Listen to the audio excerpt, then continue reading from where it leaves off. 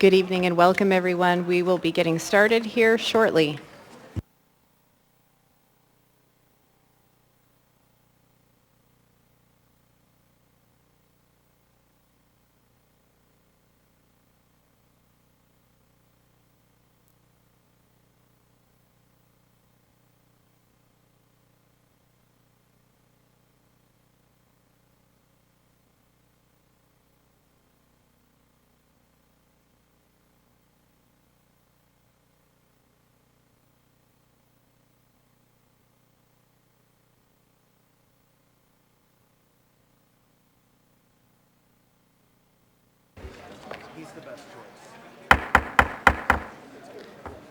I now call to order this regular meeting of the Anchorage Assembly. It is Tuesday, June 21, 2022. Madam Clerk, would you call the roll, please?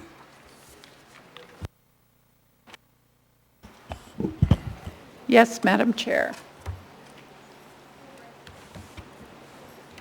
Ms. Allard. Here. Mr. Salt. Here. Mr. Rivera. Mr. Rivera is excused. Mr. Cross. Here. Ms. LaFrance. Here. Mr. Constant. Here. Ms. Zalatel. Here. Mr. Dunbar. Here. Ms. Quinn Davidson. Ms. Quinn Davidson is excused. Mr. Perez Verdilla. Here. Mr. Peterson. Present. You have a quorum. Thank you, Madam Clerk. Mr. Thomas, would you lead us in the Pledge of Allegiance, please?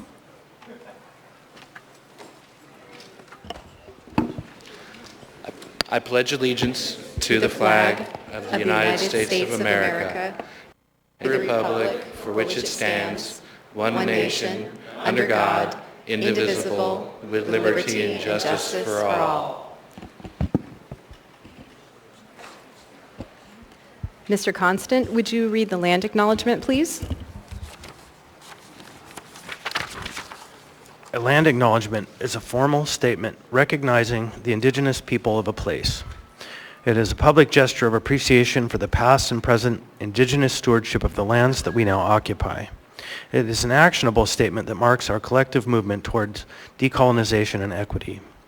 The Anchorage Assembly would like to acknowledge that we gather today on the traditional lands of the Dena'ina Athabascans. For thousands of years, the Dena'ina have been and continue to be the stewards of this land. It is with gratitude and respect that we recognize the contributions, innovations, and contemporary perspectives of the Upper Cook Inlet Dena'ina. Thank you. There are minutes from previous meetings. Mr. Vice Chair, could I get a motion to approve the minutes from the special meeting of January 19, 2022, the regular meeting of January 25, 2022, the special meeting of January 28, 2022, and the regular meeting of February 1, 2022? So moved. Second. Moved by Mr. Constant and seconded by Mr. Peterson, seeking unanimous consent on the approval of the minutes. Seeing and hearing no opposition, the minutes from the special meeting of January 19, 2022, the regular meeting of January 25, 2022, the special meeting of January 28, 2022, and the regular meeting of February 1, 2022 are approved. Next is the Mayor's report. Mr. Mayor. Thank you, Madam Chair. Good evening, and thank you, everyone, for being here tonight. I want to start off by saying that I appreciate the hard work, patience, time, and talent that Tom Barrett and Belinda Burrow put in as the facilitators with the facilitated collaborative process. The progress made in the past year on this issue is significant. Never before have so many people come together to address the homeless crisis in Anchorage. The reality is that hundreds of new transitional housing units now exist that did not exist prior to the pandemic. These include 83 beds at the former Sockeye Inn for seniors and the medically infirm, 130 rooms at the former guest house for workforce supportive housing, 80 similar rooms at the Aviator Hotel, and ACH is continuing its work and stated goal of placing 10 people per day into housing options. This fall, the Salvation Army will be reopening their earthquake-damaged facility on 48th Avenue with an additional 68 substance abuse treatment beds. And not too soon, we will have a NAB center which will add 150 beds to the solution. All these steps have put us a few steps closer to getting a handle on this humanitarian crisis. They give me faith that despite vast political and ideological differences, we can address this community challenge together. My administration remains committed to ending homelessness in Anchorage and working with everyone to make that happen. The municipality is working every avenue to ensure people that need food, water, and hygiene will get it. The community has expressed a desire to be part of the solution. My administration is encouraged to work with nonprofits and religious organizations to help during this time of need. There are efforts ongoing with unsheltered people to get them services, shelter, and housing. These efforts will continue with the city's historic partners. Next, I would like to discuss AO 2022-69 and the silencing of our youth's voice. At the last Assembly meeting, Chair LaFrance brought forward an Assembly ordinance removing the ability of Anchorage's Youth Advisory Commission from nominating their youth representative to the Assembly. Under this ordinance, the powers to nominate and confirm a youth representative to the Assembly are removed from the Youth Advisory Commission and vested only with the Assembly. Can someone please tell me what makes the Assembly more qualified to pick a youth representative than the very youth that are tasked to do so? How can a youth representative represent the youth without being nominated by the youth? The current coexisting process of allowing the Youth Advisory Commission to pick a youth representative hasn't changed in 5 years and was originally drafted by members of this body. The process has successfully nominated 3 youth representatives in the past. The only change has been a new administration. This body accepted nominees from the Youth Advisory Commission that worked with Mayor Berkowitz, but now refuses to accept nominees from the current Youth Advisory Commission. Chair LaFrance, it took you an unreasonable 5 months of delay before you officially appointed the youth representative. Notwithstanding the power grab of this body, the Assembly and my administration have a unique opportunity in front of us where we can make a positive impact and inspire leadership and volunteerism in our younger generations. This ordinance and the treatment thus far of members of the Youth Advisory Commission by this Assembly has been anything but exemplary. Assembly leadership muted Sarah Price's microphone on at least 3 separate occasions. One member of this body made incredibly snide remarks towards Sarah after arguing with her point last week. Those were uncalled for.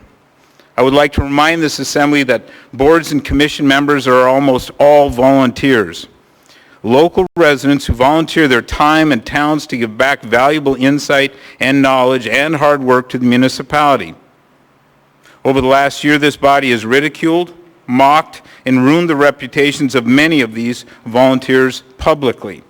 You have dragged our volunteers' names through the mud for what appears to be political gain. The number of postponed appointments is staggering, and I'm sure this body will postpone more this evening. This Assembly has begun the unprecedented activity of requesting confirmation hearings for many boards and commission candidates. Our volunteers and youth do not have the patience to attend a work session where they will be publicly bullied and ridiculed by this body. In Charter, Section 5.07c, boards and commissions have the responsibility of making recommendations to the mayor and Assembly on policy and programs prescribed. Yet, whenever this Assembly does not like the advice of a board and commission, their powers are to change the code, or they are ignored by this body. So which is it?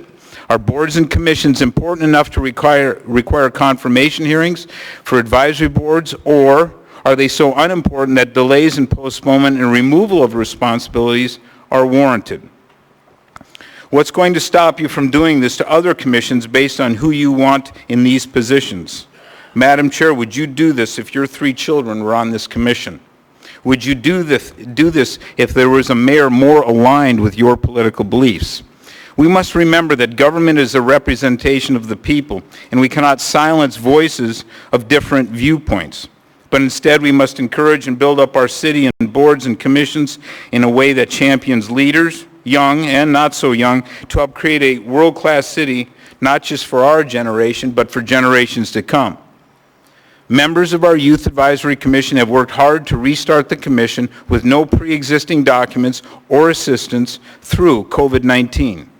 On the heels of a pandemic and a traumatic experience for most youth's mental health, this body is removing their powers and now ridiculing them for their hard work. I ask this body one simple favor: stop bullying the youth and stop bullying our volunteers. Thank you. Thank you, Mr. Mayor. Ms. Zelatel is in the queue. Ms. Zelatel? Thank you, Madam Chair. Mr. Mayor, I had a question about the mobile crisis team. As you may know, beginning on July 16th of this year, 988 will be a national helpline for those in mental health and behavioral health crisis. And so I'd really like to provide the community an update leading to the July 1, 24/7 start of the mobile crisis team. In particular, how we're doing on hiring the additional clinician. I've been watching the worldwide postings that come through our email, and I haven't seen that yet, but I really want to make sure that when this national helpline goes on, that, you know, as a world-class city, we're ready with the resources available. Thank you, Ms. Assemblywoman Zelatel. Through the chair, I'll defer to Amy Domboski at this time. Thank you for the question. We've actually had some legal issues, as the Assembly was advised, contractually between AMEA's contract and IAFF's contract. There were some issues, so I'll defer to Acting Municipal Attorney Blair Christensen to give you a little recap on what those issues were and the status. Ms. Christensen? Through the chair, some of the classifications the way our collective bargaining agreements work is that unions own spheres of labor. When we started classifying the positions, it turned out that some of the positions more properly were within the AMEA bargaining unit than the IAFF bargaining unit, and so we've been working through those issues. May I ask a follow-up, Madam Chair? Thank you for that clarification. I had missed that. I find that interesting, and I guess I'd like to know the change in that this would just be an expansion of the current classifications that already exist. They would already be positions that, you know, they're already classified positions for the clinician and the firefighter EMT position. So why can't we expand those to carry out the intent of the appropriation, which is to get this online by July 1? Through the chair, the issue was not with the higher level clinicians, it's with the lower level clinicians that are more properly AMEA work, much like our public health nurses are. So it isn't the higher level clinicians that we actually do have at the fire department, it's the lower level clinicians that have become the issue. Thank you for the clarification, and I will look forward to an update as we approach that July 1 date, especially the July 16th date with the National Helpline. Thank you, Ms. Zelatel. Mr. Constant? Thank you. Mr. Mayor, 10G2, an item laid on the table for funding for the Aviator. This item requires a public hearing. So the funding for the Aviator runs out on the 1st of July. Is there an interim plan for funding that ensures all of those people don't end up on the street for 2 weeks? Thank you, Mr. Constant. Through the chair, I'll defer to Amy Domboski, Municipal Manager. Thank you for the question. When this item comes up, we're happy to debate it and discuss it. If you have specific funding questions, the OMB Director, Courtney Peterson, is on the line, and she would be able to answer specific funding relating questions. So the specific question, though, is this item, by virtue of its scale, requires a public hearing, so it cannot be deliberated tonight. And so because of that restriction in the code, I'm trying to understand what mechanism we'll even have to discuss this tonight, and if we don't, what's the plan for interim funding for the 12 days of July before we meet next?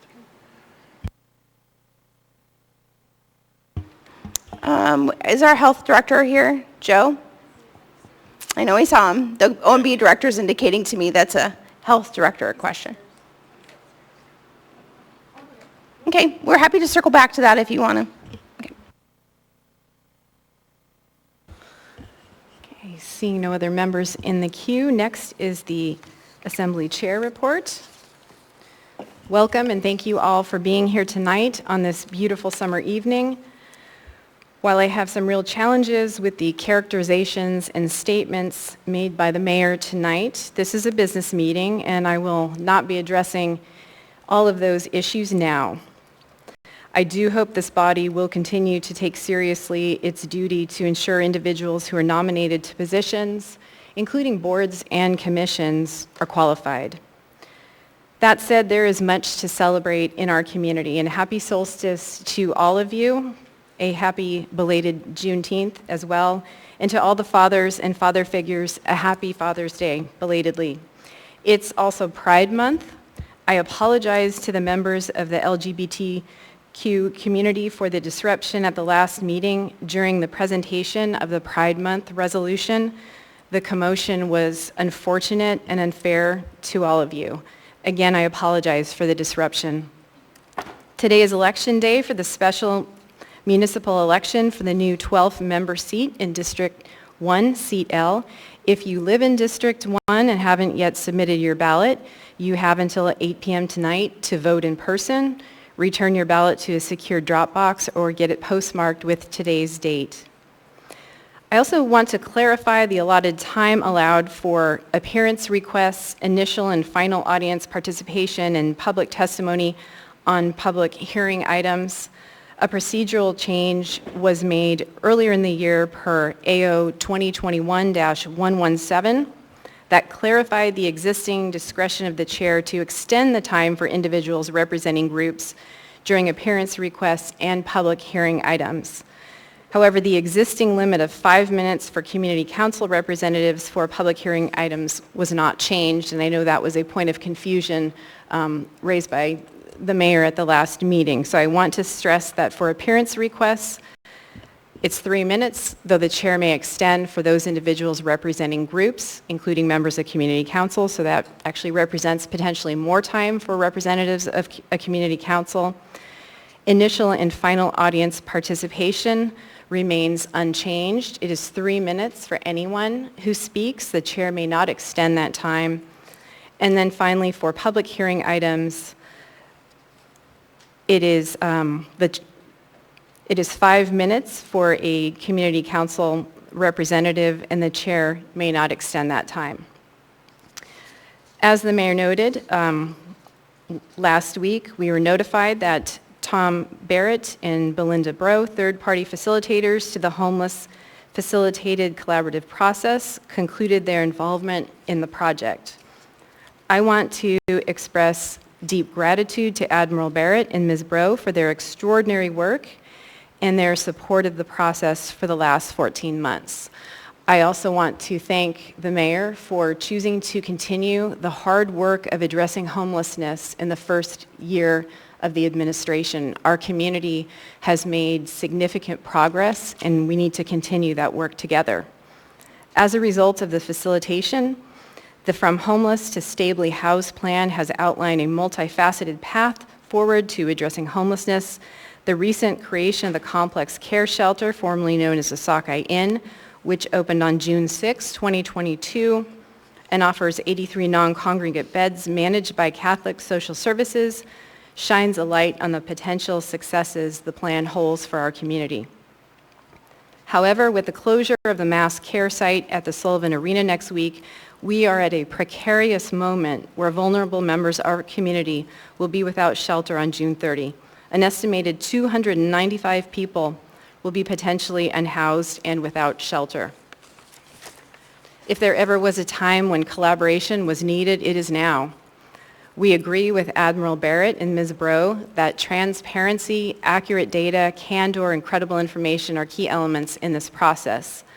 As Assembly leadership, we stand ready to work with Mayor Bronson and all community partners to successfully transition people out of the Sullivan and continue to move forward on our community's plan for addressing homelessness.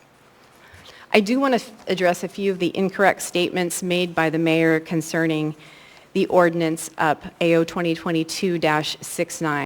First, I want to thank the youth in our community for their service and their involvement in the public process, particularly surrounding the proposed code changes concerning the youth member on the Assembly. Providing opportunities for inclusive youth engagement in local government is vital to empowering the voices of Anchorage youth and for the future of our community. At the work session, I noted that when the Assembly created the youth member position, it wasn't unanimously supported. There was a lot of community conversation at that time about youth engagement in local government. The Youth Advisory Commission had been recently reinstated by Mayor Berkowitz after it had been disbanded by Mayor Sullivan in 2012. The Berkowitz team worked with Assembly members, particularly Mr. Rivera and Mr. Martinez, to create the Youth Assembly member position. I want to point out that there appears to be much support for youth engagement from the community in both branches of government. This is a really great opportunity to have a dialogue with stakeholders, and there are many stakeholders. There is the Youth Advisory Commission, there's the Anchorage School District, there's the University of Alaska, there's the Assembly, the administration, members of the Youth Court, to identify ways we can provide support and training for the youth member and the Youth Advisory Commission members, as well as funding for these resources. I am very happy to hear of the mayor's enthusiastic support, and I think that as part of our work forward, it would be a really great way to move forward if the mayor would allocate funding from his budget to support youth engagement, and the Assembly allocate as well, so we can support youth together in this as we strengthen those voices. At a future meeting, I will be bringing forward a resolution that proposes creating a task force to make recommendations to the Assembly for providing programmatic support and structure. It's not fair to not provide structure and training, and we created a situation where the youth member on the Assembly didn't have access to training. We saw what happens when we don't provide support. There's frustration and confusion surrounding parliamentary procedure, and we need to do better, quite frankly. So to those individuals who are here to testify, I would like to direct your attention to the S version, which should be out shortly, which cleans up language. It broadens the potential pool of participants. It maintains the duty of the Youth Advisory Commission to nominate, and it would enable the Assembly to nominate as well. It's important to keep in mind that the youth member is not a participant necessarily in boards and commissions. It is a youth member on the Assembly. And so this S version proposes sharing that nomination process between both branches of government through the Youth Advisory Commission and the Assembly. And it also proposes enabling more than one alternate youth member to be appointed to potentially create a cohort, so there is a group of young people in these roles together. That said, we have a very full agenda tonight. Again, this is a business meeting, and we are here to do the work of the municipality. Please help create a climate of respect in the chambers. Please refrain from personal attacks, speaking out of turn, shouting, clapping, and pacing. Keep your signs to 8.5 by 11 inches in size. Please keep it clear, except when lined up to testify. Please also do not approach the dais. If you have something to share with the members, please hand it to the clerk, Mr. Turner, for distribution. Please, to everyone, do stop speaking if a point of order is called, so I may rule on the point of order and the record is clear. If rules are not followed, I may interrupt speakers to call for compliance. If compliance with the rules doesn't occur, then I may pause the meeting. If there is an actual disruption, I will give a warning. If the disruption persists or happens again, the person will be asked to leave. If you are here to testify in a public hearing item, when you come forward, please state your name, the community council or area of the municipality in which you live. Please stay on topic and direct comments to me or other people on the dais. I'll interrupt you if you're off topic. It's helpful if testifiers provide comments on any proposed amendments. You'll have 3 minutes, and community council representatives, as I indicated earlier, will have 5 minutes. Assembly members don't typically answer questions during this period. That comes later during the debate portion, as that is public testimony. Again, thank you all for being here on this beautiful solstice evening. We will now go to committee reports, and I will start with Ms. Allard. Nothing to report. Thank you, Madam Chair. Thank you, Ms. Allard. Mr. Soltz? Nothing to report, Madam Chair. Thank you, Mr. Soltz. Mr. Cross? Nothing to report, Madam Chair. Thank you. Thank you, Mr. Cross. Mr. Constant? Thank you. We had a meeting of the Utilities and Enterprise Oversight Committee last week in which Mr. Zapay, the General Director of the utility, presented on the leachate management program and some proposed options for upgrading the system to be more efficient, to remove traffic from the highways, and to save money over time, which are all laudable goals. And I look forward to seeing a proposal come forward about that soon. And we will be meeting next month. We deferred an item to discuss fluoride in the Girdwood water system. We'll be talking about that then. Thank you, Mr. Constant. Ms. Zalatel? Thank you, Madam Chair. No report. Thank you, Ms. Zalatel. Mr. Dunbar? Thank you, Madam Chair. We had a meeting of the Budget and Finance Committee last Thursday, the 16th. We heard an update on the Climate Action Plan and the various efforts to improve particularly energy efficiency in the city. We also got an update from the Treasurer on a topic that I know a number of you have gotten emails or calls on, which is the delay in the property tax notices. So usually they arrive on the 15th. A lot of folks didn't get them on the 15th. They'll get them on the 30th. And so if you're listening, it's not because yours got lost in the mail. There were basically two factors that the OMB director, or the treasurer, sorry, pointed to. One was the mayor's vetoes of the revised budget delayed the setting of the mill rate. And then second, there is a new computer program that they are getting updated. And so in both cases, we don't expect this to be repeated next year, but everyone should be receiving those notices on the 30th. That's all. Thank you, Madam Chair. Thank you, Mr. Dunbar. Mr. Perez-Verdia? Thank you, Madam Chair. A few updates. First, as the only member on the body who is currently participating in the facilitated process that's here, I did want to just respond to a few things the mayor said. I think that the bottom line is that I'm excited about the mayor's willingness to come forward and to collaborate and to share information and to work with all parties to move the projects and the priorities that we have in the city forward. He was not at any of the meetings except for one small piece of one meeting I was at. So I did want to share that kind of collaboration and transparency and willingness to work together was not happening within that process, and that's why the facilitators left.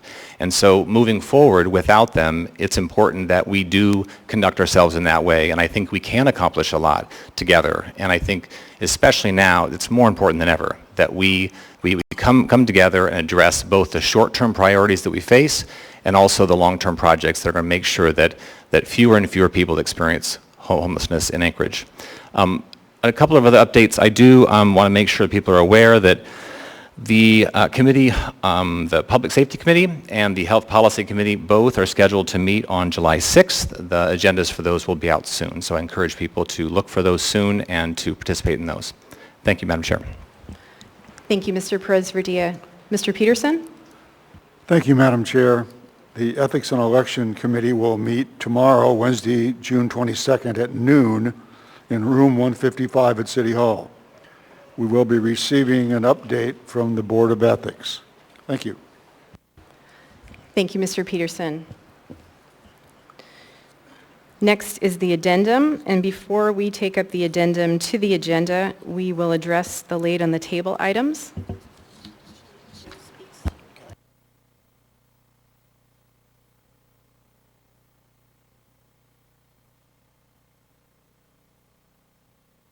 Okay.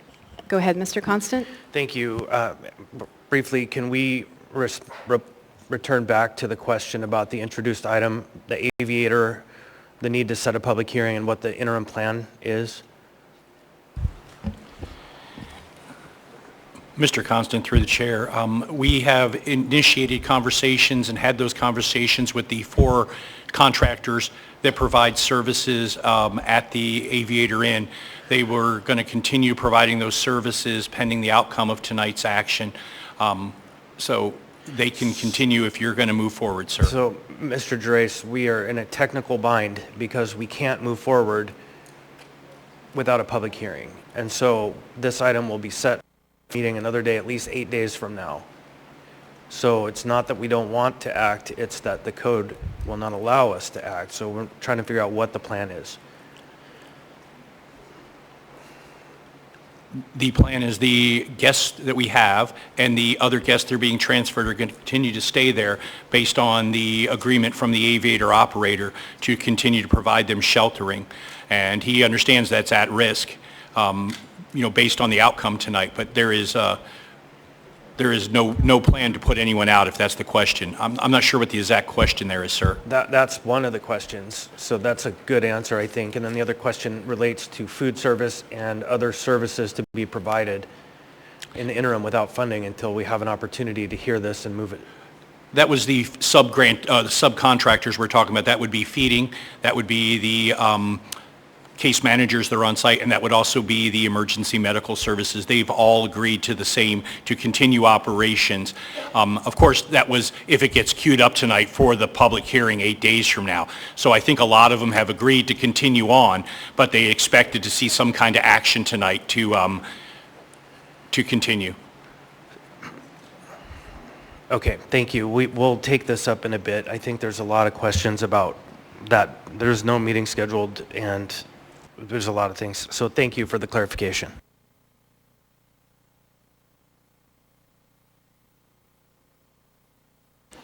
Madam Chair. Are you going to complain about the volume? No.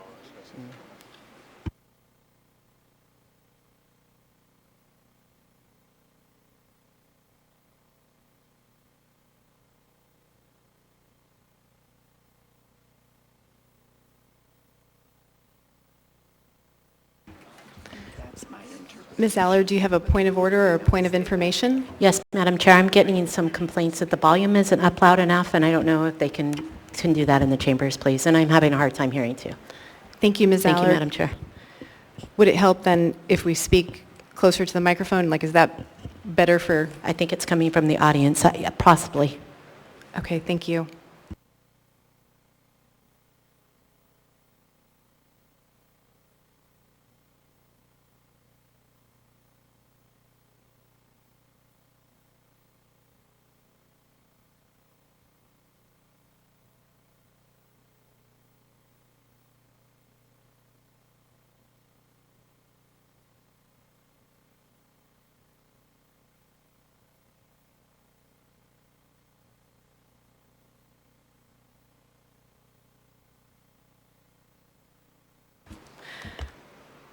So we will take up the Aviator item later in the meeting once we have clarification on process and also clarification from council on a potential conflict.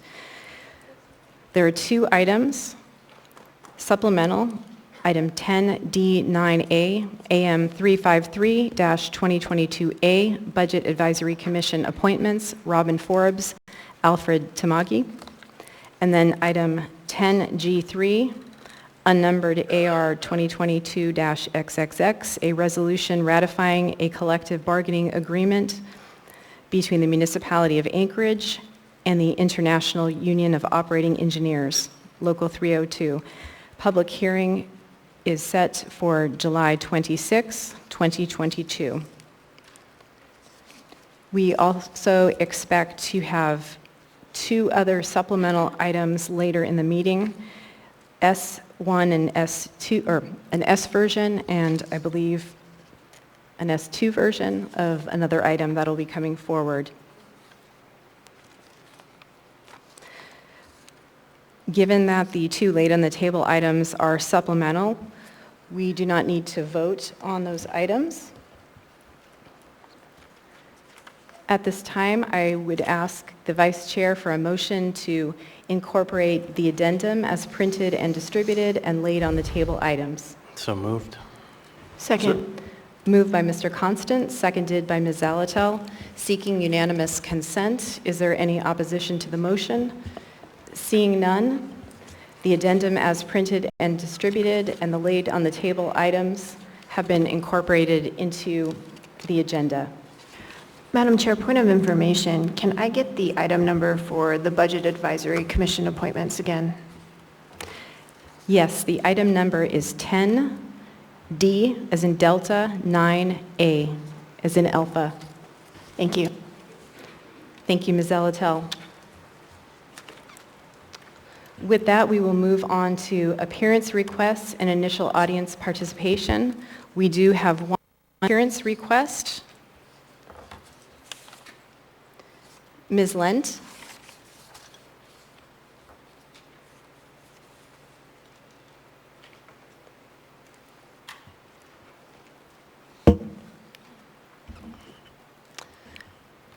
Welcome, and if you would start by stating your name for the record, you will have 3 minutes.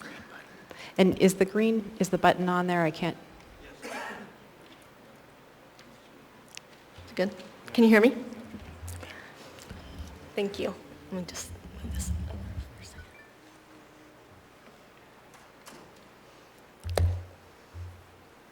Thank you, Madam Chair. My name is Christy Lent, and I live in South Anchorage. I am represented by Chairperson LaFrance and also by Mr. Sult, I believe. And today, I am coming to you as the first Miss Wheelchair Alaska USA. I received my title back in December and was crowned in December and will be going to Ohio next month to compete for the title of Miss Wheelchair USA in Ohio.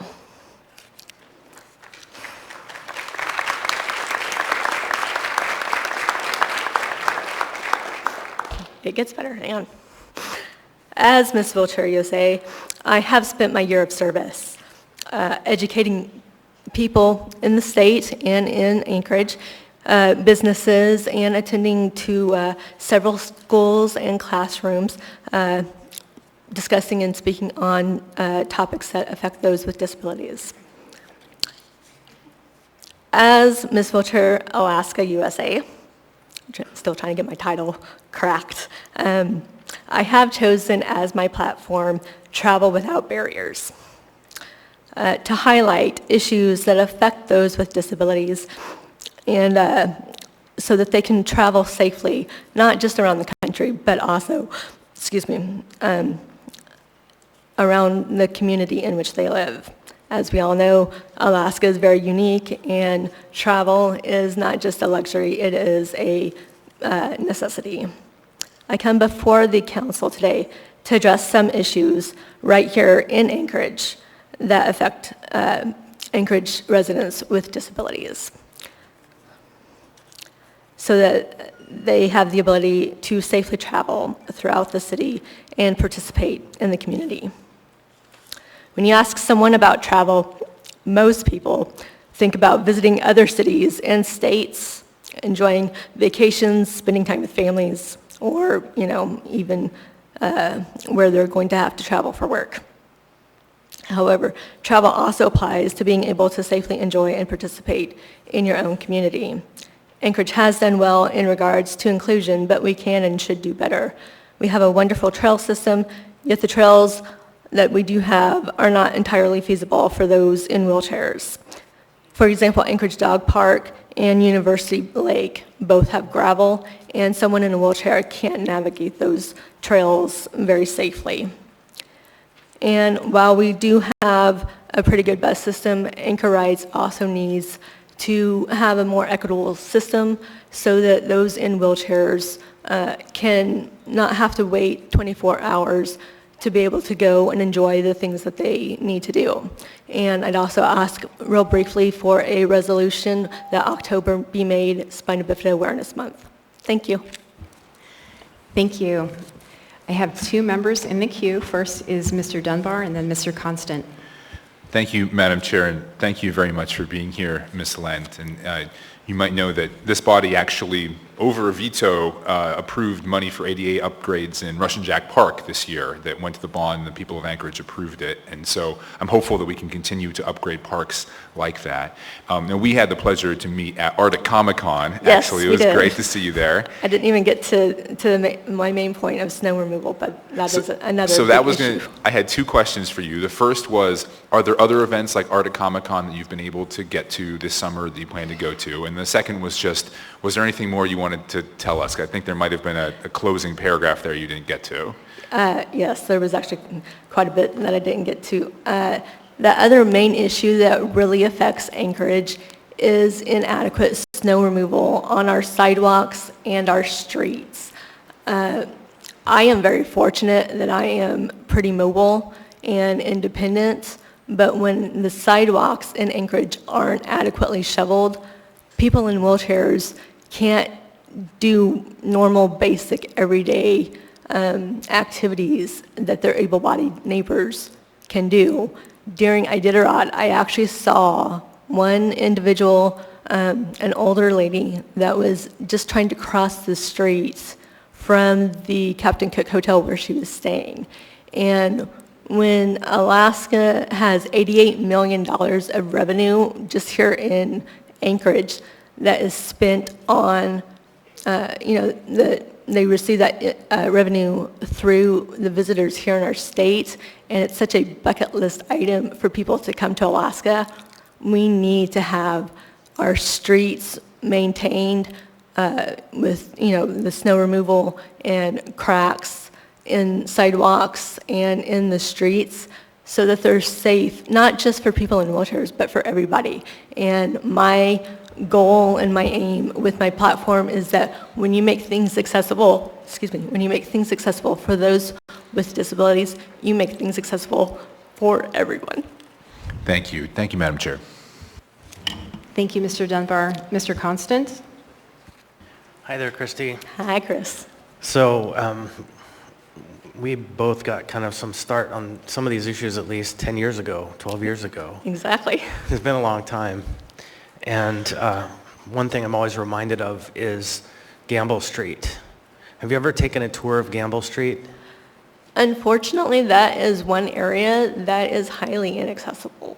Right. So when you try in a wheelchair to go up the sidewalk, you come to a point where there are two power poles directly next to each other. Mm-hmm. And so your only option is to turn around and then go into a federal highway and then push yourself past the poles until you get to the next sidewalk ramp and get on. And so I strongly support your effort to tackle this issue. And the fact is, we do use our sidewalks as snow storage. It's the only practical answer we have at this time, and that's a problem if people use them for transit and transportation. Exactly, and for areas or neighborhoods that don't have sidewalks like mine in South Anchorage, I'm actually forced to take walks, with my friends, my husband, my dogs, out onto the street, which means I'm constantly having to watch for traffic, and that's not safe either. So you mentioned specifically you wanted something for October, and I didn't quite hear what you said. Can you help us understand? I was trying to slip that in there really quick before I ran out of time. So my condition is called Spina Bifida. It affects the spinal cord from ingestion, while a woman is pregnant, and happens within the first 4 weeks of pregnancy, and there is no cure for it. October right now is kind of a unofficial month that is celebrated for Spina Bifida awareness, and I would like to see Anchorage make an official declaration for October to be Spina Bifida Awareness Month. Would you just send me an email pretty Yes. soon? Yeah, sooner is better than later. Thank you, and Definitely. great to see you, and good luck. Thank you. Thank you for speaking with us today, and congratulations. Thank you.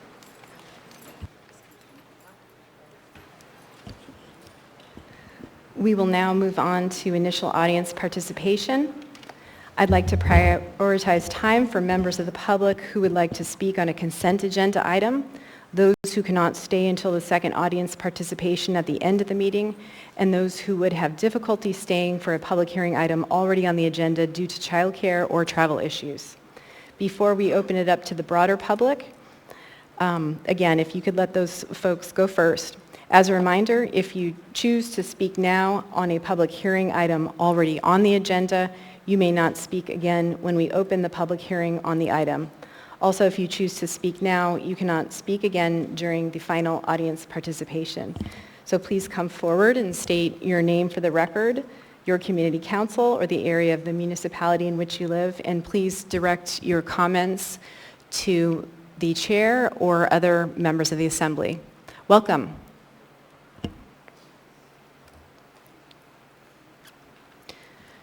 Are you speaking as representatives? Oh, I'm sorry. We're not to that item yet. Welcome. Good evening. My name is Rebecca Dunphy, and I'm the current chair of the YAC. We appreciate the Assembly's recent interest in financial gesture. However, if you're interested in helping us, please let us keep our voice and respect our youth representatives' insight. The YAC has not required funding up to this point. Our projects focus on providing a youth opinion and lens to municipal policy and reaching out to our community. Neither of these major focuses have required funding up to this point. With that said, the YAC is Excuse me, point of strongly- order. Ms. Allard? Yeah, I apologize. I can't hear her. I'm sorry. It might be all the fans. If people come up, if they could just speak louder, please, Madam Chair. Okay, just let me see if we can turn up the volume in any way. Could we reset the clock as well?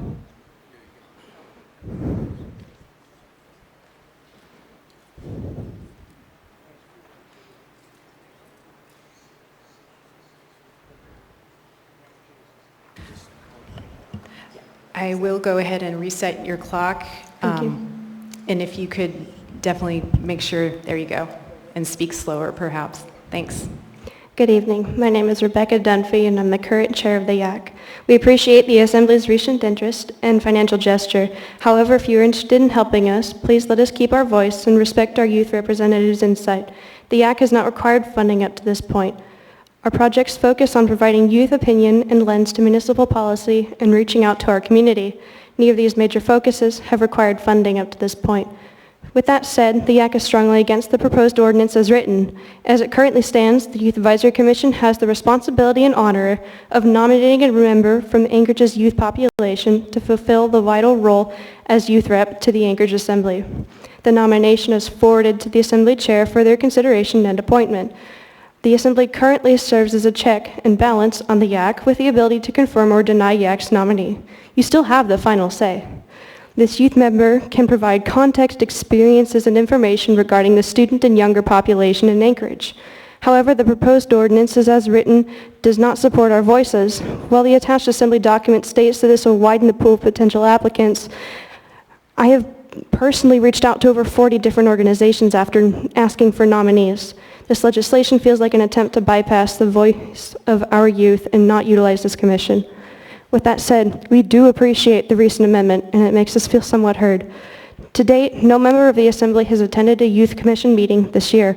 Only one member of the Assembly has shown interest in providing insight and guidance to the direction Mr. Rivera, which we very much appreciate. This commission feels that the drafter of this ordinance does not understand the commission's goals or structure. The press release with quotes from Assembly Chair LaFrance is a testament to the lack of understanding. If members of this body invited the YAC to a joint YAC Assembly meeting, they would know that we already provide opportunities for inclusive youth engagement and that we are empowering the voices of Anchorage youth. I'd like to share, real quick, some of the accomplishments of the YAC in the last 6 months. To name a few, we have drafted, discussed, and passed 7 resolutions since December. We've established a mental health awareness program to help reach out to youth with mental health issues. We've appointed and elected an incredible youth rep to the Assembly. We have formed several subcommittees, one for the mental health program, one for a mural, and one for a social media outreach. We have supported and advocated for the renaming of Suicide Peak, and we have effectively voiced our opinions before the Anchorage Assembly through public testimony, resolutions, and through our youth rep. And this is just a few. With these accomplishments and many more exciting projects upcoming, we are proud to be a part of the Anchorage Youth Advisory Commission. Please do not silence our voices by passing this legislation.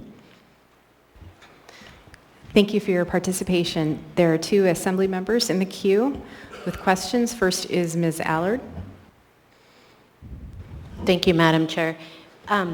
Rebecca, we received an email that you had addressed the superintendent for the Anchorage School District. Can you tell me a little bit why that prompted you to do that? We figured that since she's part of the school district and should be in regular contact with youth, that she would find it important, so we forwarded her the information.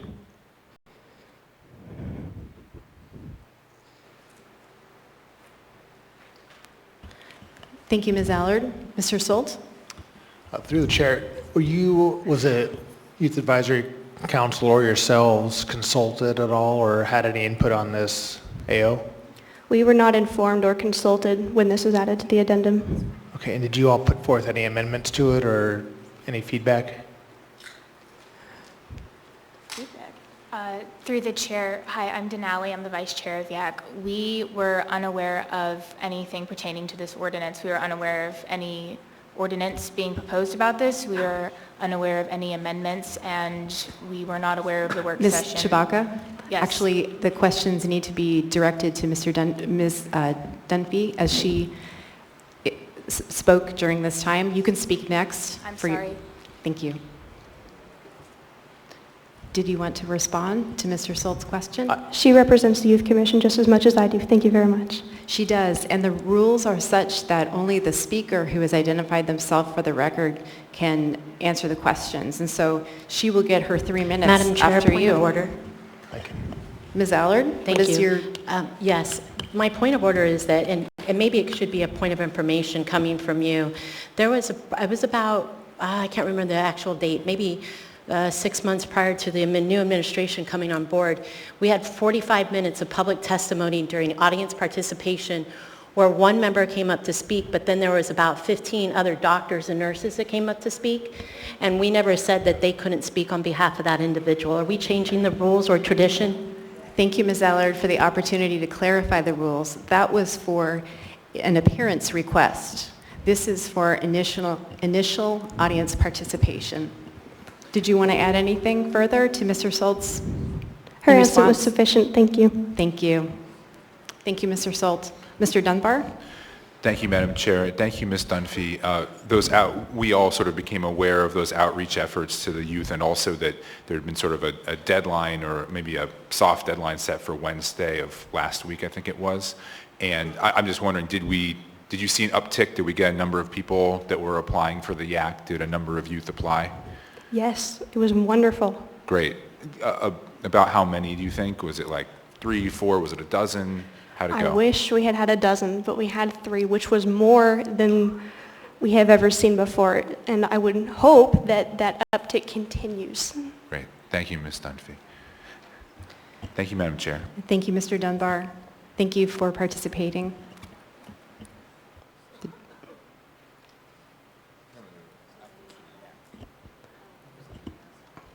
Welcome. Please state your name for the record, your community council, or the area of the municipality in which you live.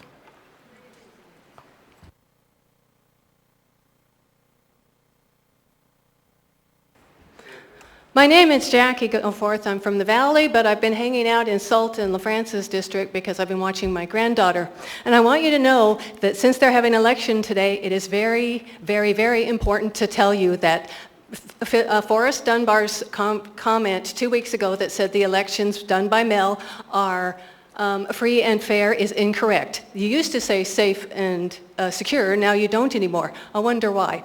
Now, I'm giving you some headlines that I got with this cursory search. Potentially thousands of requested mail ballots are lost in Butler County, 300,000 ballots. I'm trying to move fast, but I want you to know that there is a very secure way to send the mail. It's called registered mail. The Hope Diamond went to the Smithsonian in the 30s by registered mail. I personally delivered a $3 million hand-to-hand registered myself, so I know it's very secure. But when you just throw them into the mail, you're in trouble because 163,000 pieces of mail get delivered every single day. 163 million.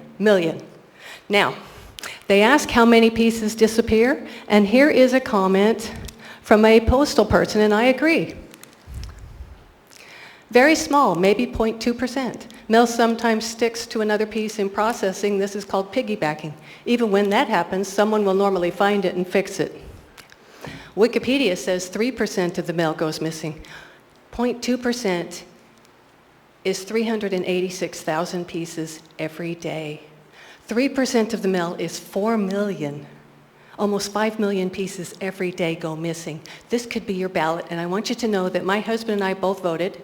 We both mailed our ballots. Mine made it and his did not. It's probably because of that little tab that was on it that got hooked up in the machinery. But I'm telling you right now, when you add the post office to a mailing ballot, it is not secure, it is not safe, it is not free, and it is not fair.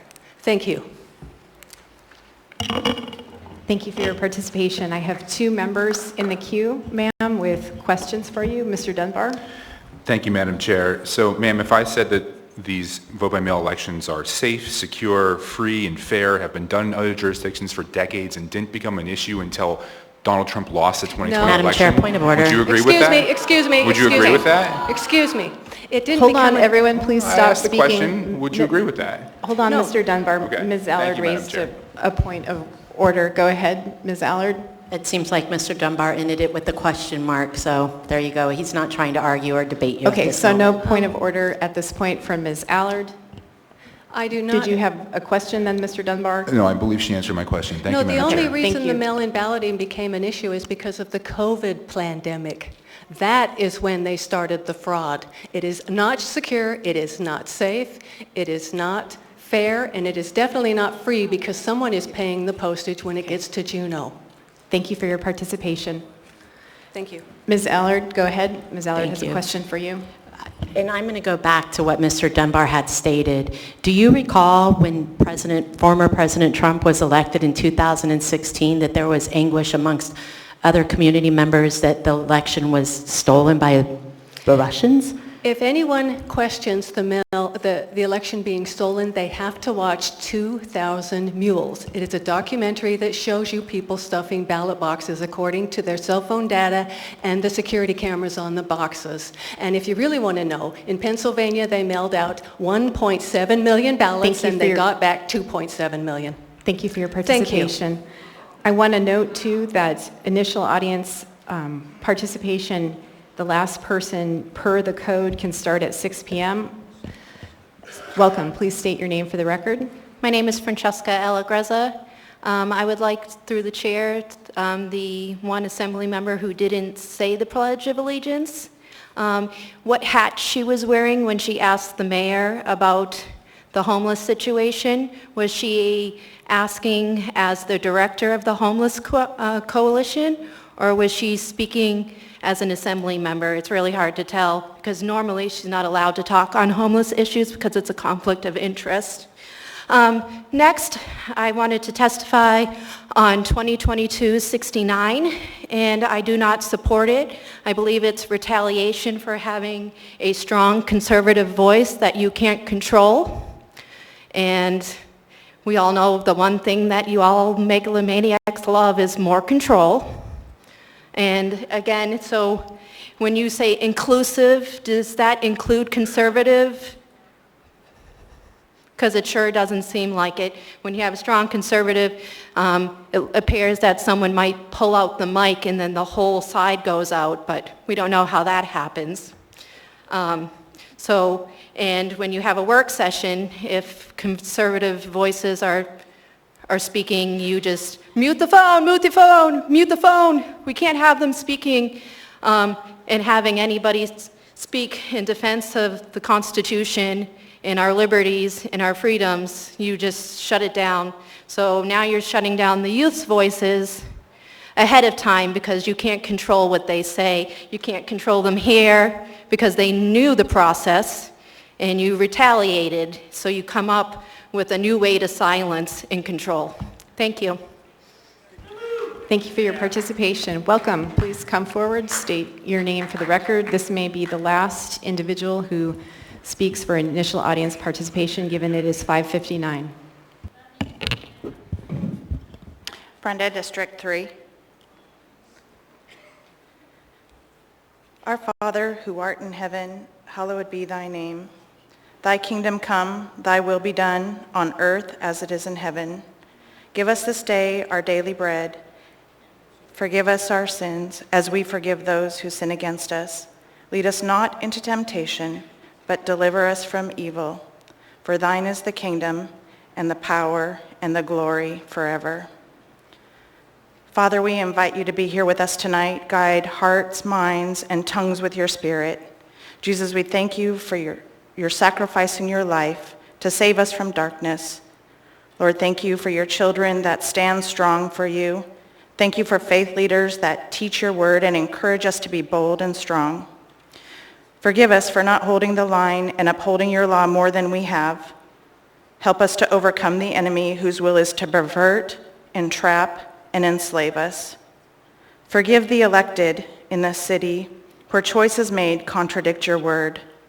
Forgive leaders of faith that do not identify, speak, and teach against the wrongs and perversions we're immersed. Father, lift up each one here and everyone listening. Bless them with your spirit and love. Awaken the sleepers. Embolden and bring courage to those awake already, that they rise and stand to defend against the enemy. Give us all the strength to reclaim this city in your name. Help us, O Lord, to protect, save, and spare the children from the groomers. Father, your will be done. These things we pray tonight. In Jesus' name, amen. Thank you for your participation. That concludes initial audience participation. It is 6:01. We will move on now to the consent agenda. Consent agenda items numbered 10A through 10F are typically routine or non-controversial items such as bid awards, new business, information and reports, and ordinances and resolutions for introduction. The items on the consent agenda may be approved by the Assembly by a single vote on a motion to approve the consent agenda. Prior to approval, items may be pulled by an Assembly member for discussion and separate vote on each of those items. Under the Assembly Rules of Procedure, all ordinances and some resolutions will have an opportunity for public hearing on a future date. I will now go down the dais and ask each member if they would like to pull any items. I will start with Mr. Peterson. Thank you, Madam Chair. No items this evening. Thank you, Mr. Peterson. Mr. Perez-Verdilla. Thank you, Madam Chair. No items this evening. Thank you. Thank you, Mr. Perez-Verdilla. Mr. Dunbar, any items? Thank you, Madam Chair. Item 10D9A.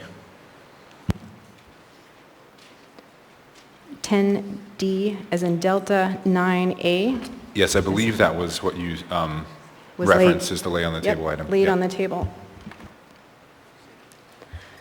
Thank you, Mr. Dunbar. Ms. Zalatel, any items? 2 items, Madam Chair, 10 Charlie 1, 10 Echo 1.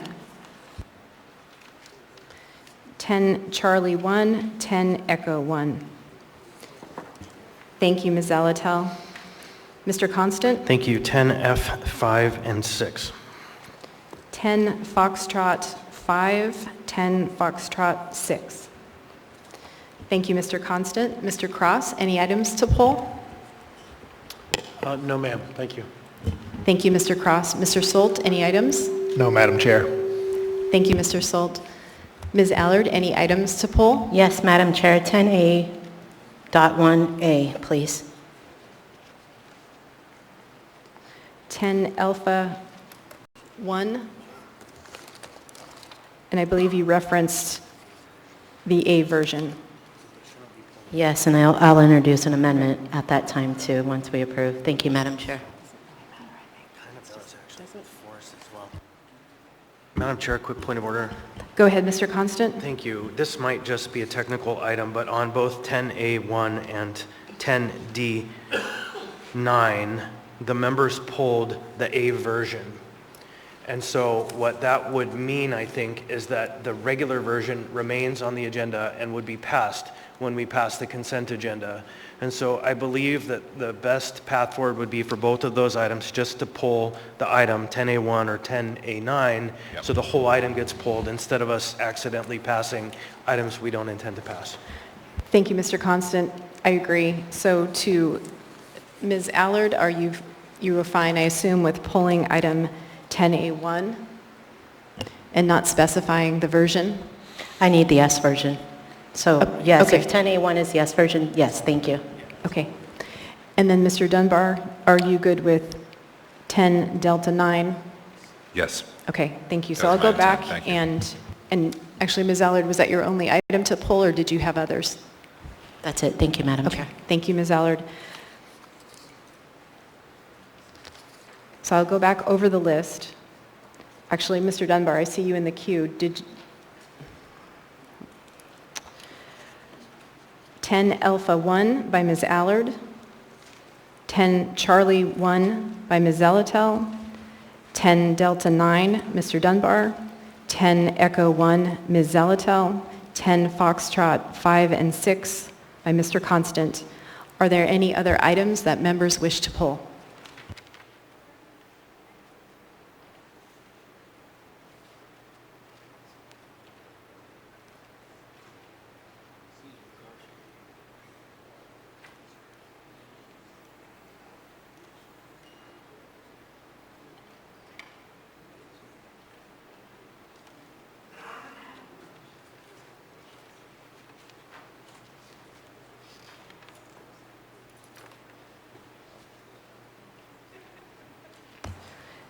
Before I ask for a motion on the approval of the consent agenda, I want to give direction to the clerk's office to set the public hearing for item 10G, Gulf 1, for July 26, 2022.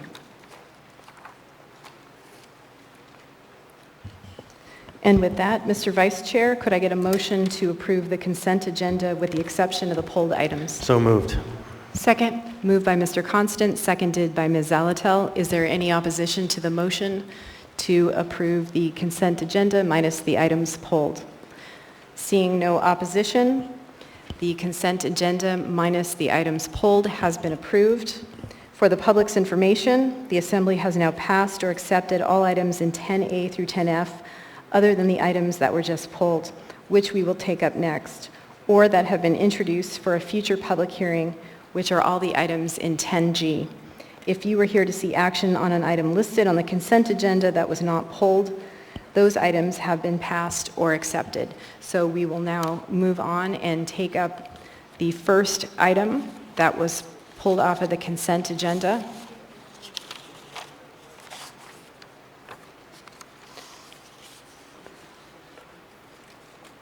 We now have before us item 10A1, resolution number AR 2022-194, a resolution of the Anchorage Municipal Assembly recognizing residents of the Highland Road community of Eagle River.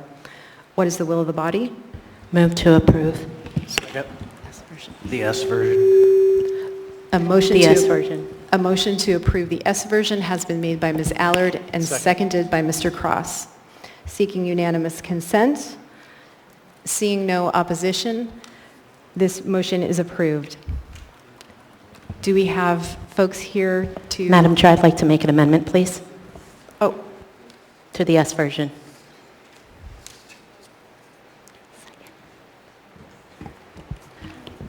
Second. So before we get there, because we already approved this item, we'll need to go back. Ms. Allard, if you would make a motion to reconsider. Thank you, Madam Chair. Can we please make a motion to reconsider so that I can introduce the amendment prior to moving the AR? Thank you. Second.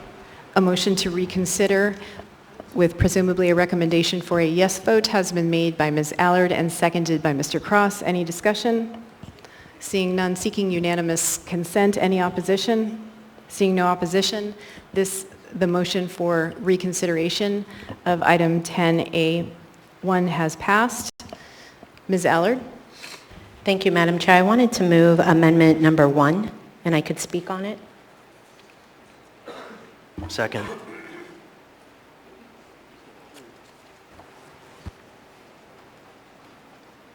Does everyone have a copy of Amendment 1?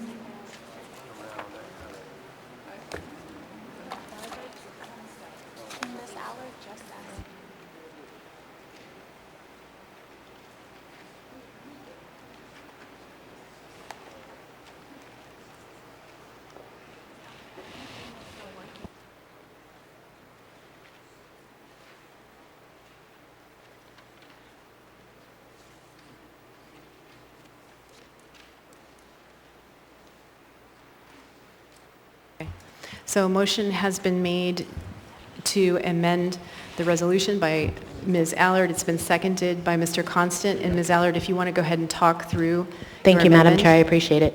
So we spent a lot of time on this particular AR, and our assembly meetings have been very, very busy. So I wanted to be able to present this AR, but during all the communication going back and forth, somehow the version that had this included was lost. And so I just wanted to be able to amend that we add Assembly Member Crystal Kennedy, that we also added after Department Assistant Chief and Incident Commander Alex Boyd, comma, Battalion Commander Ted Fussell, comma, Department of Maintenance and Operations Director Saxton Shear. Thank you, Madam Chair. Thank you, Ms. Allard. Mr. Constant? Thank you. I just had a little bird, the municipal manager, come up and whisper that we might want to change the title of Battalion Commander Ted Fussell to Battalion Chief, because there's no actual title Battalion Commander. So I'm hoping the mover and the seconder would consider that as just a change to your main motion. Yeah, or to your thank you, amendment. little birdie. So yes, if we can amend, instead of Commander, we make it Chief, that would be wonderful. I concur. Thank you. Is there any further discussion on the amendment?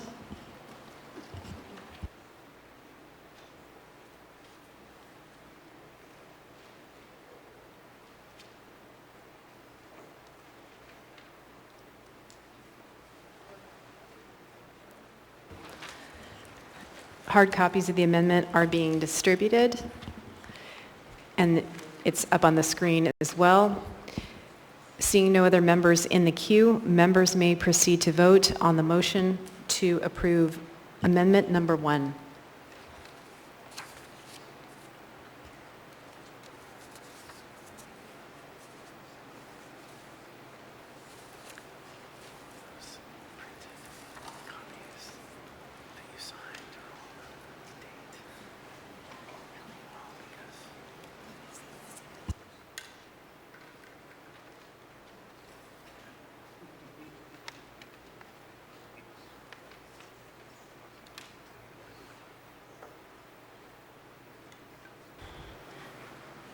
Madam Chair. Yes, I do Ms. apologize, and I know our vote is underway, but I was just told that it's Senior Captain Fussell.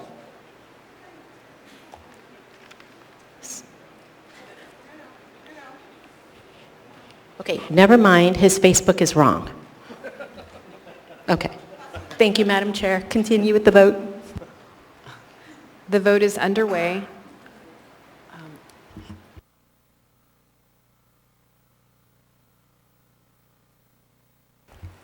The amendment passes 9-0. We now have before us the main motion to approve 10A1A as amended. Is there any further discussion? Seeing no other members in the queue, members may proceed to vote on the motion to approve 10A1A as amended.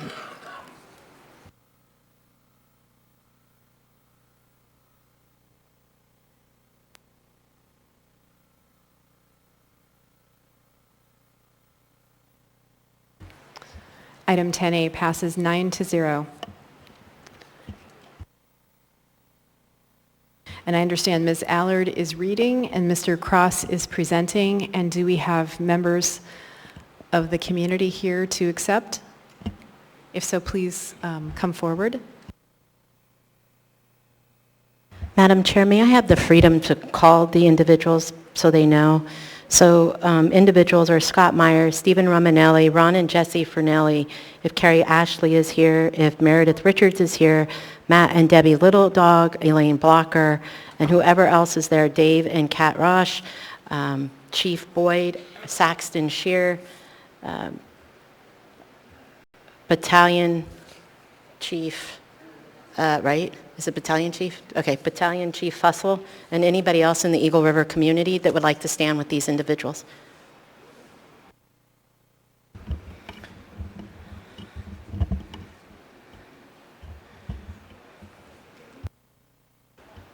Thank you. A resolution of the Anchorage Municipal Assembly recognizing residents of the Highland Road community of Eagle River and all those involved in the emergency avalanche operations.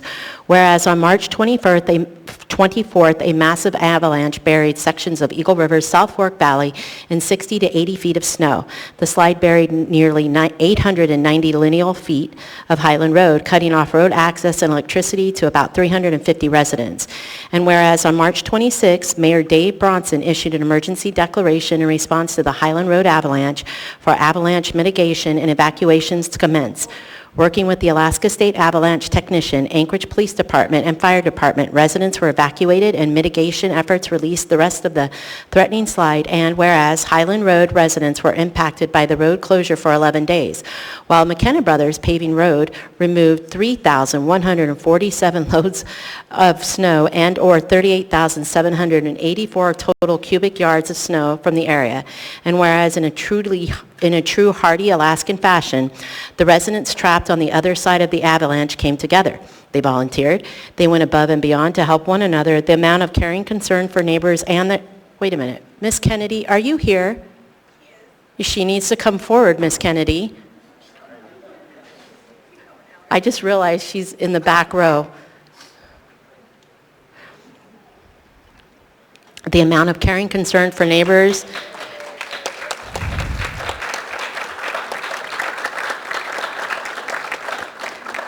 vigilance over each other was truly inspiring. Whereas Daryl and Elaine Blocker organized a helicopter delivery of generators, fuel, and oxygen tanks for people in need prior to the Snow Machine Road opening. Susie Moreau organized community donations to buy lunch for the McKenna Brothers crew and the Snow Machine crew. The Grays donated their vehicles and helped families load their valuables to evacuate, including their family pets. Brian Johnson assisted neighbors in getting generators wired to run furnaces and wells. Dave and Kat Roche, in conjunction with the Food Bank and Lions Club, assisted in delivering food to the families in need. Matt and Debbie Little Dog organized and catered the potluck socials. Meredith Richards organized the Highland Valley Fun Run. Carrie Ashley organized our UPS package pickup at her house on the north end of the Snow Machine Trail. Scott Myers and Stephen Romanelli, Ron and Jesse Furnell opened their homes for endless food and board games, and they hosted some of their elected officials. Mike and Rhonda Magoo made lunch for mountain rescue teams and offered their car as a place for rescuers to warm up. Whereas residents who are healthcare providers made sure all residents with healthcare needs had and what they needed. Donna Reisinger designed t-shirts and sweatshirts, I have two, raised money and funds to help fellow neighbors with that. Eric Stice, Bryce Batten, and Tony London documented the historic event and made a video, which we'll see shortly, commemorating the Alaska spirit during the snowslide. Bev Lewanski opened her home for a relocated family. The Gray family helped evacuate families' valuables, pets, and used every means possible to do so, whether using their personal vehicles, excavator, or sheer muscle. And whereas for the exceptional efforts and successful mitigation of the avalanche event, resulting in no additional property damage and no loss of life, we'd like to also thank the Bronson administration, the Municipality of Anchorage Municipal Manager Amy Domboski, Assemblymember Crystal Kennedy, the Anchorage Fire Department Assistant Chief and Incident Commander Alex Boyd, Battalion Chief Ted Fussell, Department of Maintenance and Operations Director Saxon Shear, the Anchorage Police Department Office of Emergency Management, Building Services, Department of Law, Parks and Recreation, and Chugiak Birchwood Eagle River Rural Board's Road Service. From the state of Alaska and the other local partners, we thank Governor Dunleavy, Department of Transportation, the Department of Public Safety, Alaska Railroad, Alaska Mountain Rescue, Salvation Army, American Red Cross, and the National Weather Service, and a myriad of volunteers. Now, therefore, the Anchorage Assembly recognizes the outstanding efforts of all those involved in the emergency operations, rescues, evacuations, mitigations, clearing the snow, and the residents who face this crisis with Alaskan grit, fortitude, and neighborly love for the community. We thank all of you for your hard work and dedication to saving lives and helping our community in a time of need. Madam Chair, before we do that, though, there is a video that would be played, and then we can give everybody around a Todd and an opportunity to speak, maybe, Madam Chair? Thank you. Sure, go ahead, Ms. Allard. Here is the first YouTube. I don't know if they can dim the lights, and then we'll play the second one And this one, I believe, is 2 minutes long, and the second one's just over 2 minutes as well.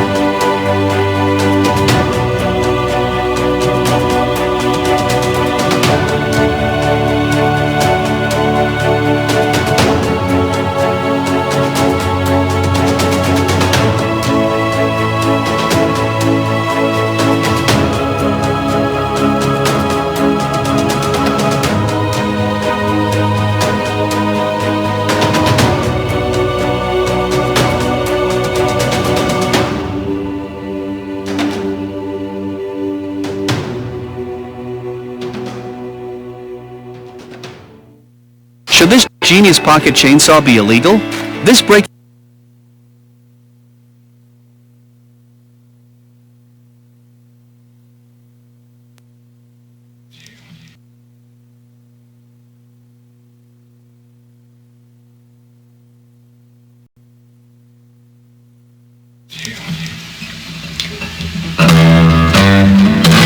Avalanche in the middle of the night. 1 million tons of snow came crashing down from high above and buried Highland Road. But the Highlanders were too tough. 1 million tons of white stuff is nowhere near enough to get them down. Those Highland folks are hardy, instead they had a party. Listen, and you can hear the sound. Dig it out, scoop it up, dump it in, haul it down, fill the truck, call it out, snow slide. Blow it up, doze it down, try it halfway to down, move it off. Highland Road, snow slide. The Highland folks were cut off, the electric power was shut off. They had to get around that snow some way. The helicopter tried, but nothing else would slide, so they got to work hard the next day. With the politicians posing, dozers started dozing, and dump truck drivers came to save the day. Rolling, rolling, rolling, keep them dump trucks rolling, keep them trucks a-hauling the snow. McKenna's got the action, soon we'll get some traction to get back to the upper Highland homes. Scoop it out, load it up in the big pump truck, get the moose out of the way. Scoop it out, load it up, move it out, rumble on, double out, down the Glen Highway. Snow slide.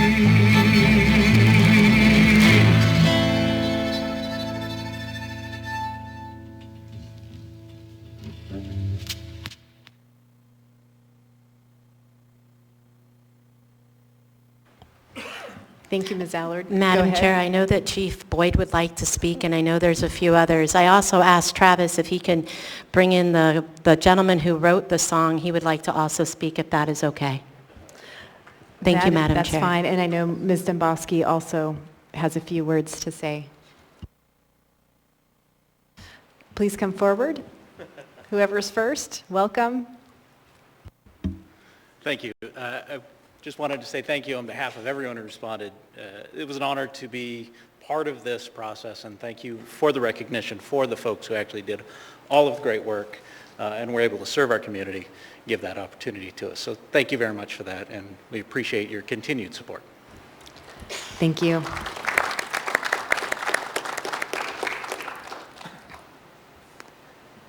And if you could make sure the microphone is on with the button there. There you go. Hello, Saxon Shear, Maintenance and Operations Director. Decisions had to be made fast on that, and it was really nice to have the support from the administration. Amy Demboski, every time there seems to be an emergency disaster, whether the Ruane Road washout or this, she seems to call me first. So thanks for including me. And I don't hear it secondhand, I hear it firsthand. And thanks so much, Mr. Mayor, for your support, the resources. We had to be fast with the evacuation route, didn't have time to make decisions. There's people coming out from VRBOs, houses that were walking out through right-of-way trails, and it just had to happen real fast. And lastly, I would like to thank the Brent Little and his family at the end of Birdsong Road. Anyone on radio will remember Birdsong as kind of a code sign for our staging area for the evac route. And that family put up with 24/7 snow machine operations, people from all over, multiple 40 different entities, representing different departments and everything. And so day and night, they had to deal with snow machines. So we were doing roughly 100 trips on snow machine during the day and around 70 at night. So that family was very nice and accommodating to our evacuation route. Thank you. Thank you. Welcome. Hi. Mike Braniff, I'm with Parks and Rec, and just so you guys know, I don't think Saxton slept for about 11 days straight. But I just wanted to say a couple things about our Parks and Rec snow machine operators. Basically, what we did is we took all the snowmobiles, the snow machines that we maintain Nordic ski trails with, and basically just turned it into transport for the folks that were trapped behind the avalanche. And it was just a uniquely Alaskan approach, and our guys for 24 hours a day for 11 straight days, we figured out how to staff it, and they took some tough shifts, and just a incredible connection with I think the people you serve that you rarely have, but had in this instance. So yeah. Thank you. Welcome. Hi, I'm Mary Lee Hayes. I'm from Mile 7 Highland Road, and really appreciate Jamie having the presentation, Jamie Allard, of these videos. It was a very emotional time for many of us, and we thank all of you who came out to Highland Road. Our mayor and Amy, thank you for that. And I am a pet sitter in the area, and my neighbor's cat was stranded on the other side of the avalanche, and Steve Buchanan backpacked over and around the avalanche to get to that kitty. Well, that sounds like a minor thing maybe, but it was really very major. And for the people, Ken and Ingrid Everson, that came home and, to utter disaster in their yard, just small things like that helped all of us make it through. And we're very privileged that you've honored us with this presentation. Thank you. Madam Chair, if I may, Ms. Kennedy slid back there in the back, and I'd like to ask her to come up here. She was very instrumental and was my battle buddy during that time, and in a lot of ways still is. Welcome back, Ms. Kennedy. Thank you, Madam Chair. I was just very happy to be back there in the back with everybody else. But, there were so many people involved in that event. It was just overwhelming, really, to see how many people came together and how much help there was. And it was just so refreshing to see everybody really come together and do what needed to be done. But I will tell you, the real heroes of all this really is the residents, because they had to figure out how to do life with all this snow in the way, with nothing working the way they were used to, with everybody just being at odds with even trying to get to school or to work. But they did, and they really came together and supported each other. And a lot of them have now made lifelong friends that they would never have met had this not happened. So they really made the best of a really bad situation. But I'm sure they all have great stories. I think there would be a whole lot more that we could hear about, and maybe someday somebody will write a book about the Great Highland Road Avalanche. But anyway, I just want to thank so many people that the list is great, but there are really so many other people I think that we could probably thank as well. But this was definitely an opportunity to see the community come together and make the best of a really scary situation. So my thanks to all of you for passing the resolution, and thank you, Ms. Allard. Thank you, Ms. Kennedy. Ms. Dombowski? Thank you, Madam Chair. I appreciate the opportunity. When I became the municipal manager, the last thing on my mind was having to deal with a massive avalanche in an urban area. It just never occurred to me. And I cannot underscore enough how incredible the response was. I can't list all the agencies, but what I can tell you is without the leadership of the Anchorage Fire Department, the Director of Maintenance and Operation, and Parks and Rec, Braniff, you were there, I saw you there, this operation would not have been nearly as successful. Alex Boyd, before I get to Boyd, Ted Fussell, the battalion chief who was initially day one, the command, I recognized immediately this was out of my skill set, and Chief Schrage clearly recognized it as well. And AFD, I asked them to step in and be the incident command, and they did. And I have to tell you, I have never seen that level of professionalism, calm, and frankly, organization and chaos as I saw at the leadership of Assistant Chief Boyd. It was an amazing operation to watch. Parks and Rec, we had snow machine operators 24/7. What they didn't tell you is we had a couple of transit buses parked at the end of somebody's driveway with couple porta potties, and they slept in those all night long. They were available 24/7. I immediately, as soon as this happened, I recognized this was going to be a huge operation, and I got on the phone with municipal attorney, and I said, Burke, you and Blair need to be there at 0500 tomorrow morning at Station 14, and they were both there. We had attorneys there, the governor showed up, the Department of Transportation showed up. And the reason I really wanted to highlight some of these issues is because they're going to come back and be in front of the Assembly, because we're going to have to update, we've dealt with our all-hazard mitigation plan, but what this has exposed is we have a vulnerability with avalanche preparedness. Having an avalanche expert that's that we can consult with. Brad Micklejohn happens to be one of the premier avalanche experts in the country, and he lived 3 houses down from where this avalanche happened. If it wasn't for that volunteer in that community, we wouldn't have been able to remove the snow as fast as Saxton and his operation did. Saxton, we weren't even there 45 minutes, and he's already scoping out where he can put snow machine trails so he can get people in and out. I cannot explain to you how incredible our municipal staff were, and they're the ones who really made the operation look good. It was not because of me. Assemblymember Kennedy and Allard, we would not have been able to do the mitigation if they didn't go door to door. What Assemblymember Kennedy didn't say is she was fresh off surgery. Thank goodness for the Gray family. They loaded us up in pickup trucks. We hiked, and I'm not exaggerating, we were hiking through the woods to go back to the last few families, and there is nothing like sitting in front of somebody telling them, we want to do avalanche mitigation, which consists of dropping 10 bombs above your house, and yes, your house may be lost.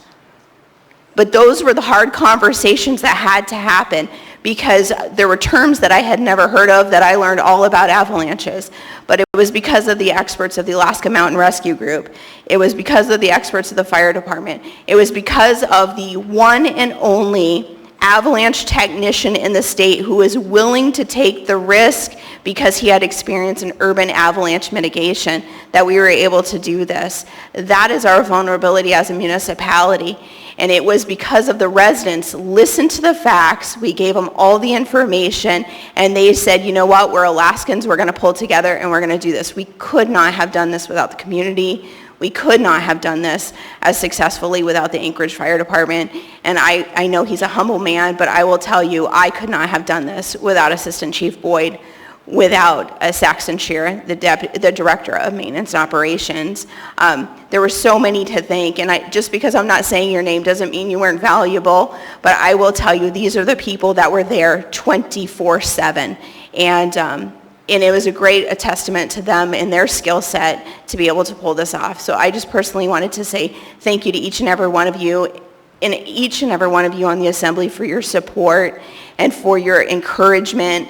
I really appreciated you giving us some grace and letting us, giving us the support we needed to run this operation as effectively as we did.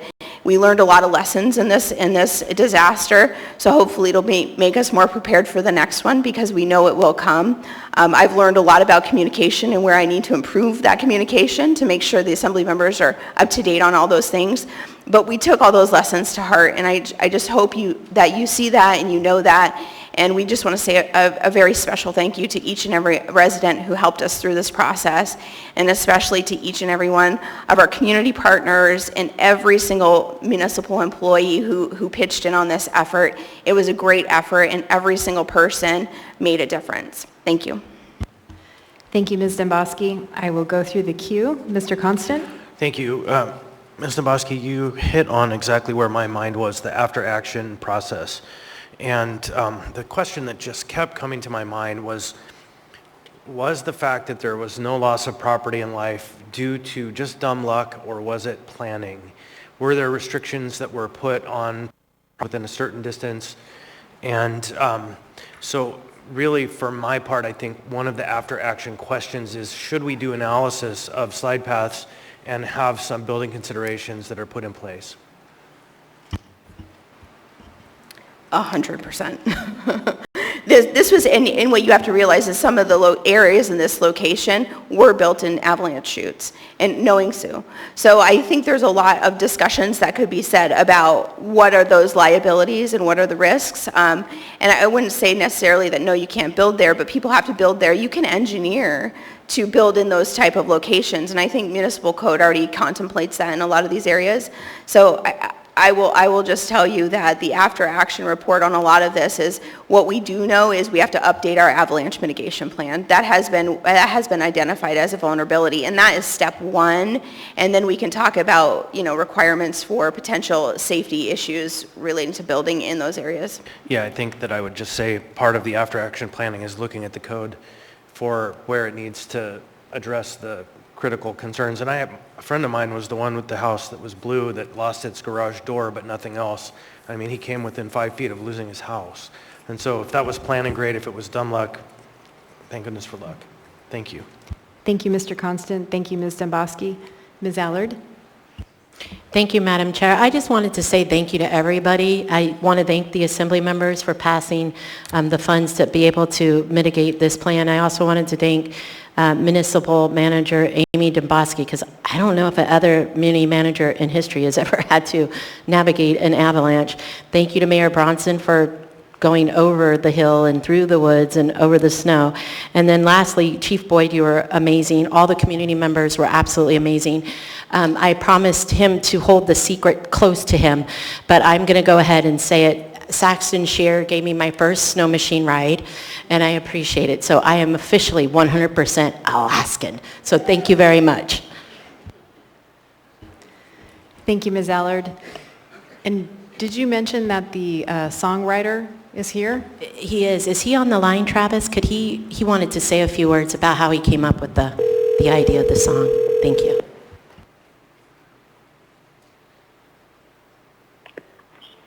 Hello?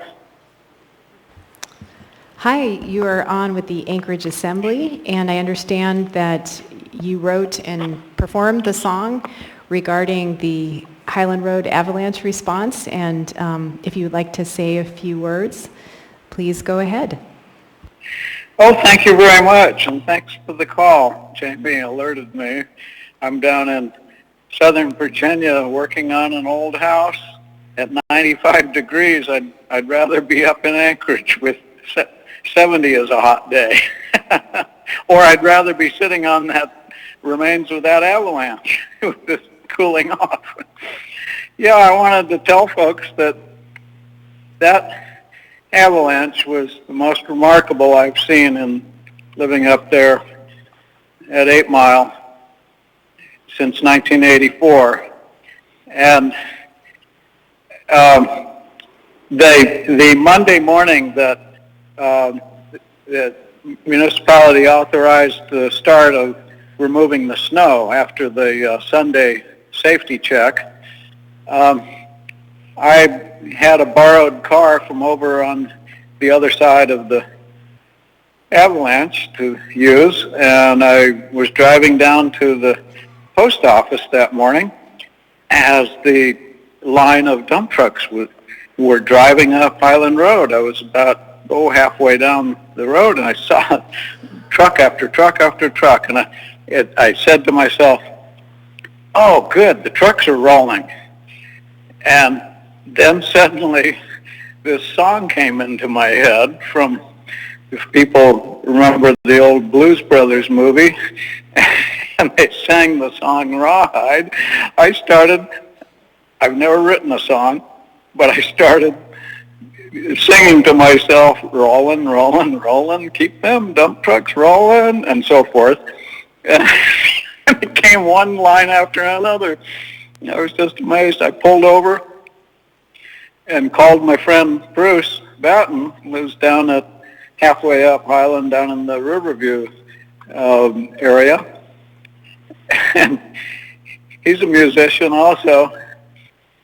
And I said, hey, Bruce, listen to this. And I sang a couple of lyrics quickly, and he said, quick, write those down and send them to me. We're going to do something with this.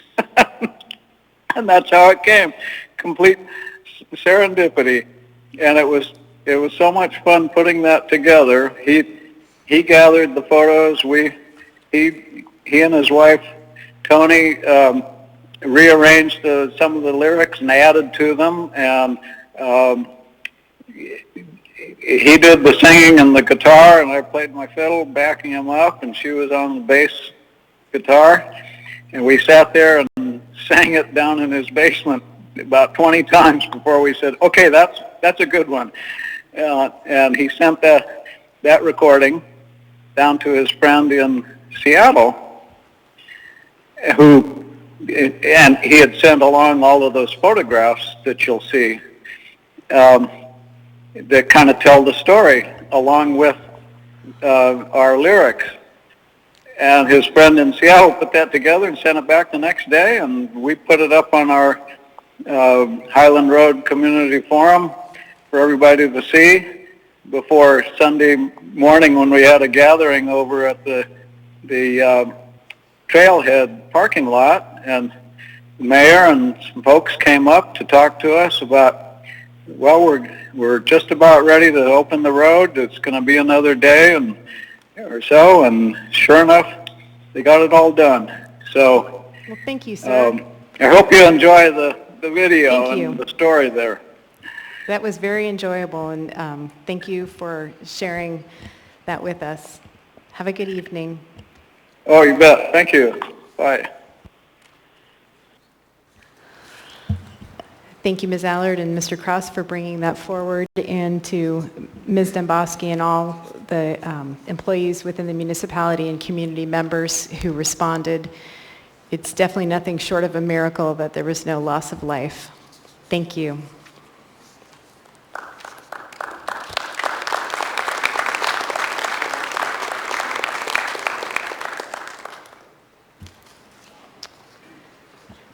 We now have item 10C1. This is on the addendum, or was on the addendum. Assembly Memorandum Number AM 344-2022, recommendation of award contract with Henning, Inc. for administration of the Emergency Rental Assistance Fund for the Municipality of Anchorage. Anchorage Health Department, $900,000. What is the will of the body? Madam Chair, before we begin the item, I'd like to declare conflict on the prior advice of counsel. May I please be excused? Yes, Ms. Zalatel, you are excused. Thank you.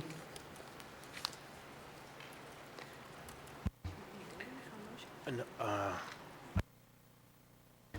was going to, so I can move it, but... What is the will of the body? Move to approve. I'll second. A motion to approve has been made by Ms. Allard, seconded by Mr. Constant. Mr. Constant, you pulled this item? Yeah. Or actually, Ms. Zalatel did, but to declare a conflict. Go ahead, Mr. Constant. Thank you. So I'm not sure what the nature of the competition was on this. There's a reference document that states that 2 bids were received, as shown in the attached preliminary bid abstract, but I can't find the attached preliminary bid abstract for this item. And so I couldn't tell who was the low or high or who the other bidder was, and I think we're missing some records here.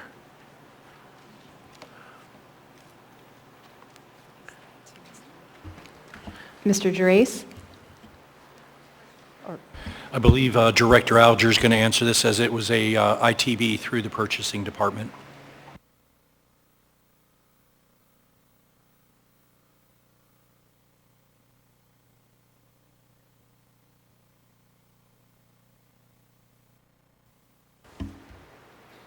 Through the chair, Mr. Constant, the final bid abstract is posted on the municipal website. There were 2 bidders. One was Henning, Inc., and the other one, I'm sorry, I can't pronounce it. Quixotic, I believe, consulting. There was, would you like the bids? Okay. Henning, Inc. came in at $42,000. Quixotic came in at $76,500. If I might. Go ahead, Mr. Thank Constant. you. So that was for the amount for the administration, the actual cost is the $900,000 for both? Correct. Okay, thank you very much. Thank you, Mr. Constant. Thank you, Ms. Alger. Do members have any other questions? Seeing no other members in the queue, members may proceed to vote on the motion to approve AM 344-2022.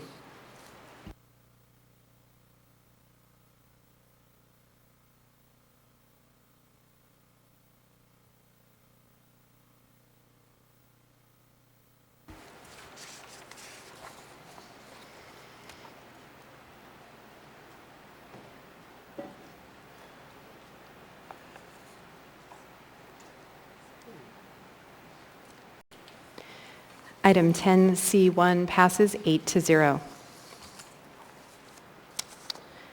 We now have item 10D9.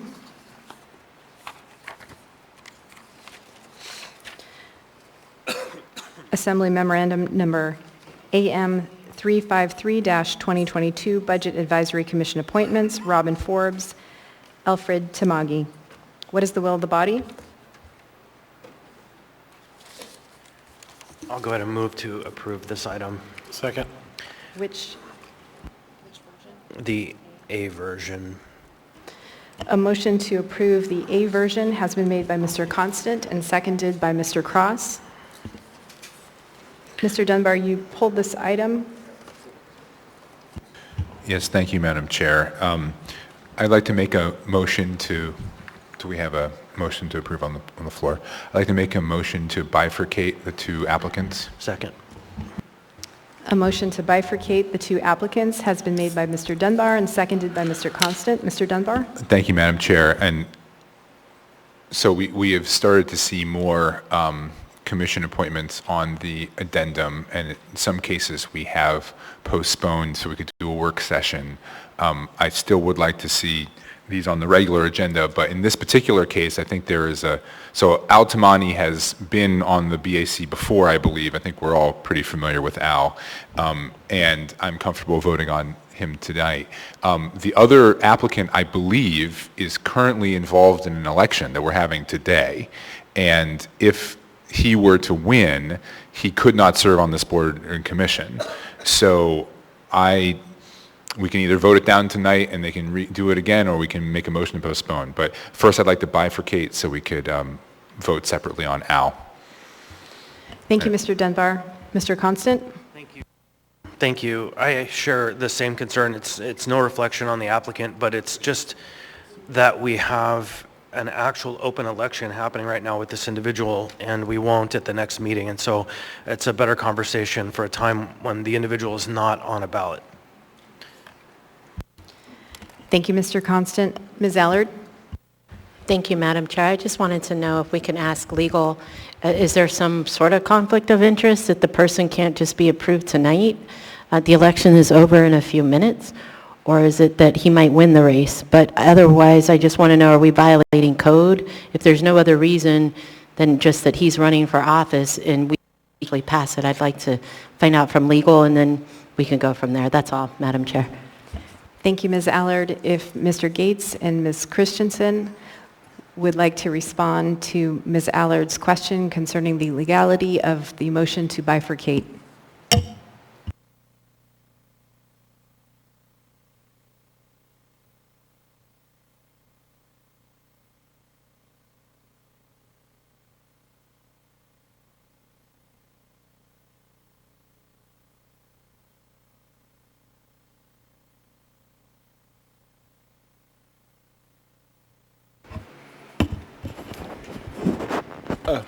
I'm sorry, I was working on something, so I'm not really clear on the question. If you could repeat That's it, okay. I please. think Ms. Blair maybe heard my question. If she can answer, that's fine too.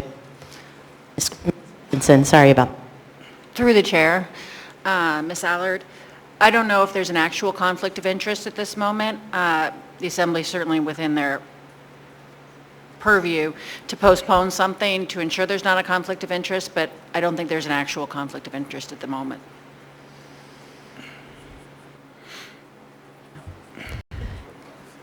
Thank you, Ms. Christensen. Thank you, Ms. Allard.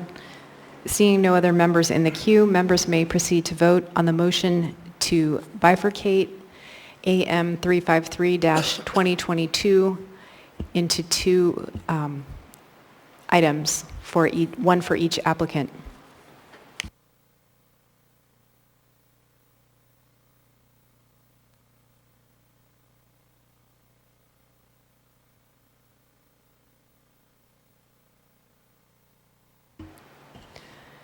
The motion to bifurcate passes 6-3.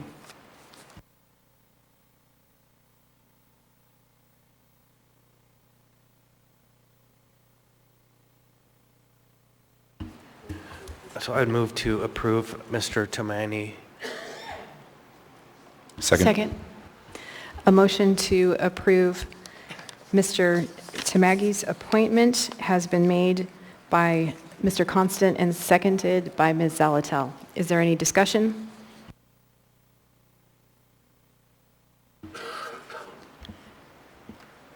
Seeing no members in the queue, members may proceed to vote on the bifurcation, on the motion to approve the bifurcated item of 10D9A, AM 353-2022, to approve the appointment of Alfred Tamagi.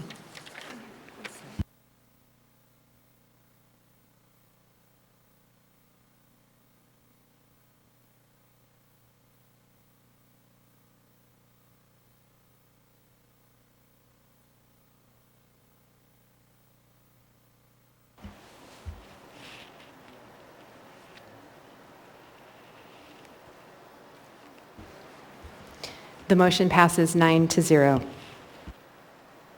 Mr. Constant? I'm just ready to make the second motion. I move to postpone this item to the meeting of July 12th. And I'm hopeful that the clerk can do with this one similarly what we did to some items before, put it back on the consent agenda in the tense if possible, because it's not contentious. It's just a matter of the perception of a conflict. Motion. Thank you, Mr. Constant. Who was the second? Second. Seconded by Ms. Zalatel. Mr. Dunbar? Yeah, I just wanted to sort of clarify. I don't think the correct term is conflict of interest. I don't think that's what it was at issue here. But like Mr. Solt, for example, you had to resign from the BAC when you were elected. It's just in code. You have to resign from community councils as well, which I did when I was elected. So, this individual may or may not get elected today, but we'll know in July. So I urge support for the motion. Thank you. Thank you, Mr. Dunbar. Seeing no other members in the queue, members may proceed to vote on the motion to postpone the bifurcated item of 10D9A AM 353-2022 with the appointment of Robin Forbes to the meeting of July 12, 2022 on the consent agenda.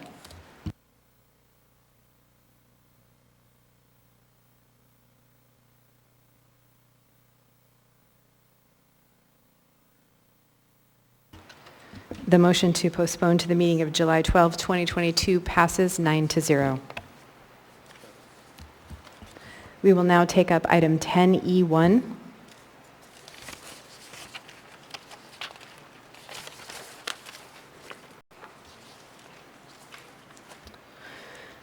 Resolution number AR 2022-192, a resolution appropriating $50,000 as a grant from the State of Alaska Department of Natural Resources to the State Direct Federal Pass-Through Grants Fund 231-900, Department of Parks and Recreation for spruce beetle mitigation and restoration. What is the will of the body? Move to approve. Second. A motion to approve has been made by Ms. Zalatel and seconded by Ms. Allard. Ms. Zalatel? Thank you, Madam Chair. I just had a couple of questions to put this in the context of kind of where we're at with spruce bark beetle removal. I know there was an ARPA appropriation for these purposes previously, and this will be an additional $50,000. I'm just curious, like, how are we doing with it? I get a lot of emails inquiring and actually pointing out lots of dead spruce bark beetle kill, so any update would be helpful so that we can inform the public.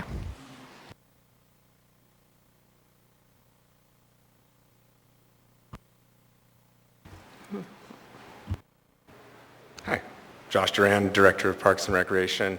Through the chair, to answer your question, the infestations, it's big. And if you want to put some metrics to as how much of a difference have we made so far. So first we had CARES Act funding that came into play. We already had operating dollars that essentially fund a single municipal crew. And then we've had follow-up funding that's came through the American Rescue Plan Act dollars.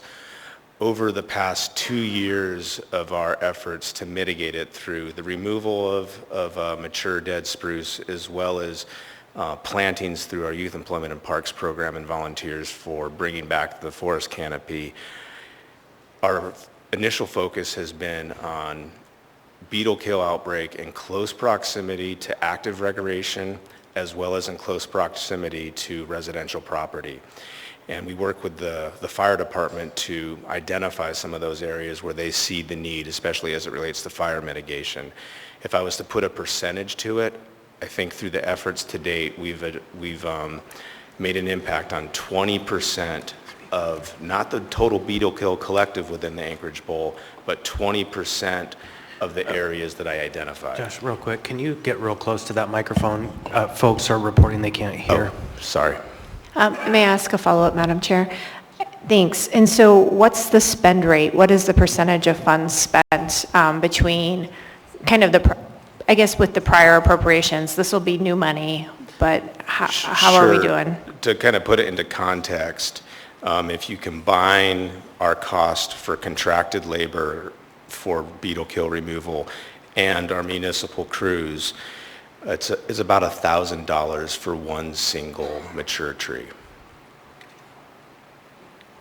Okay, I guess I want to put a finer point on it. Yeah. When we add $50,000, how much do we have to continue for the remainder of the summer? How much money do we have? So currently we have it programmed that through municipal crews and the contracted work for the ARPA dollars, we have it parsed out so when the funding goes away for the timeline for the ARPA dollars, we will have expended everything. And through our collaboration with the local tree contractors, it helps us have an understanding of what we can actually accomplish. And there's not enough labor to actually more aggressively meet the need. So it works out well with how we've essentially strategized the schedule of how the funding's spent. All right, thank you. Thank you, Ms. Zalatel. So I have a number of members in the queue, and they may have questions for you, Mr. Durand. First is Mr. Peterson. Thank you, Madam Chair. And Mr. Durand, I was just wondering about dead spruce bark beetle killed trees on private property. This is not funding to remove those trees. This is on public property. Is that correct? Correct. Thank you. Thank you, Mr. Peterson. Mr. Constant? Thank you, Josh. That number, $1,000 a tree, first time I've heard that, and that hurts when you think about how many millions of trees there are out there. And but it's good that we got started early and we're deep in it. And it seems this 50,000 is a drop in the bucket then, but still every drop hopefully stems the fire that may come. So question way back when in 2020, we talked about the possibility of emerging cottage industries. I understand traditionally what's been happening with this wood is people have been collecting it to burn at home and use for home personal use because the wood just manages to disappear when you set it up. Have you heard of any entities that are finding applicable uses for this very valuable resource at $1,000 a tree? Sure. Through the chair, and to address your question, Mr. Constant, the challenge there of finding other opportunities really has to do with the locations. These are not, we've already removed all the trees next to parking lots. These are on our trails, in our parks, in close proximity to trails that we can use access, but for an interest of some private entity to want to do something with this wood, we would absolutely support it, but then they have to come get it. And if it's in a size beyond a 16-inch round that we can manage, they're not going to want that. So they're going to want a larger piece, and we would require them to figure out a way to come get that, but we would also hold them to being sensitive to the natural environment around there, so that makes it so you can't come in with heavy equipment to grab these things. Last question then. We are hauling it out though, right? We're not just leaving the fuel. Correct. We're hauling out all the 16-inch rounds, okay, and we're placing them in locations that are available to the public, okay, after we believe the beetles have died within that specific log. Right, so don't spread it. Thank you very much. It's a good program. Yeah.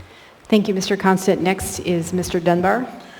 Thank you, Madam Chair, and I apologize, Josh, if you already essentially answered this for Ms. Zalatel, but I kind of want to reaffirm what I think you said. So over the CARES Act and ARPA funds, we dedicated millions of dollars to this project. And I kind of want to know, I should say, is it all going to be spent? You know, are we able to use all of that money for the intended purpose that the Assembly set? Through the chair, absolutely. Okay, perfect. Thank you. Yep. Thank you, Mr. Dunbar. And actually one more. Mr. Cross? Thank you. As far as the strategy, I imagine that includes cutting in fire line on the hills rather than just, you said around parks and things like that, but I mean there's some strategic measures put in, because I would imagine that we recognize that a fire is inevitable, maybe not this year, maybe not next year, but it is part of of God's wisdom in when he created the earth. So is that more of a strategy that's being implemented, cutting fire lines to mitigate and prevent a fire when it does occur from growing out of hand? Sure. Through the chair, and great question. That comes into a broader need that the fire department and the Emergency Operations Center is... I can barely hear you. Okay. All right. I'll speak up. No problem. All right, so you're speaking to a broader issue that does need to be addressed, and that needs to be addressed with multiple landowners, Chugach State Park, Bureau of Land Management, the Municipality of Anchorage, private landowners. All of those lands need to be assessed, and through the planning process, through a contracted effort with consultants that specialize in this, they need to identify where these fire breaks need to be. Things like this have happened in the past. Some of our larger parks here in Anchorage do have fire breaks in them. Many of our road systems act as fire breaks, but there is a larger and broader need to address that and come up with efforts to mitigate that risk. Excellent. I'd love to see that happen. Let's see if we can make that, if we can push that forward. My second part of my question is just the reality of the situation. You know, like you say, you drive around. Are we putting a Band-Aid on an artery and the problem is progressing greater than we can control, and so now we're just basically swatting the areas of greatest concern, or is there headway being made? Through the chair. Headway is being made, but you could also identify that we're doing a bit of swatting because the outbreak continues and they target older, mature trees that are already stressed for a variety of reasons. So it's a challenge. Thank you, Mr. Cross. Mr. Solt? Isn't a question, but it's more of a, I guess, a public service announcement. So we had an issue and we posted on Craigslist or Alaska List, come cut down the trees, haul away the firewood for free, and we had 8 trees disappear within 24 hours. So for citizens, and again to Mr. Constant's concern of using the wood, that might be an option for people to reach out and have the wood and the beetle kill taken away. Thank you, Mr. Solt. And then Mr. Constant? Thank you. Just a quick note, Mr. Cross. The initiation of the program, recognizing that we're surrounded by millions of acres of wildlands covered in these trees that are dying, is to focus on places where we have urban wildland interfaces, where homes are at risk as the first wave, and get as many of those areas identified and a buffer created so that people don't lose their homes if something bad happens. And then from there, we can work more strategically into the woods and into the breaks. But the first thing is homes near public lands. Let's clear the public lands so we don't have that responsibility or liability, if you will, of helping to burn people's houses down. Thank you, Yeah. Mr. Constant. And just in response to that, I actually took wildland fire management and cut fire line as a kid, so I remember that was the hardest, worst, most miserable job I ever did for $5 an hour. 16 hours a day in the sun with a chainsaw, unpleasant. But I remember how important it was fire line because fire travels 60% faster on a slope of like 5%. It doesn't take much of a slope, so we studied that. And so it's very interesting to see it, and I really appreciate all your hard work. Thank you so much. Thank you, Mr. Cross. Thank you, Mr. Durand. Seeing no other members in the queue, members may proceed to vote on the motion to approve AR 2022-192.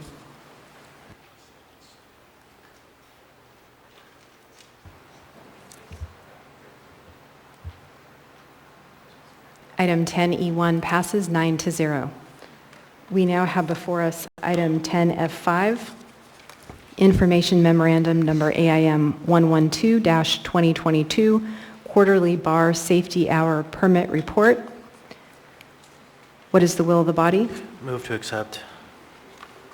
Second. A motion to accept has been made by Mr. Constant and seconded by Ms. Zalatel. Mr. Constant?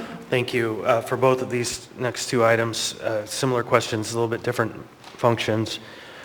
The bar report, I mentioned it last quarter, it seems to be falling out of valuable use, and I'm wondering if we should tackle either eliminating or fixing the program so it actually does something instead of just generating an item for the agenda, which is what it seems to do now.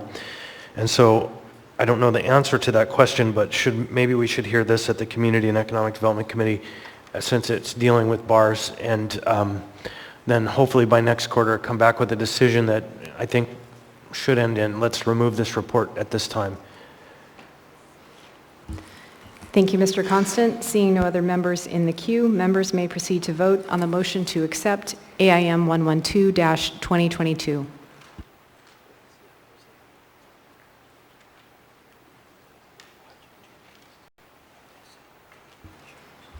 Item 10F5 passes 9-0. We now have before us item 10F6, Information Memorandum Number AIM 113-2022, Municipal Tow Operator Business Compliance Quarterly Report, March 1, 2022 through May 31, 2022. What is the will of the body? Move to accept. Second. A motion to accept has been made by Mr. Constant and seconded by Ms. Zalatel. Mr. Constant? So this one is a similar question, but I don't believe there's, as we discussed this morning, a code requirement that this report be read. But if you look at the report, this time the report had zero information in it. And so we're effectively receiving reports with no action, and I would offer that it's not a good use of our time to continue these reports, and instead maybe direct that when a complaint comes in for tow operator business compliance, we take up them individually by complaint, because the complaints are so rare that they're no longer adding up to even a single record in a report. Thank you, Mr. Constant. Seeing no other members in the queue, members may proceed to vote on the motion to accept AIM 113-2022.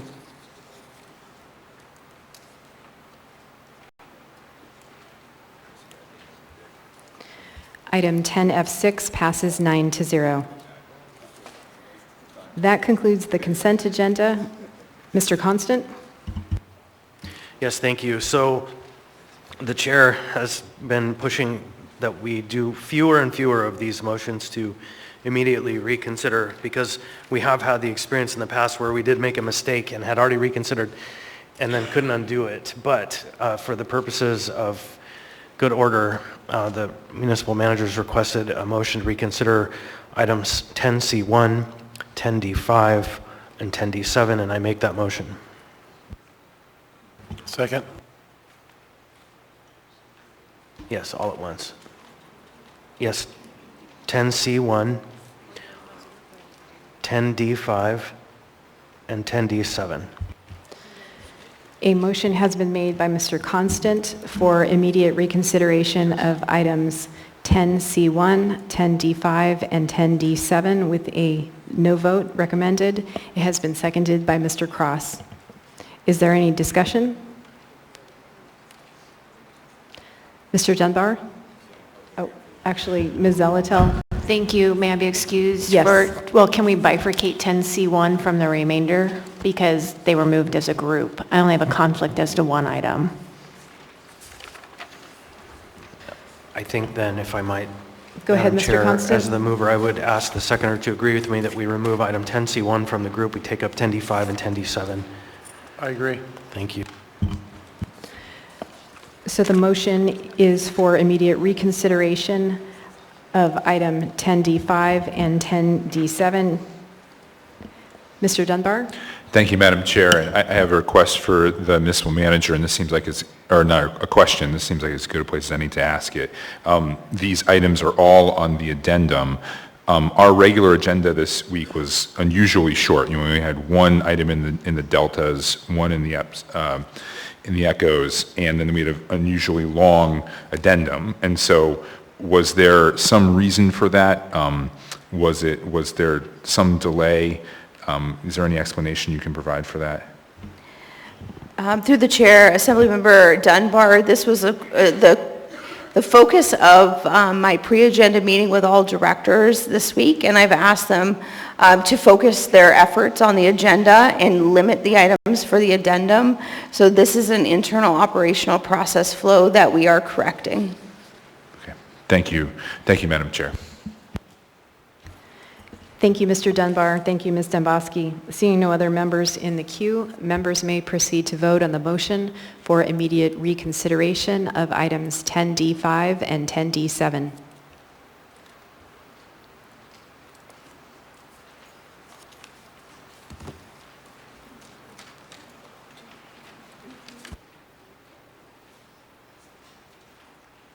I urge a no vote.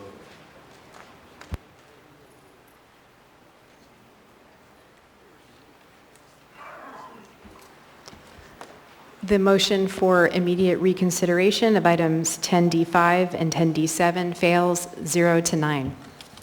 Mr. Constant? Thank you. I would move immediate reconsideration of item 10C1 and urge a no vote. Second. A motion has been made by Mr. Constant for immediate reconsideration of item 10C1. It has been seconded by Mr. Peterson, and this is at the request of the administration with a no vote requested or recommended.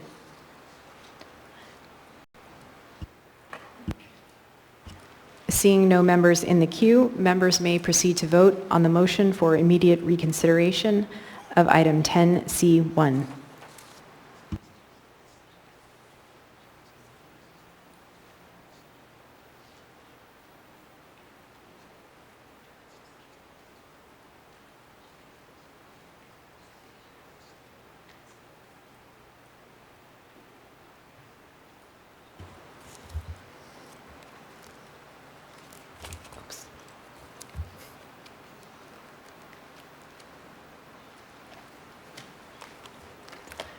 The motion for immediate reconsideration of item 10C1 fails 0 to 8. That concludes our consent agenda. We will now take a 20-minute break. Addressing a procedural item, there are 5 supplemental items to the agenda that I will need to read into the record and ask for a motion to incorporate after I read them into the record. The first 2 items are supplemental to item 11D, AO number 2022-21S1, an ordinance authorizing the non-competitive disposal of real property legally described as lots 8Q through 12Q Woodland Park Edition, Plat P-61A, PID 010-033-41, and lots 1Q through 7Q Woodland Park Edition, Plat P-61A, PIDS 010-033-06 through 010-033-12. Move to introduce, yeah? Or are you going to do both? I'll do both, Okay. and then I will ask for a motion to incorporate. Incorporate, thank you. Thank you, Mr. Presverdia.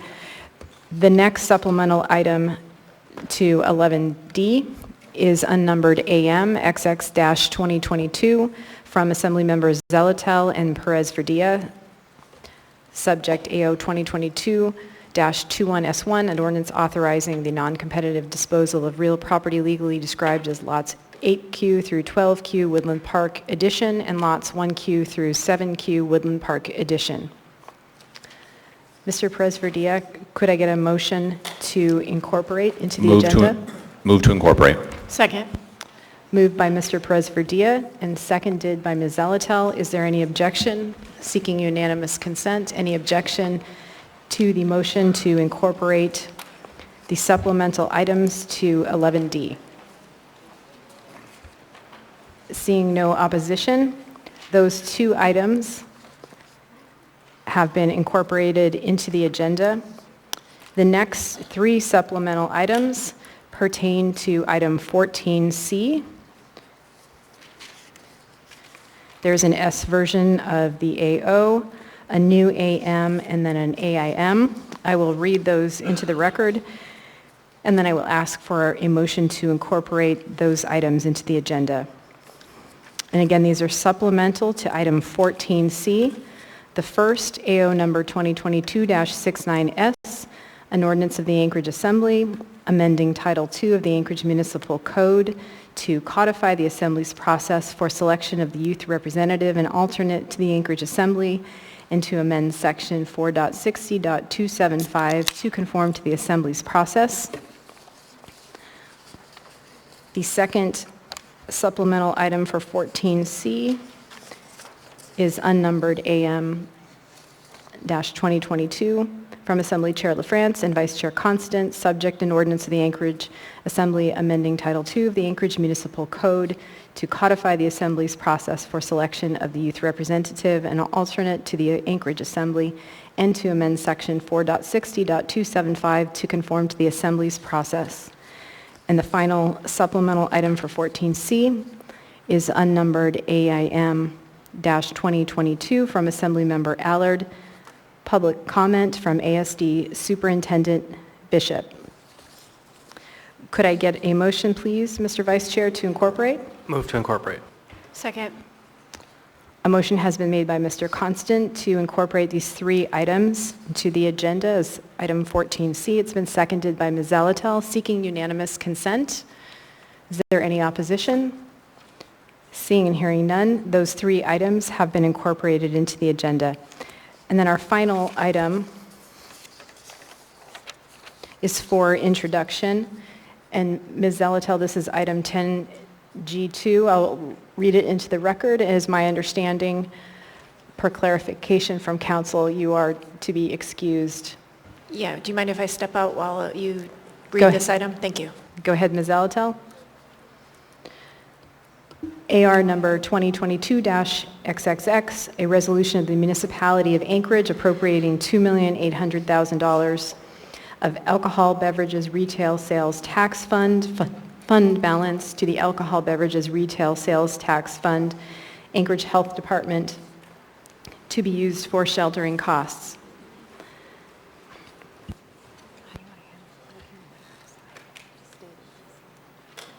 I should make a point of information and ask the administration to clarify, right?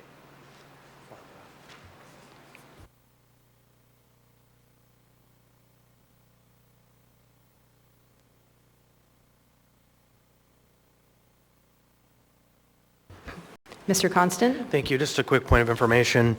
So this item is the $2.8 million that's being requested to fund the Aviator. We were previously understanding that the intent was to try to pass this tonight, but we recognize we can't. And so the question to the administration is, are you confident that funding or that the providers will be able to carry the burden through at least the 12th of July so we take it up at the next regular meeting? Thank you. Through the chair, Mr. Constant, we are 100% sure the providers are willing to do that. 100% sure. We would ask you for a special meeting. All right, that was Mr. Drace. Thank you. So to that end, and I would move to introduce, set the public hearing for the 12th of July. Is there a second and a third on the motion to introduce? Second. Third. Moved for introduction by Mr. Constant, seconded by Mr. Perez Verdilla, and the third is Mr. Peterson.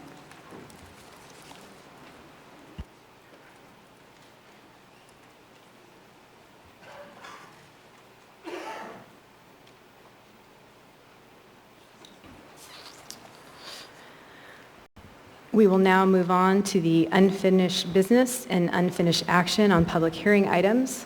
Madam Chair, I have a point of information, please. Yes, go ahead, Ms. Allard. What is your procedural I see question? in front of, yes, thank you. I see in front of us we have AO 2022-69, the S version. I've been asked by, sorry about that, if it's possible that we can get copies of this for the public to review.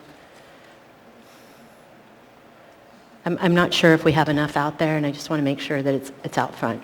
Thank you, Ms. Allard. Thank you, Madam Chair. I believe we have copies available, and if, okay, the clerk's team will ensure that there are adequate copies available. Thank you, Ms. Allard. We now have before us item 11A, Assembly Memorandum Number AM 328-2022, Housing, Homeless, and Neighborhood Development Commission appointments. Peggy Rotan, Elsie Crossman, Jim Crawford. Action was postponed from the meeting of June 7, 2022. A motion to approve is on the floor. It was moved by Ms. Allard and seconded by Mr. Solt. Mr. Dunbar? Thank you, Madam Chair. So we received an email today from, let me double check the name, I believe it was Jessica Parks. A woman, yes, Jessica Parks. She had submitted her application for the hand commission and had gotten a confirmation that had been received, but didn't know where her application was. So for my question for the administration are there still any vacancies on this board or commission? Was Ms. Parks considered, and will she be appointed in the future? Through the chair, Member Dunbar.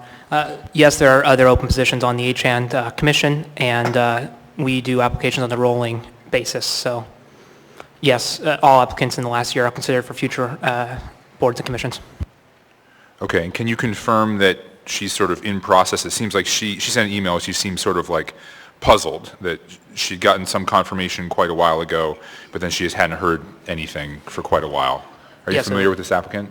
Yeah, pardon me. Through the chair, Member Dunbar. Yes, I'm familiar with most of the applicants, but we have 500 or 600 applications sitting, for review in different ways. So, yes, to answer your question, all applicants are considered, and yeah. Okay. All right. Well, she seems very qualified to me. I hope that she does make her way onto the HAND Commission, and especially if there are vacancies. So. Thank you, Madam Chair. Thank you, Mr. Dunbar. Mr. Constant? Thank you. So I will make a motion to amend the memorandum. For seat 1, Roton, I would identify it as a real estate industry seat, and seat 2 would be a faith community seat, and seat 5 would be a business seat, and those designations come to us from the administration. They should be really clear because it's a code requirement. Second.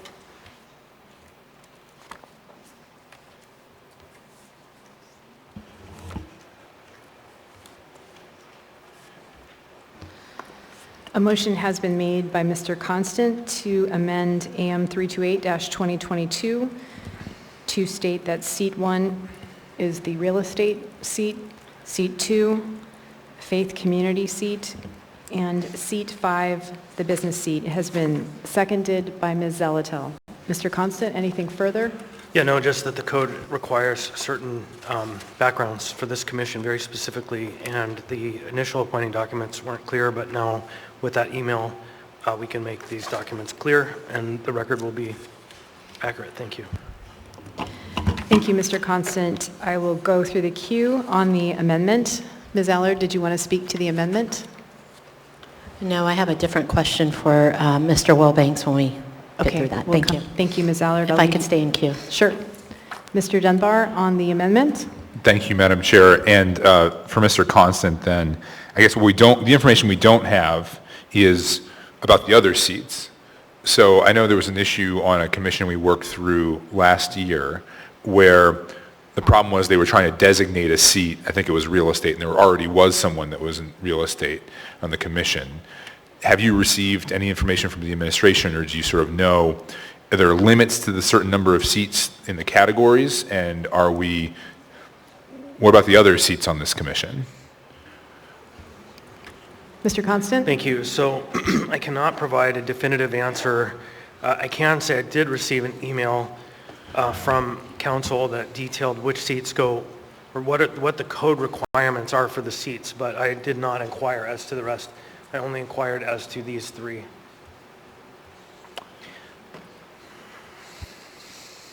Okay. Thank you. Thank you, Mr. Dunbar. Ms. Allard?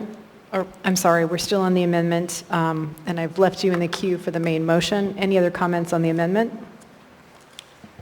Yeah. Mr. Constant? Yeah, so, and I know that the amendment appears to designate the seat because that's how I said it, but it's actually the individual, not the seat. The seat in the code I don't think has a designation, right? So it's a slight difference, but I don't think it matters. I just want the record clear.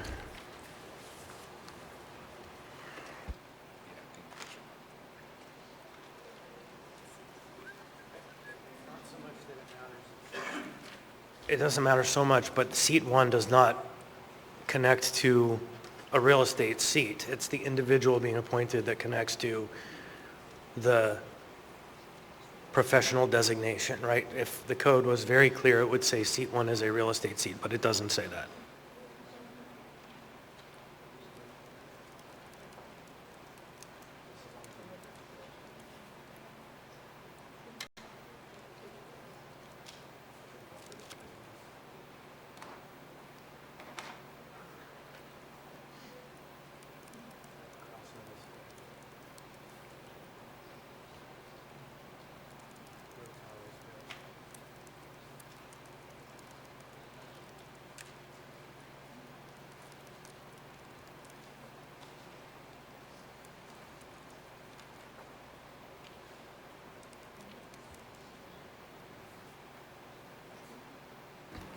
Seeing no other members in the queue for the amendment, members may proceed to vote on the amendment.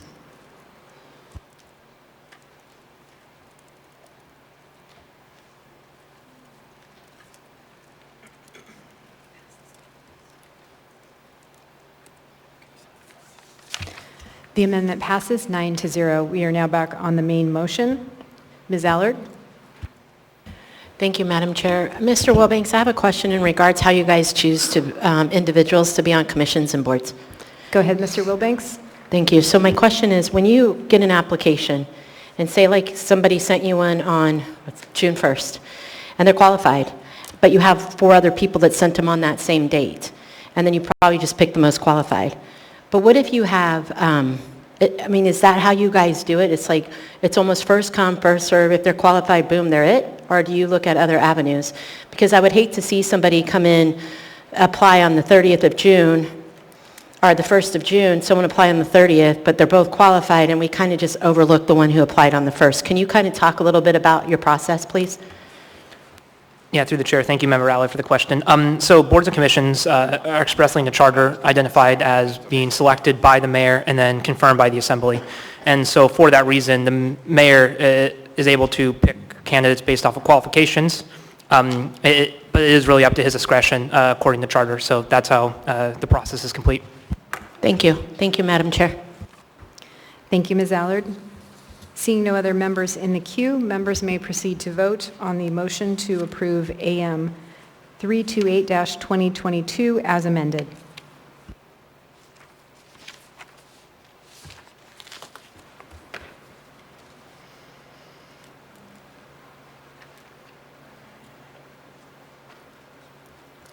Item 11A passes 9-0. We now have before us item 11B, Assembly Memorandum Number AM 329-2022, Plating Board Appointment, Thomas Gould, Mayor's Office. This item was postponed from the meeting of June 7, 2022 to permit a 10-day public comment period. There is no motion pending. What is the will of the body? Move to approve. Second. A motion to approve has been made by Mr. Constant and seconded by Mr. Cross. Is there any discussion?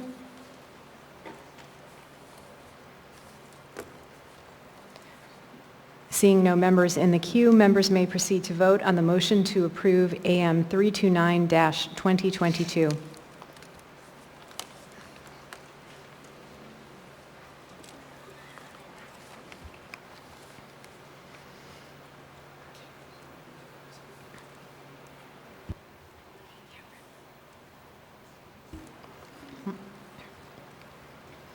Item 11B passes 9-0. We now have before us item 11C, ordinance number AO 2022-42, an ordinance of the Anchorage Municipal Assembly waiving certain fees established in the Anchorage Municipal Code as an economic stimulus measure in response to the COVID-19 public health emergency. Public hearing was closed April 12, 2022. Action was postponed from April 12, 2022, April 26, 2022, May 10, 2022, and June 7, 2022. There is no motion pending. Mr. Dunbar? Thank you, Madam Chair. I move to postpone this to the, sorry, can we get it up on the screen before I make a motion?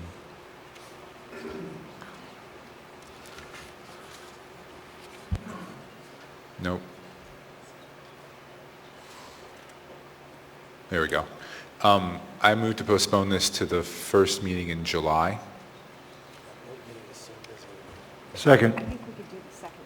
Okay, I'm sorry, let me rescind that motion or alter it to the second meeting of July.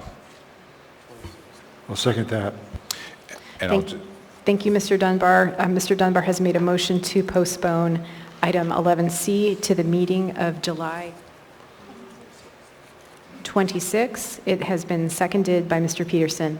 Mr. Dunbar? Yeah, I'll just say very briefly, we are trying to have this move together with the ARPA distribution, and obviously we all are experiencing the very large number of applications that have sort of slowed down the process, and so I think it's most likely that if we do, pass the ARPA distribution in the second meeting of July. Thank you, Madam Chair. Thank you, Mr. Dunbar. Ms. Allard, on the motion to postpone? Not right now, thank you, Madam Chair. Thank you, Ms. Allard.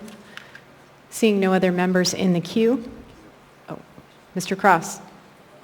Thank you. Through the chair to Mr. Dunbar. There's some things in here that seem to just that don't relate to ARPA funds. There are some items that are, but certain things that aren't, and they just seem to be getting pushed down the road. Because this is, I don't know how long keeps getting extended, but this is one of those footballs that just keeps rolling along. Would there be I guess maybe at the next assembly meeting, I'd like to entertain a motion to bifurcate some of these items, if that's the appropriate term, to get some of these things passed and move forward that aren't contingent on ARPA.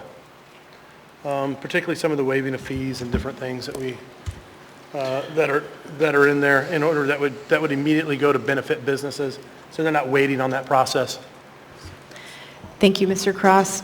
Mr. Dunbar, did you want to respond since it was directed to you? I'll just say I think when we waive a fee like that, we are taking it out of our budget, and so I think the movers had envisioned ARPA as the funding source so that we don't put a hole in our budget. So, but I'm certainly, once we actually have it before us, I'm certainly willing to have that discussion. And I think what we could also do if we wanted to is have a work session or bring this up at the same time we do the other items. And I'm certainly open, if there are some things that people really want and some things that the administration, for example, thinks we can't do, we could bring an S version and not have to amend it on the floor. And then we could have that discussion in July. Thank you, Mr. Dunbar. Ms. Allard, on the motion to postpone?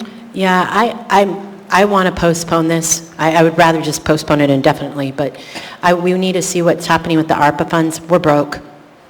Our MOA is broke. If we waive these fees, we're looking at, I think, $1.2 million.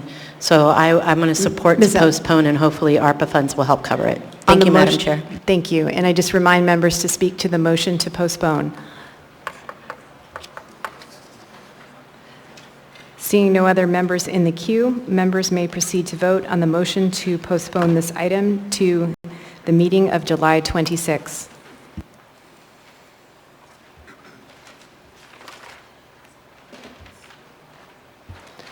The motion passes 9-0. This item will be back before the body at the meeting of July 26.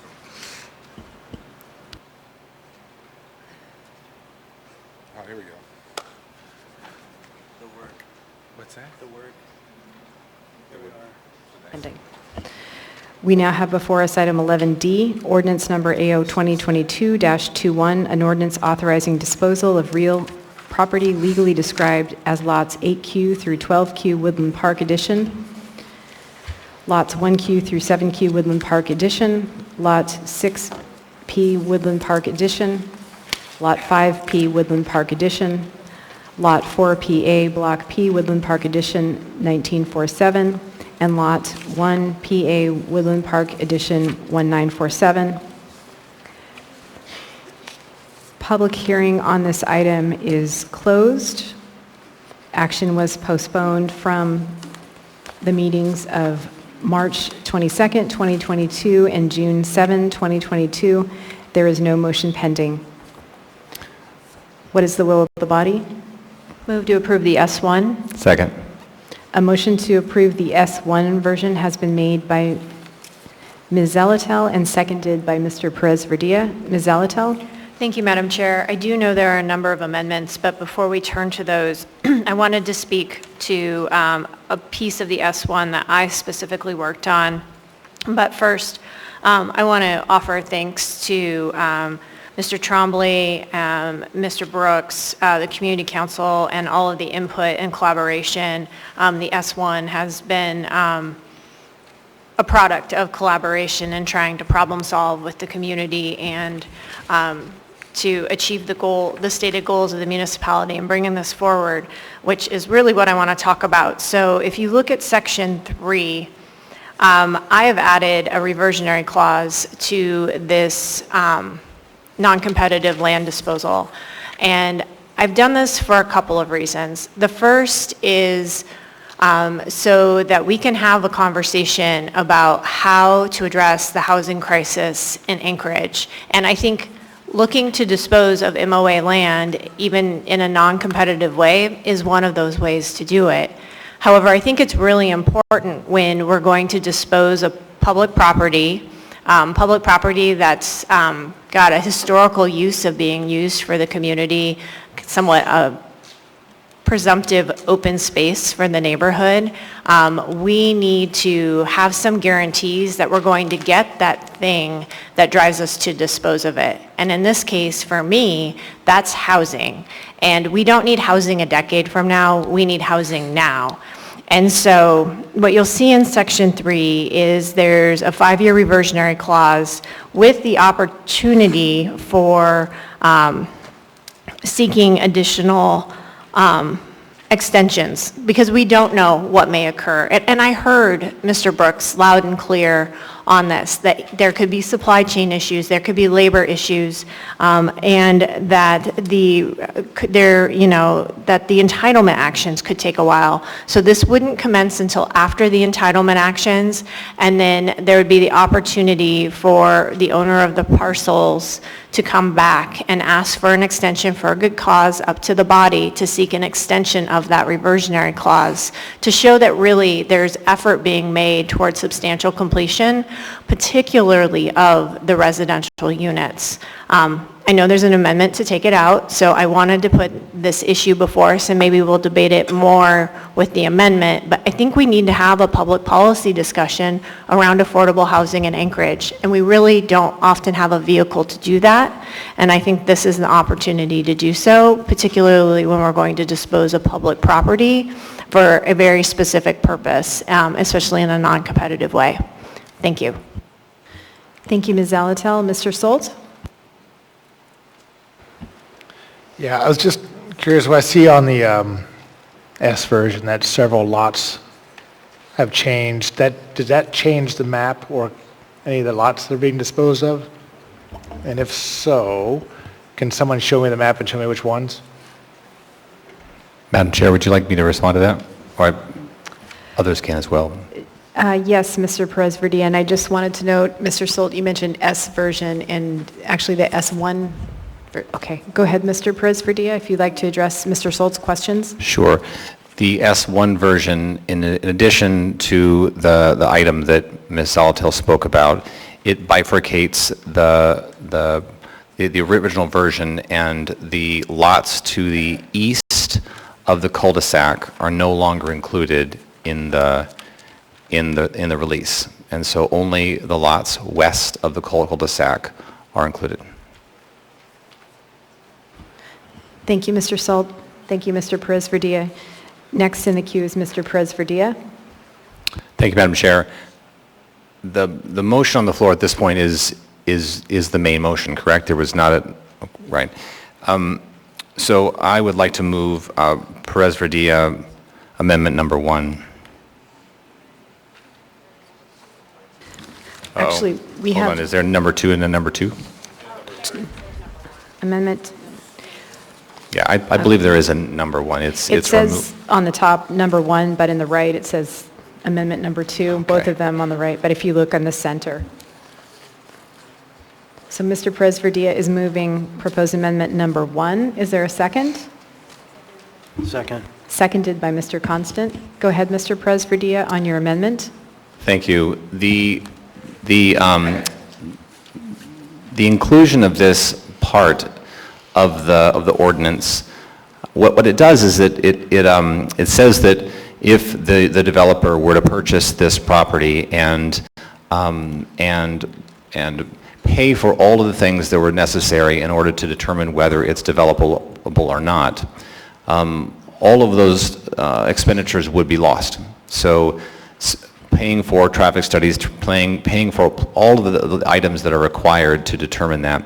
And so I think that's why this is I think unnecessary. This is simply a sale as you would sell your house. Once we release it, then the administration works with this developer to determine the terms of that sale, and it's sold. So if this item were to remain, the developer would lose all of the investment that they made in determining whether it's developable or not. And in my mind, that doesn't seem fair.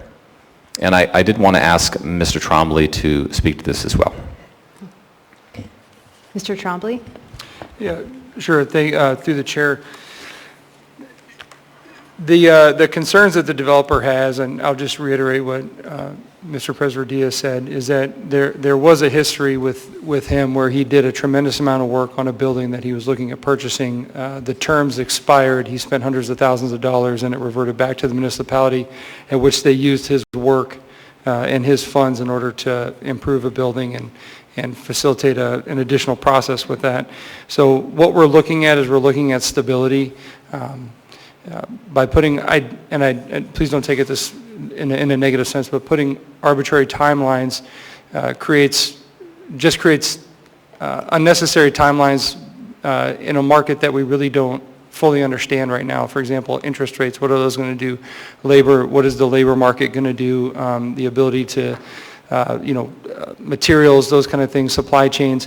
The other thing that I think is important to understand is that what we try to do, what the mayor's and his administration has been trying to do, is coordinate development projects with capital improvement programs that we have going on. And it may be that right now we don't have any improvement necessarily in this area, but it could be in the future, in the next several years or so, that something along this line does get in our capital improvement program, and we're able to facilitate development with a developer so that it actually helps reduce some of the costs on the developer, because we're going to put in additional sewer lines or water lines or whatever sort of capital improvements we're going to do. So we want to make sure that we have enough time to understand that process without rushing anything.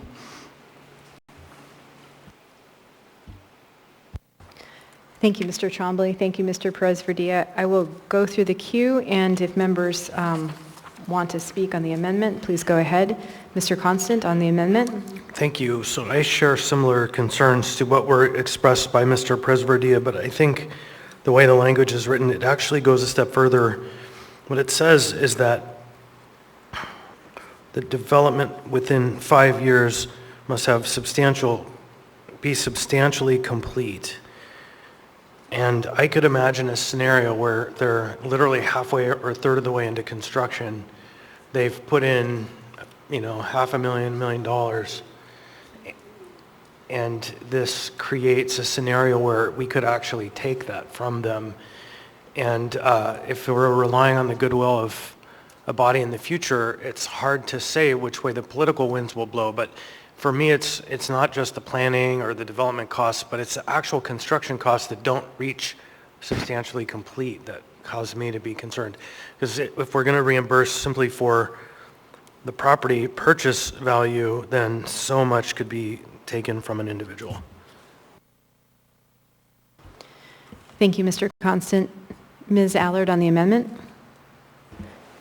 Thank you, Madam Chair. Adam, I'm really concerned about this amendment. I know I hear the word fair, but we're doing business dealings here. Can you tell me your perspective on the amendment?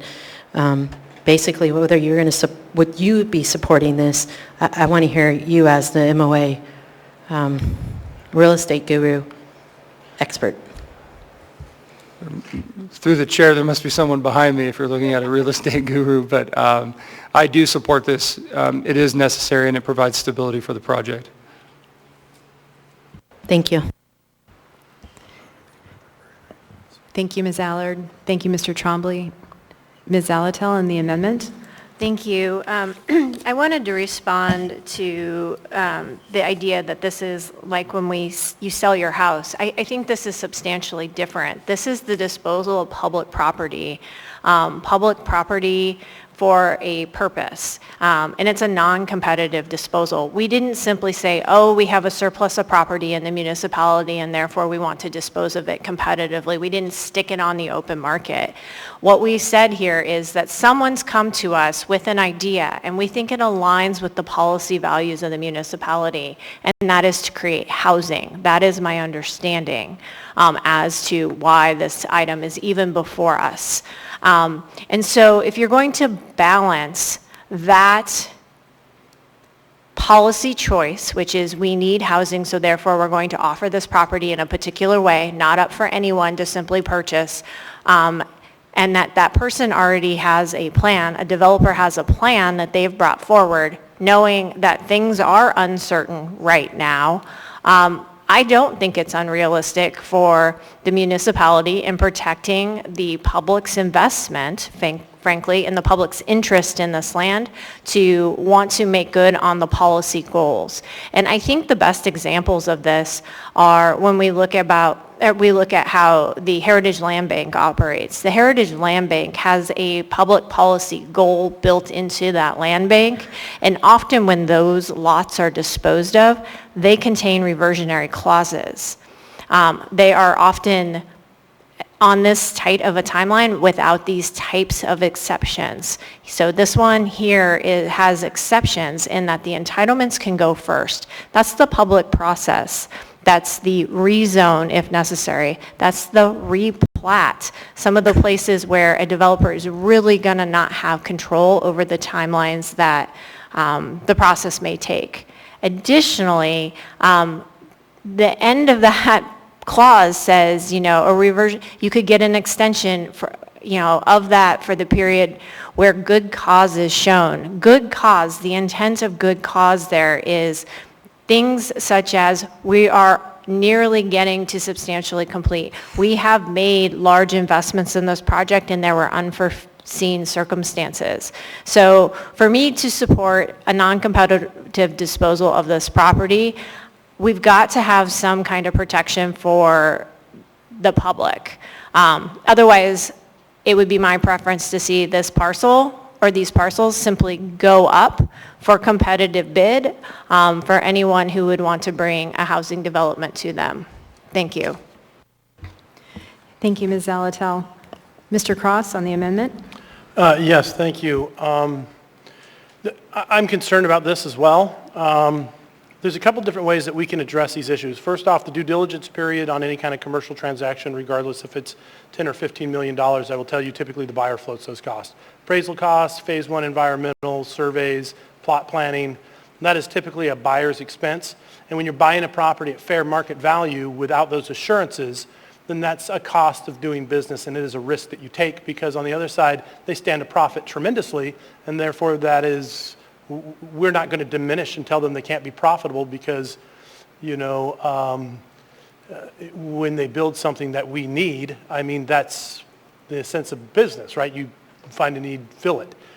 What really concerns me about this is that if we're going to put assurances or we're going to say we'll reimburse you for, or, here, remove the risk associated with due diligence because should he not perform and we take the land back, he's out those expenses, then that property be sold at above fair market value because there's a value in protecting the risk of the investor.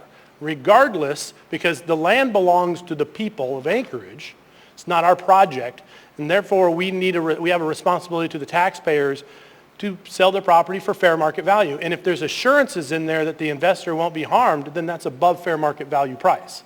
So, and I think as an investor, I'd be, gosh, if you're going to pay me back for my phase one, you're going to pay me back for all these things I have over 5 years. The other way you might adjust that is to say that if in 5 years they don't perform or meet a level of production that is up to us, maybe we have the right of first refusal to buy it back at fair market value. That way he's compensated for his improvements. That way we're getting the land back, we can move it forward. He's not losing because he's going to, at that time there'd be a new appraisal at 5 years and make sure he's reimbursed. We're also not overpaying or taking advantage of him. And I think that's another way we could circumvent that. But again, if we're going to sell this land at fair market value, then putting in their insurances for the investor that they won't lose their butt means higher than market value on the land. Thank you. Thank you, Mr. Salt, or Mr. Cross. I just wouldn't vote. I just don't support this amendment. So. Thank you, Mr. Cross. Mr. Perez-Verdilla. Actually, I've already spoken once. If you want to go to Mr. Dunbar first. Mr. Dunbar. Thank you, Madam Chair. And some of these comments I intended to make when we were debating the actual item. once we're through the amendments, but I'll make some of them now. The first is just looking at this amendment, it speaks about us intending to consider an ordinance to turn these into parklands. And I want to sort of acknowledge the work that's been done by the Eternity Community Council and other people in the neighborhood. Some of these lots, if this S1 version passes, some of the lots will not be sold as it was originally intended. Some of them will become parkland, and I think there are a couple of other sort of victories they had in the process.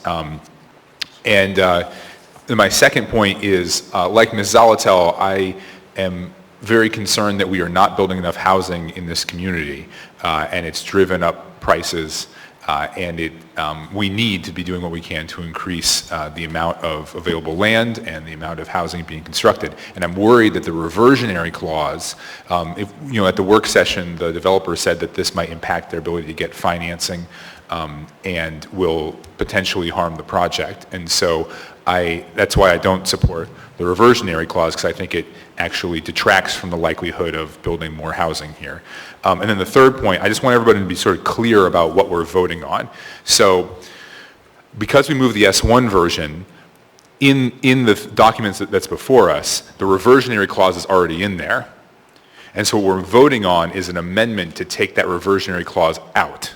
So if you're not a fan of the reversionary clause, please vote for the amendment. And I just think it's confusing because you can see there's bolded things, there's struck through things, or an S1 version, and so it's for the public as well. I think it's confusing. But while I share Ms. Zalatel's concerns about building affordable housing, I'm not supportive of the reversionary clause, and thus I will be voting for the amendment. Thank you, Madam Chair. Thank you, Mr. Dunbar. Mr. Presverdia? Thank you, and I appreciate Mr. Dunbar's comments. This has been a long a long development process, and it's odd for a sponsor to do this sort of taking something out that I brought forward. But I won't give you the background for all of that. But I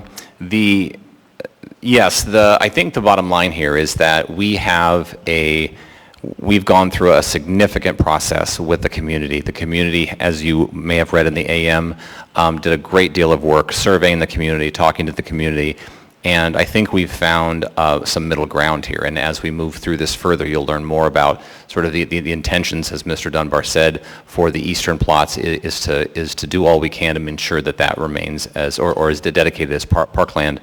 But the bottom line here is that we have a developer, and that he is working with us and with the community to responsibly develop this land if he can. And he has to determine whether that's possible or not. And there's a chance that he can't. And so I think at this point we need to give him the space to be able to do that work and to determine whether this is something that he can develop or not. And I believe that this clause really creates a barrier. And so I would encourage my colleagues to vote for this amendment to remove this clause. Thank you. Thank you, Mr. Presverdia. Ms. Zalatel? Thank you, Madam Chair. I move to bifurcate the amendment so that the addition in Section 3 is separated from the deletion. If I get a second, I can explain why, but I think it's pretty obvious why. Second. Thank you. And it's so that I can support the first addition and then vote the way you guys can expect on the striking of the remaining language. Thank you, Ms. Zalatel. Ms. Zalatel has made a motion to bifurcate Section 3. It has been seconded by Mr. Cross.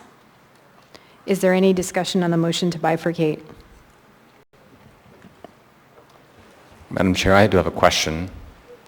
Go ahead, Mr. Presverdia. You're bifurcating the language that has been struck through and separating that? The intent is that if it was like two amendments, because the language that I could potentially support the addition was added to also a deletion. So it was two changes, which could have been two separate amendments. I see. Thank you. Thank you, Ms. Zalatel. Thank you, Mr. Presverdia. Seeing no other members in the queue, members may proceed to vote on the motion to bifurcate the addition and the deletion portions of Amendment Number 1.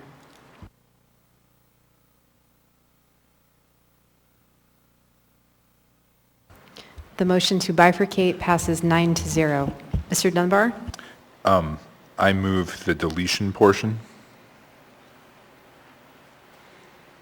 Second. Mr. Dunbar has made a motion to move for approval the bifurcated section containing the deletion. It has been seconded by Mr. Peterson. Mr. Dunbar, did you want to speak further to that? Just that it intuitively made sense to me to delete something first before we added another section, so we don't have to renumber the section. Thank you, Madam Chair. Thank you, Mr. Dunbar. Mr. Perez-Verdilla? Thank you again. I think I'm a little bit confused. So the deletion part is which part?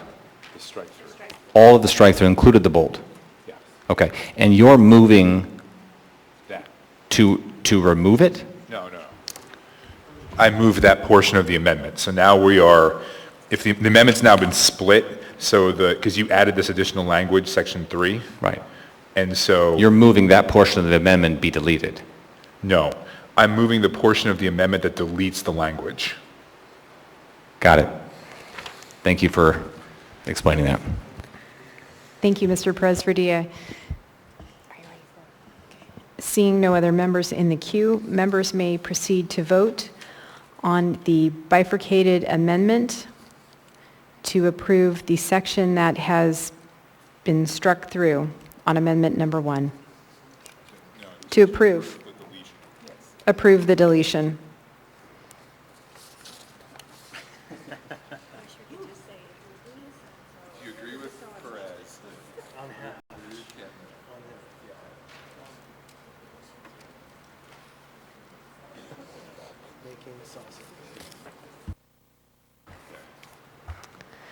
The motion passes 6-3.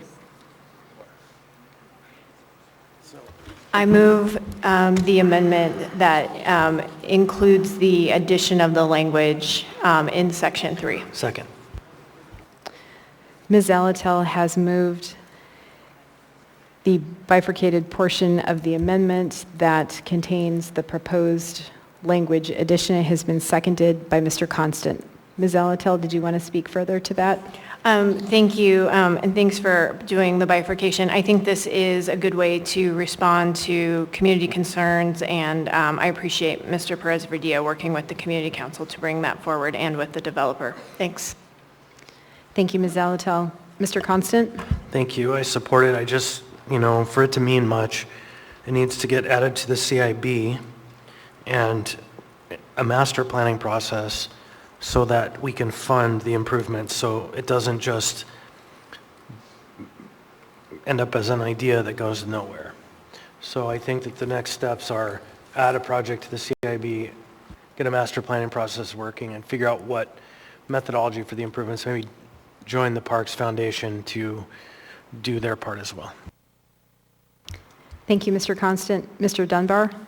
Thank you, Madam Chair. I'm not totally sure that is the next step, but I admit to not knowing exactly what the next step is. I'll say that for the members of the community that want to see us turn into a park, I would recommend that they look into what the Northeast Community Council and the Scenic Foothills Community Council did around Chanchnu Muldoon Park, which was zoned commercial, and the administration, 2 administrations ago, wanted to turn it into a developed property. And they worked very hard to get it dedicated. I can't remember which is first. It's dedicated or designated. They did both as a park. And there's a process for that designation or dedication. I think that is the next step. But again, I don't remember off the top of my head. They voted on that, I think, literally the year before I got onto the assembly. So for members of Turnitin Community Council, I would look to the process by which Chanchnu Muldoon Park became a park. Thank you, Madam Chair. Thank you, Mr. Dunbar. Mr. Chombley, is that you in the queue? The first step, you're correct in what you said, Mr. Dunbar, through the chair. The first step would be to make sure we amend the comp plan, the 2040 land use plan, and the West Anchorage district plan so that it aligns with it being open space or park. But if the Turnitin Community Council would like kind of help going through that process, I'm more than willing to help walk through how to make that a park. Thank you, Mr. Chombley. On the amendment? Go ahead, Mr. Constant. Plans without budgets go nowhere. Thank you, Mr. Constant. Seeing no other members in the queue, members may proceed to vote on the bifurcated amendment on the section with the additional language.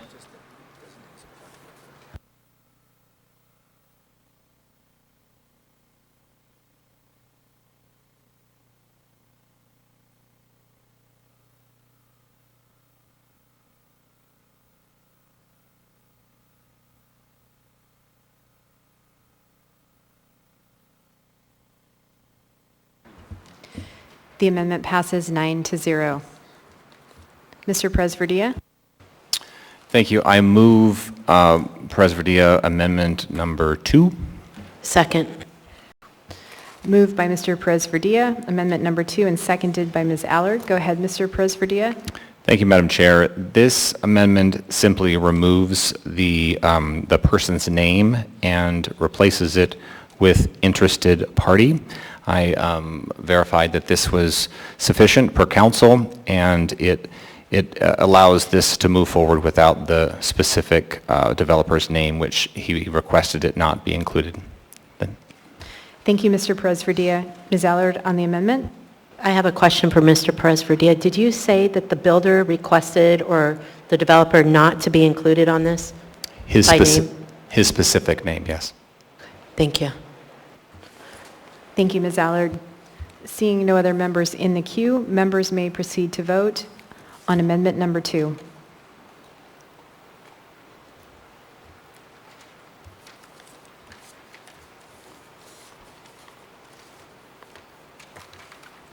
The amendment passes 9-0. Mr. Presverdia? We're back on the main motion, yes? We are back on the main motion as amended. Wonderful. Just a few thank yous. Thank you to specifically to the Turnigan Community Council and their and Anna, who really led a process with the developer and with the community to determine the best use of this land. I think that the result of this is not going to make everyone happy. I think that there certainly was compromise that was made, but it ensures that there is a significant part of this land that remains as open space, and we will work to develop it into parkland. And it gives the opportunity for housing, and for housing that is created and developed in a responsible way. So I want to thank the community for all of your emails and phone calls, and for the work of the Turnigan Community Council, and want to thank the developer as well for the hours that have been put into getting us to where we are now. And I want to just thank my colleagues for your patience. We had to delay this a bit and do some work in order to do it right, and I think that this is the best path forward. So I encourage your vote to approve. Thank you. Thank you, Mr. Presverdia, and I just want to confirm, we received 3 amendments, but it appears that Amendment 2 is the same as Amendment number 3. And yes, I'm not moving that one forward. Okay. Thank you. Thank you, Mr. Presverdia. Ms. Zalatel? Thank you, Madam Chair. Without some kind of guarantee, for the disposal of public property for a specific policy purpose, I'm reluctant to approve a non-competitive sale. I think that we need to be good stewards of the MOA property. MOA property, I think, is a really great strategic tool we have to address the housing crisis. Similarly, even possibly Heritage Land Bank property, we need to really think strategically about how we're going to get more housing units into Anchorage. It's going to be a key piece to our economic health, to recruiting new talent, to keeping people here. We cannot sustain Anchorage as a municipality that isn't going to suffer if we don't get some kind of hold on this housing crisis. So I'm of 2 minds, frankly, about this, but in the interest of acknowledging that this needs to move forward to hopefully see this builder develop it develop it quickly, develop it with a priority toward the housing. I will vote to approve it, but I think we really have to, as a body, in cooperation with the administration, have these conversations, because the one-off projects aren't going to create the strategy to solve this crisis. It's got, excuse me, it's got to be the identification of what tools we have at our disposal and how to strategically deploy them.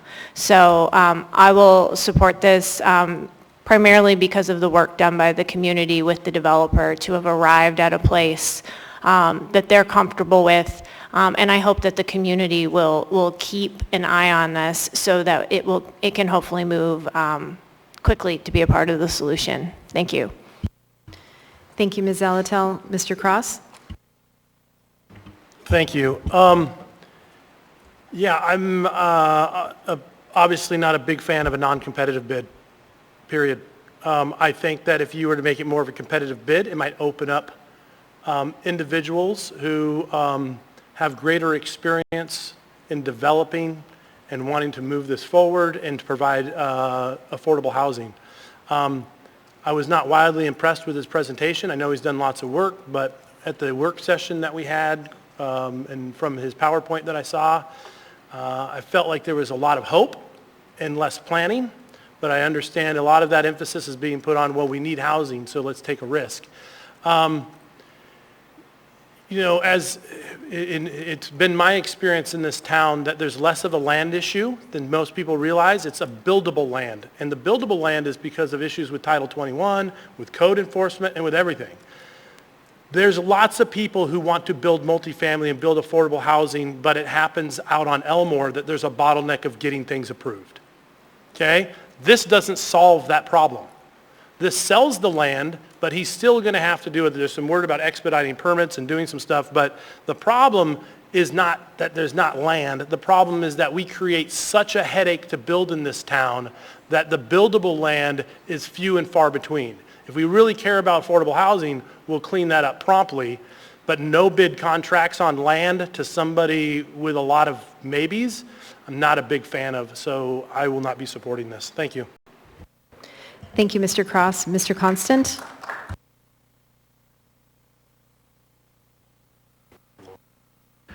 So I had a pretty passionate friend, old coworker from 20 years ago, reach out to me on this and say, you shouldn't support it because that's important parklands to our neighborhood.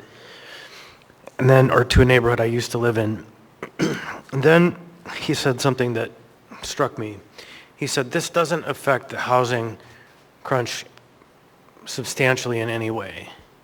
And to me, we don't solve this by building 500 units of housing at a time. We solve this by building 5 and 10 and 20 units at a time. We solve this by building every opportunity we have a chance to get housing units developed. And so I have to stand against my friends who would say don't build this, because we really are in a housing crisis, and the individual who comes forward with their own capital to say I'm going to do this if you'll support this initiative is worth getting behind. And so I support this ordinance. Thank you, Mr. Constant. Ms. Allard? Thank you, Madam Chair. I want to hear from the administration why you made this non-competitive. I mean, we approve unions all the time with non-competitive, so can you explain why you guys went that route, please? Mr. Trombley? Yeah, through the chair, Assembly Member Allard, we went non-competitive because I had an interested party come to me and say, this is what I'd like to do with this land, this is the housing that I'd like to build, this is the project that I have. He's a responsible, successful developer in Anchorage, has done hundreds of millions of dollars worth of work. I had no reason, I mean, it was a no-brainer for me. Thank you, Mr. Trombley. I'll support you. Thank you, Ms. Allard. Thank you, Mr. Trombley. Mr. Dunbar? Thank you, Madam Chair. And I find myself in an interesting position of agreeing with both Mr. Trombley and Mr. Cross. That is, we have a developer with a track record that wants to build housing on this parcel, and I think it makes sense for us to go forward. On the other hand, I agree with Mr. Cross that this isn't the kind of thing that really is going to solve the long-term problem. There are code changes we have been making and need to continue making, and improvements we need to make at the permit center that will improve building. I will say, and I also agree with you that I don't generally like non-competitive projects. I think it is better usually to go out to the market and see who responds. In this case, though, this process allowed the Turnagain Community Council to have a voice. If we just put it up on the market and said anyone can buy it, no strings attached, we might have gotten a little bit more housing, which is good, maybe a little bit faster, maybe a little bit more money, but we probably wouldn't have ended up with what I think is going to be a more responsible project that will better integrate into the neighborhood and this parkland that the neighborhood has expressed is valuable to them. And again, it's this constant push-pull because where I'm from in East Anchorage, we're mostly built out with really dense housing. And that already happened. And so it's relatively seldom that a new piece comes online in East Anchorage and gets built on in a significant way. But when it does, you don't hear a lot of opposition for whatever reason in my part of the city. And we've been able to build more and denser housing out there. And I think that's generally a good thing, again, because we need places for folks to live. The costs are outrageous right now. So again, I agree with almost everything you said, but I'm still going to vote for this because I think it is a step in the right direction, even if it's a step that's probably not as large a step as you would like to take. Thank you, Madam Chair. Thank you, Mr. Dunbar. Mr. Solt? Yeah, so I think I'm going to probably vote against this, and the reason is I'm just against the non-competitive nature of it. We've had an incredible, I'm going to say housing boom, it's not going to sound right, but housing boom, a real estate market where prices have been exorbitant. So why wouldn't we follow that process? Go out there, put a for sale sign on it, and start soliciting offers and have the prospective buyers compete against each other, because again, we're fiduciaries of the city's money, the city's land. And we should try to get the best possible market value we can get. And from my short time, what I've seen is we're not very good negotiators. We tend to give things away, and case in point, hey, I'll develop this land if you give me all the guarantees and my money back, and there's zero risk for me, it's all in the city, and that's not today's environment. But again, and absolutely agree with what Kevin said, we do need to fix the Title 21 processes so we can get housing built faster, quicker, cheaper. It's the only way to solve this thing in the long run. Thank you. Thank you, Mr. Solt. I will go back through the queue. Mr. Constant? Thank you, and I would just add that the code provides for a number of methods for disposing of land, and the non-competitive requires that there be a number of factors, and so we're just literally implementing the code by approving this ordinance. Thank you, Mr. Constant. Mr. Dunbar? Thank you, Madam Chair. Just very briefly to respond to something Mr. Solti said. The market value of the land is not the only value of the land to us, I feel like, as policymakers. And the example I keep coming back to is Chanchnu Muldoon Park in East Anchorage. So there were people who wanted to develop that as a commercial property, and the city would have made more money turning that into a commercial property. But now it's a beloved and beautiful park where there's kids there all the time, ice skating ribbon, farmers market, it's great. And I would argue that in the long run, it's actually increased the value of the property around there and made it a more desirable neighborhood. And so I'm hoping that the concessions that this developer was willing to make to the neighborhood will provide a public value that maybe goes beyond just a very strict market value. Thank you, Madam Chair. Thank you, Mr. Dunbar. Mr. Cross? I don't, we're again, the no competition concern. Second thing is, I'm sorry, I get a little closer, still hung up on no competition. The second part is I don't see any assurances that they're actually going to build what you say is affordable housing or what we need affordable. I know we throw the affordable. I've seen affordable housing being called on a large complex where there are one-bedroom units renting for $2,000 a month. That doesn't sound like that's the affordable housing index. So it's just housing. So just trying to add volume. And again, if we're just adding volume and we hope that by increasing the supply, we reduce the demand and create an affordable housing auxiliary around it, but maybe not this one component, then I say you open it up for highest and best bid. This particular project, if it's new construction in this location next to Rustic Goat in West Anchorage, they're not going to be giving these units away. They're not going to be giving these units away. This is going to be top-tier Class A tenants. And so, therefore, if we're building a Class A property using renewables and it's all latest, greatest state-of-the-art, they are in a business to make money. They're not going to give these away. This will not be your Class B and C rentals where there's a desperate need. It won't do anything to affect that, and therefore, put it out for open bid. Thank you. Thank you, Mr. Cross. Seeing no other members in the queue, members may proceed to vote on the motion to approve AO 2022-21S1 as amended.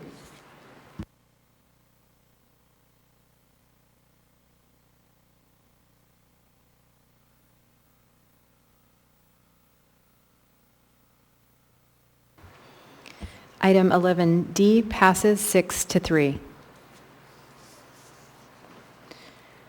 We will now take up new public hearings. We now have before us item 14A, ordinance number AO 2022-62, an ordinance amending Anchorage Municipal Code, Title 21, Land Use Planning, to create a new procedure for the Assembly to approve reinvestment focus areas. Public testimony on this item is now open. Are there any members who wish to speak?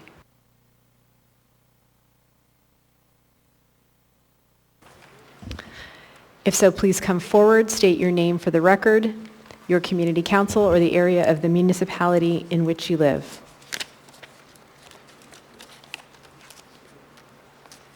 And please stay on topic and direct your comments to members of the dais. Welcome.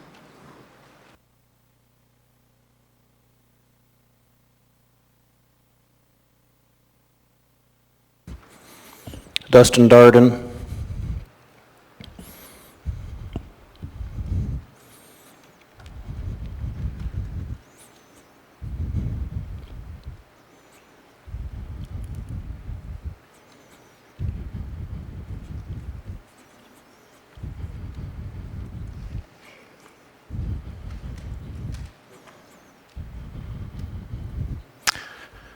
I think it'd be advantageous for the body.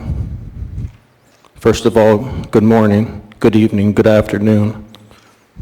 Thank you, Assembly people, for the opportunity to speak on this ordinance today. It's a great day outside, great day. Beautiful day. Be advantageous that we would include specific, since we're talking about procedures for reinvestment focus areas, to specify nonprofit organizations, such as there's a little property when you're heading downtown, and before you go over the bridge, it's called the Aviator Inn, and for whatever reason, it's drawn the attention of the public and federal officials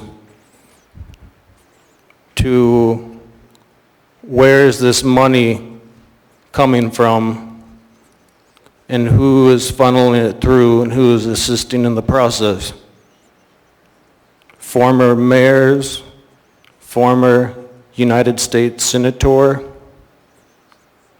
potential sitting local legislative officials. I think the specifications of what we spend our money on nonprofits should be disclosed to the public. and what level of involvement the body is involved.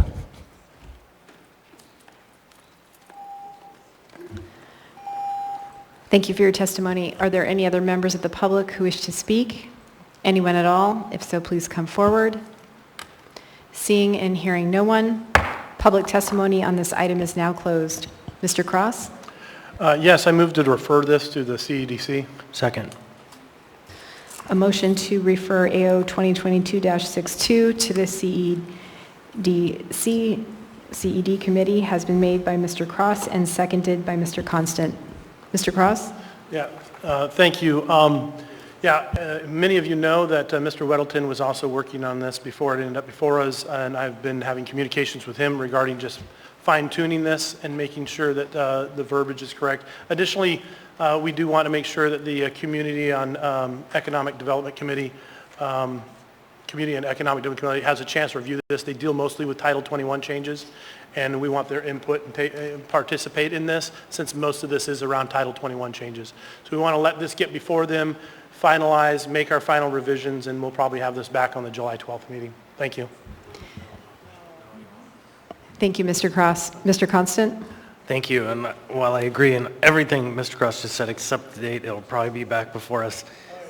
That said, this is a substantial project, and it's really the first time the Assembly's gotten a hold of it. And so I'm not a fan of moving big items that have gone through planning and zoning and other processes without us having a solid briefing on what it does and how it does it. And so I strongly support and came separately to the conclusion we needed to delay and send this to the Community and Economic Development Committee, so I support it. Thank you, Mr. Constant. Seeing no other members in the queue, members may proceed to vote on the motion to refer AO 2022-62 to the CEDC.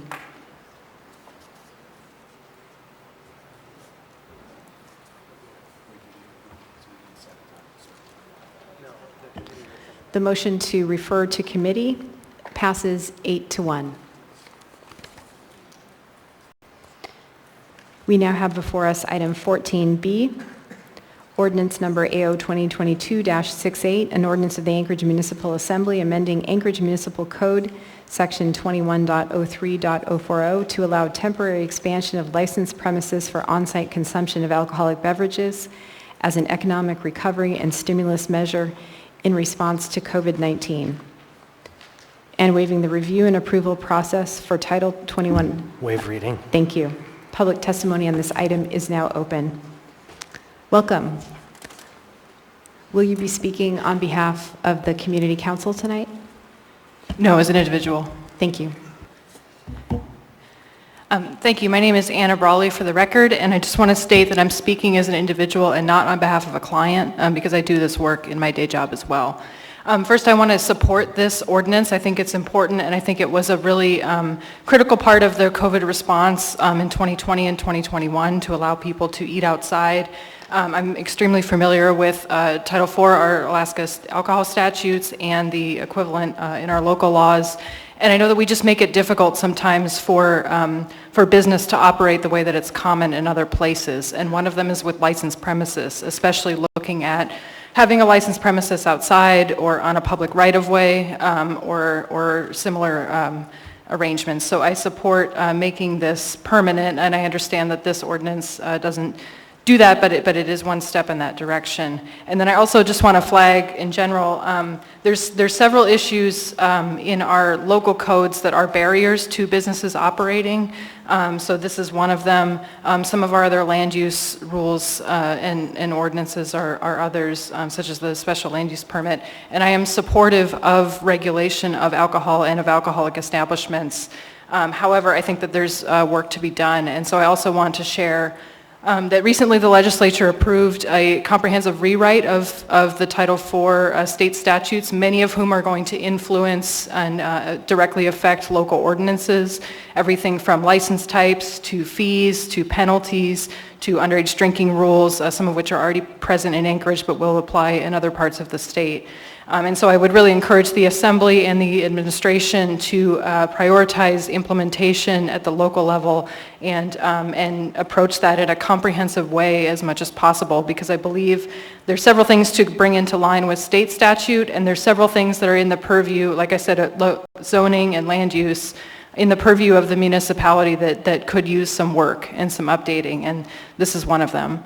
And finally, I just want to also clarify that some of the issues that these temporary measures we're addressing the last 2 summers really come down to our land use rules, but they also come down to cooperation or lack of cooperation with the State Department of Transportation, who, as we know, especially downtown, can be a major barrier to making livable, thriving businesses and places that are common in other cities and that many other people bring up as things that they want to see in Anchorage. And there's reasons why those things don't happen sometimes. And so I would again encourage the municipality to reach out to the Department of Transportation, and I know that that's been an ongoing process, and to really encourage that we work together to find common ground and make these improvements in modernization. Thank you. Thank you for your testimony. Are there any other members of the public who wish to speak? If so, please come forward. Welcome. Good evening.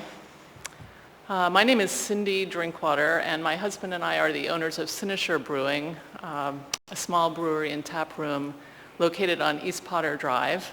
We've been in business for about 5.5 years, and I'm here tonight to testify in support of 2022-68. You all may be a little bit familiar with Sinisher Brewing's situation because I emailed you, each of you last month, to describe what our business had been through in terms of the time and resources and expense in trying to get approval for permanent outdoor seating. The seating area we are proposing is small. It's basically 2 parking spots and some of the sidewalk in front of our business. And it's the same as what we had in 2020 and 2021. We had no problems. It was a popular alternative to being inside, and we certainly would like to be able to offer that again. So our special land use application is on your July 12th agenda, so we're hopeful about that. But in the meantime, I was really pleased to learn that this ordinance had been introduced, and I think it really could make a significant difference to small businesses. As you know, small businesses have been trying to recover from the last couple of years, and then to our sort of surprise, this summer we've had a host of sort of newer problems, newer and not so new, supply chain issues, significant cost increases for goods, ingredients, shipping, and then of course inflation and some economic uncertainty due to other factors. So it's been a more challenging summer than we'd hoped for. We probably get 3 or 4 calls a week from people who are asking if we have outdoor seating, and hardly a day goes by when we don't hear from a customer asking about why we don't have outdoor seating as we have in the past. So I think this ordinance will be very popular among businesses, breweries, restaurants, like small businesses like ours, and also residents and visitors to Alaska. So I just wanted to close and say I very much appreciate the Assembly's time and attention to this issue, and I hope you will vote in favor of it this evening. Thank you very much. Thank you for your testimony, ma'am. Actually, if you would stick around, Mr. Dunbar has a question for you. Thank you, Madam Chair, and thank you, Ms. Drinkwater, for flagging this for us, I think, in a really, a really stark way. And so my question, I think you've already answered it, is were you able to find any kind of interim solution have you been able to do any outdoor seating, before we pass this? And I hope we do pass this tonight, but it sounds like you haven't been able to do that outdoor seating yet. Is that right? Correct. We are just awaiting the special land use application amendment at this point. Yeah, I apologize for that. I was hoping that there'd be some kind of administrative solution for, the early part of this summer, and obviously that probably the administration felt it wasn't legally possible, and so hopefully we can help remedy that tonight. But thank you again for advocacy on this issue. Thank you, Madam Chair. Thank you, Mr. Dunbar. Thank you for your testimony. Thank you. Please state your name for the record, your community council, or the area of the muni in which you live.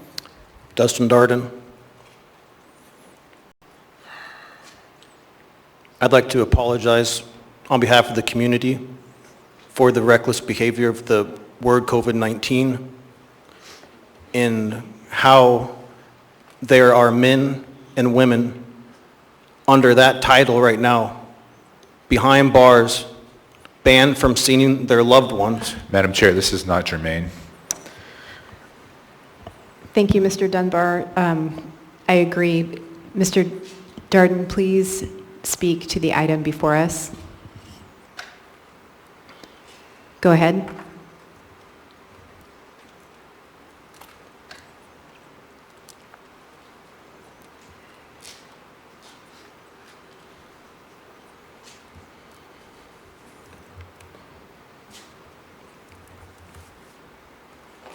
I invoke my Fifth Amendment right to the Constitution of the United States of America.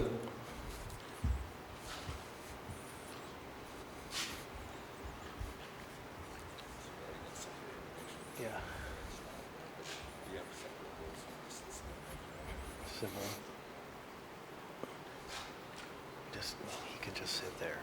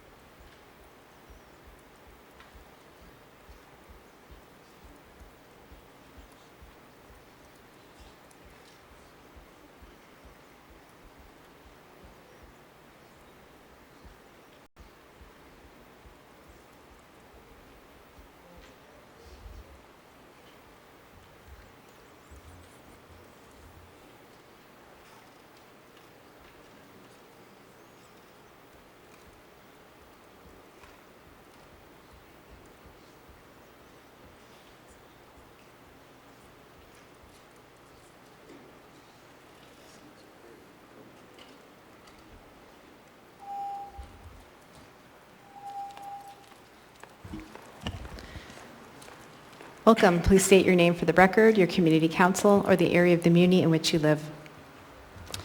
Sherry South. I would urge and recommend and request that you guys do not support ordinance AO 2022-68.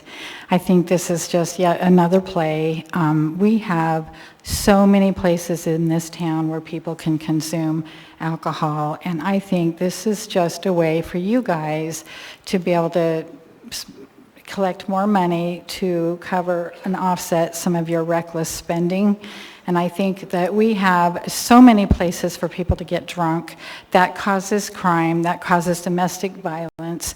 I don't think we need to expand that. And I'm so tired of hearing the rules all have to change because of COVID-19. It's been 2.5 years. You guys grow up, get over it, we're done. This is outrageous, like everything else you guys try and do. We don't need any more on-site consumption. We don't. Do not pass this. Thank you. Thank you for your testimony, ma'am. Ma'am, Mr. Cross has a question for you. Mr. Cross? So it's my understanding, so first, a small statement before I ask you a question is that this doesn't expand liquor licenses. It allows current existing restaurants who have increased the area on their property that they're allowed to serve alcohol to continue to do so. Are you against existing businesses that are now have tables and chairs out on their property that they pay taxes for in front of them? Are you against them serving alcohol on their premises outside their doors, or are you against new liquor licenses? Because forgive me, it sounded like you were just against expanding more liquor license, not necessarily on allowing a current business owner just more use on their own property. So could you clarify? Well, explain the need. Like, why do we have to expand places where people can do that? I've been to most restaurants in town, and they have, it seems, ample space for them to already do that. So why do we have to do this? I don't see any need. I don't think that we need to be drinking so much. Yeah, I don't think you guys should approve liquor licenses every meeting we have, because it is such a problem in this city.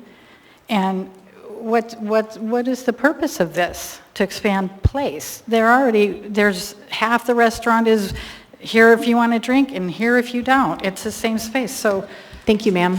I don't understand why do we have to expand it? Doesn't make sense. Thank you for your testimony. Are there any other members of the public who wish to speak? If so, please come forward. Welcome. Are you speaking on behalf? I'm speaking on behalf of myself. Okay, thank you. So, hello, my name is Mike Edgington, District 6, Girdwood. I'm speaking just very briefly in support of this. I spoke to a couple of our local restaurateurs out in Girdwood today. One went through the process of expanding to outdoor serving before the waiving of these rules, a year or so before the COVID pandemic.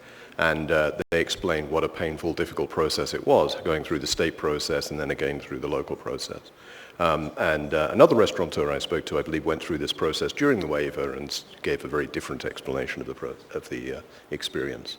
So I think this conforms very much with something that Mr. Cross said earlier about reducing the burden on our businesses in the current environment, which is obviously very difficult. There are a few other areas of code, I think, which also provide an undue burden. I think there's aspects of Title 21 on on-site parking and other things which also tie into the same issue. I know there are changes afoot in that area, so I support those in the future. But I recommend passage. Thank you. Thank you for your testimony.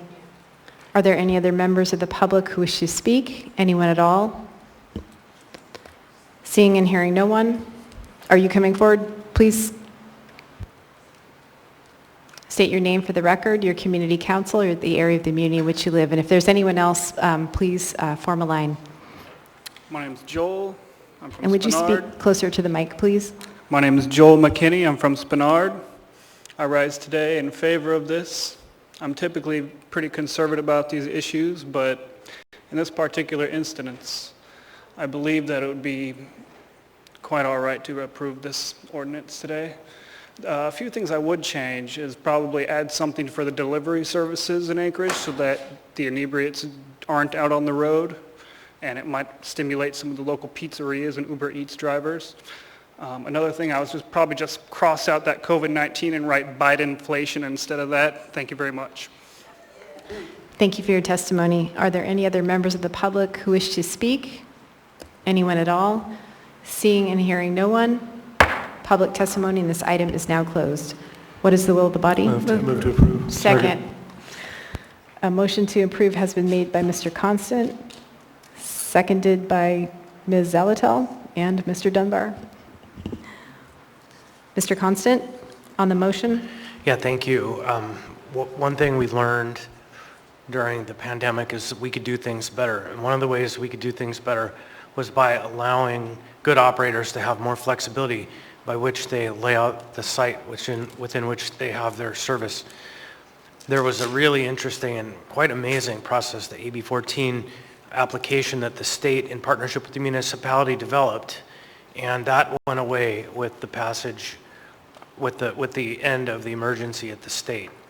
And so one thing we can do is take forward with us the values, the good things that came out, and that is allowing businesses to be more creative in how they use their space. Now this, you'll note, is a temporary process. It does not solve the issue going forward. It only takes care of it through next year. And so the challenge to the body is to come up with a way to allow people to more creatively use the sidewalks in front of their businesses to serve outside in the summer when it's nice, instead of being forced to be inside of a hot room like it is in here right now, and allow them to be more flexible to utilize the parking that they have that doesn't get used, and to allow street closures that could be more effective to celebrate the amazing culture and place that we have in the summer when people come from all over the world to be here. And so this is a fractional step along the way to succeeding very good improvements, but it's also a necessary step. As we've heard, we have one petitioner here who has to wait 21 days before an action we can take because of a Title 21 requirement, when practically speaking she should be allowed to serve outside. And so especially in a glorious summer like we're having now, I urge your support. Thank you, Mr. Constant. Mr. Cross?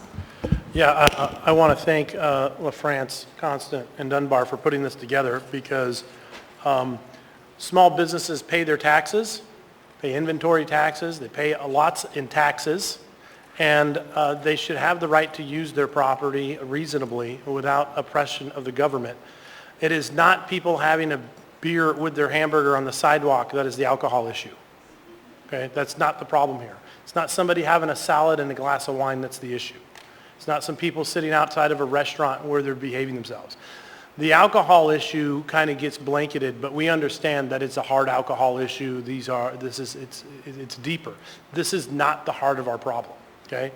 Allowing businesses to prosper and overcome the obstructions put in the way by government, I will always support. And so I really appreciate your work on this. I stand behind it wholeheartedly. Thank you. Thank you, Mr. Cross. Mr. Dunbar? Thank you, Madam Chair. I'm just chuckling a little bit because I guarantee, Mr. Cross, at some point in the future, we will find a regulation you like, and the business will ask to change it. Does it regulate the government? You'll be on the other side of it. It's inevitable. But I thank you for supporting this, and I want to thank my co-sponsors. I really want to thank Ms. Drinkwater for advocacy, Ms. Brawley for all the work she's done on Title IV at the state level. And again, I don't want to completely repeat what Mr. Constant said, but you know, there are other parts of the country that have started to think a little more creatively about not just liquor license, but also food service and that kind of thing. I was in Durango, Colorado last summer visiting my parents who have retired to a little town down there. And there were these restaurants that had essentially expanded into the street and sort of reclaim part of the parking.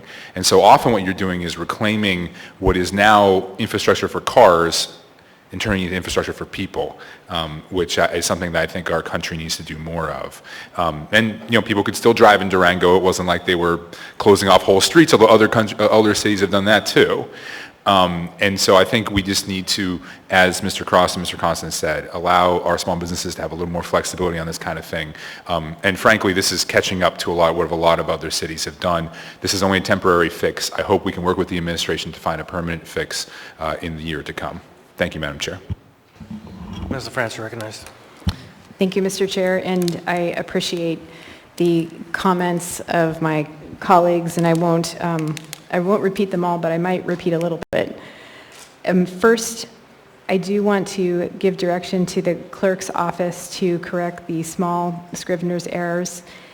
Instead of premises on the AO, it says premise, and so if we could just add that S, and then on the AM, there's a typo where it says COVID-10. instead of COVID-19. And I wanted to reiterate too that while this is a temporary solution, there is commitment, I believe, to work with the planning department and work with the administration to find a permanent solution to streamline this process and frankly any other processes that we can streamline.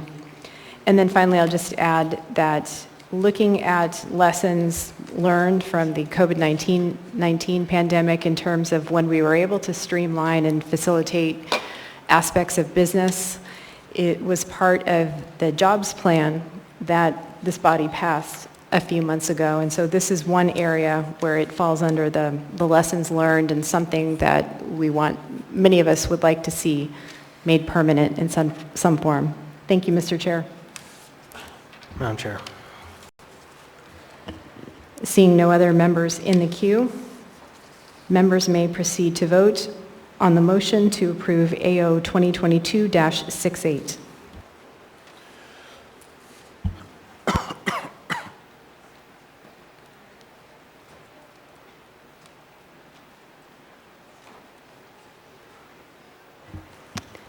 Item 14B passes 9-0.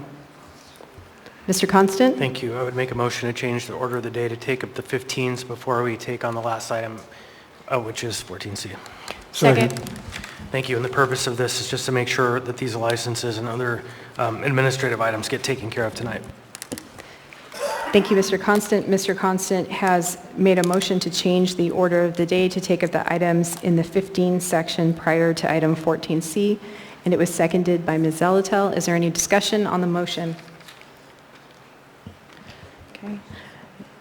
Seeking unanimous consent, is there any opposition to changing the order of the day? Seeing none, the order of the day has been changed, and we will take up item 15A, resolution number AR 2022-193, a resolution of the Anchorage Municipal Assembly approving an alcoholic beverages conditional use for a beverage dispensary tourism use, duplicate and license number 4403 for Host Chen ANC FB LLC. Waive reading. Thank you. DBA Humpy's Great Alaskan Ale House in the TR Transition District. Public testimony on this item is now open. Are there any members of the public who wish to speak? If so, please come forward. State your name for the record, your community council, or the area of the municipality in which you live.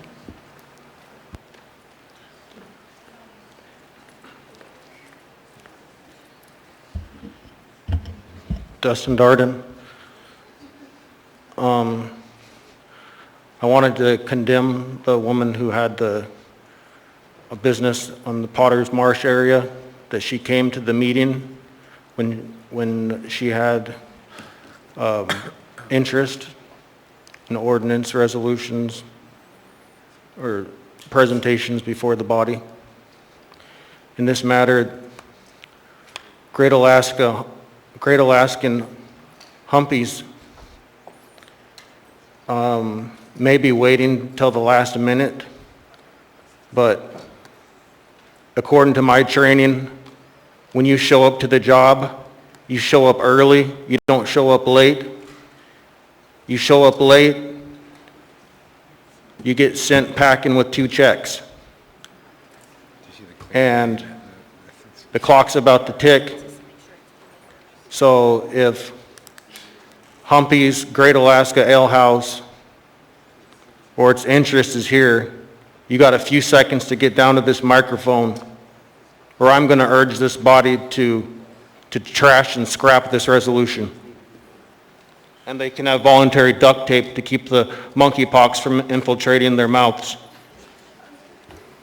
Thank you for your testimony. Are there any other members of the public who wish to speak? If so, please come forward. Seeing and hearing no one, public testimony on this item is now closed. What is the will of the body? Move to approve. Second. A motion to approve has been made by Mr. Constant and seconded by Ms. Zelatel. Is there any discussion? Seeing no members in the queue, members may proceed to vote on the motion to approve AR 2022-193.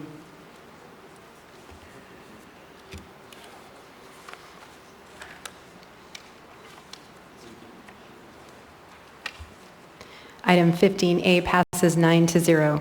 We now have before us item 15B, resolution number AR 2022-195, a resolution of the Anchorage Municipal Assembly stating its conditional protest regarding the renewal of beverage dispensary liquor license number 1625 for Fire Tap Takotnu LLC DBA Fire Tap Ale House Restaurant Takotnu Commons located at 1148 North Muldoon Road, Pad M, Anchorage, AC 99514. Pending satisfaction of municipal requirements. reading. Thank you. Public testimony in this item is now open. Are there any members of the public who wish to speak? If so, please come forward, state your name for the record, your community council, or the area of the municipality in which you live. Dustin Darden, I'm coming up as a double-edged sword. Number one, Fire Tap LLC may be in the facilities and disposed, and this gives them a couple more seconds to get down the microphone. Number two, this gives me time to advocate for an electronic bubble machine to be dispensed at the dispensary of the Fire Tap to prevent any kind of infiltration from unknown pathogens. Bubble machines are known to eliminate all unwelcome pathogenic biometric scanning devices and any kind of arrhythmic heart palpations from electromagnetic frequencies. Bubble machines need to be dispensed at once at the Takotnu Fire Tap before they come out of the facilities to speak, hopefully. Thank you for your testimony. Are there any other members of the public who wish to speak? Please come forward, state your name for the record, your community council, or the area of the muni in which you live. Niall Williams. I would like to recommend that the Liquor Authority investigate the procedures of Fire Tap LLC. Their liquor handling procedures are not appropriate and according to the law. When you marry bottles of liquor, it is against the liquor law. Thank you for your testimony, Mr. Williams. Mr. Solt has a question for you. Oh, you don't? Oh, sorry about that. Are there any other members of the public who wish to speak? Anyone at all? Seeing and hearing no one, public testimony is now closed. What is the will of the body? Move to approve. Second. Motion to approve has been made by Mr. Peterson, seconded by Mr. Constant. Mr. Solt? So I'm not sure if this belongs here, but I believe on the 14th, we approved this license to transfer to On the Border. So I don't know if it's just a wording issue or how that plays into this. Because one was a transfer, this is a renewal, so. Thank you, Mr. Solt. It is my understanding this is a different item.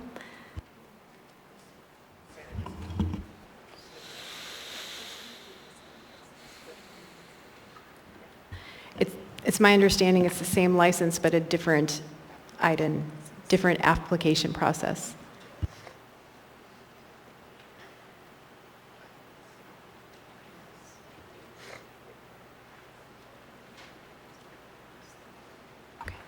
Mr. Dunbar? Thank you, Madam Chair. And I actually had a question similar to Ms. Solt, or Mr. Solt, apologies. And I wonder is Mandy online? Is she available for us? And I apologize for not requesting We were just earlier. discussing that.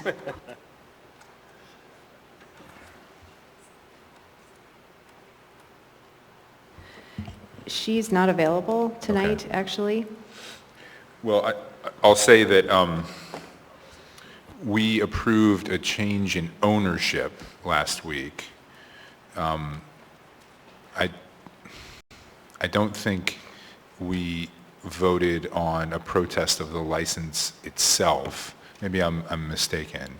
So I think that's the difference. I think this is the license that we transferred last week, and I think we are renewing that license. You're correct that it's now On the Border. I had the chance to visit last week. I think this is a responsible operator, and I have not received any protest from the Northeast Community Council. You know, of course, we don't ultimately have control of these. We are just making sort of a recommendation, a strong recommendation, but recommendation to the Alcohol Control Board. So I think if there is an issue, I would hope that they would resolve it. But I see no reason not to approve this tonight. Thank you, Madam Chair. Thank you, Mr. Dunbar. Do members have any other comments?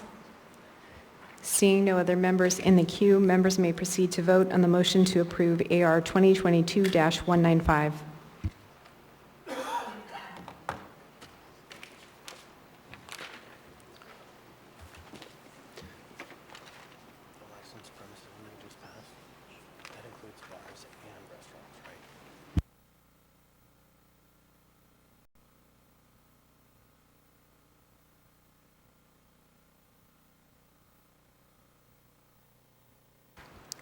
Item 15B passes 9-0. We now have before us item 15C, resolution number AR 2022-196, a resolution of the Anchorage Municipal Assembly stating its conditional protest regarding the renewal of beverage dispensary tourism liquor license number 10 for Ellen Henry Choi, LLC DBA Al's Alaskan Inn located at 7830 Old Seward Highway, Anchorage, Alaska 99518. Thank you. Public testimony on this item is now open. Are there any members of the public who wish to speak? Please state your name for the record, your community council, or the area of the municipality in which you live. Dustin Darden. Al's Inn has a crock pot full of chili. They have a ping pong table. If you like ping pong, chili, they have that. You don't have to drink alcohol. They use a lot of diamond plate steel, aluminum in nature, all over the place. What kind of meat? Probably beef in the chili. Maybe they could use some moose. Mr. Darden, would you please speak to the item before us regarding the protest? I invoke my Fifth Amendment right to the Constitution of the United States of America.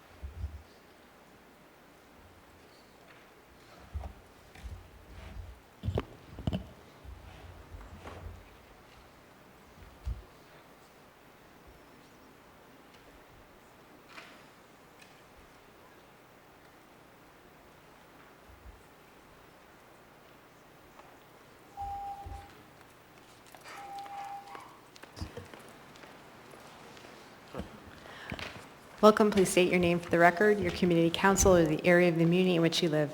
Niall Sherwood Williams.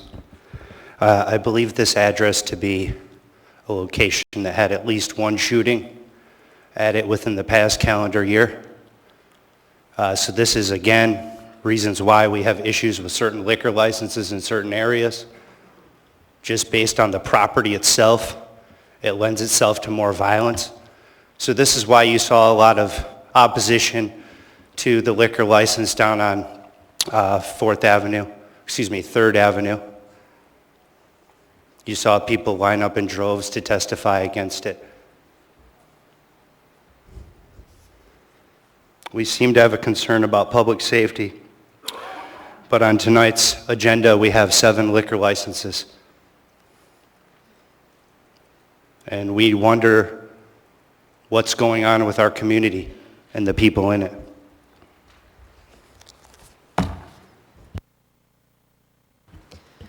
Thank you for your testimony. Are there any other members of the public who wish to speak? Anyone at all? Seeing and hearing no one, public testimony on this item is now closed. What is the will of the body? Move to approve. Move to approve. A motion to approve has been made by Mr. Constant. Mrs. Allard, was that a second? Yeah. Seconded by Ms. Allard. Ms. Zalatel? Thank you. So this particular establishment has come up at Community Council a number of times.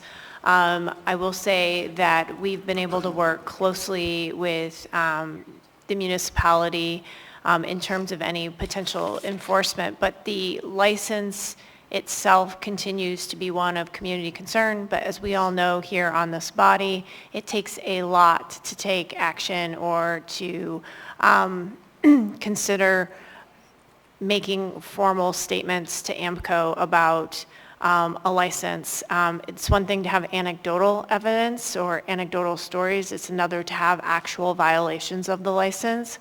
So all that said, I'll support the conditional protest moving forward tonight, but know that we talk about this at nearly every community council in that area, and the neighbors know how to get in touch with Mr. Rivera and I. Thank you. Thank you, Ms. Zalatel. Mr. Constant? Thank you. I would move LaFrance Amendment 1 that changes in Section 1, it enters its conditional protest and changes to certifications from land use enforcement instead of the Anchorage Health Department. Should be in your packet. Second. Thank you, Mr. Constant. Seconded by Ms. Zalatel. Essentially, it corrects a clerical error. Thank you, Mr. Constant. Seeing no members in the queue, members may proceed to vote on Amendment Number 1.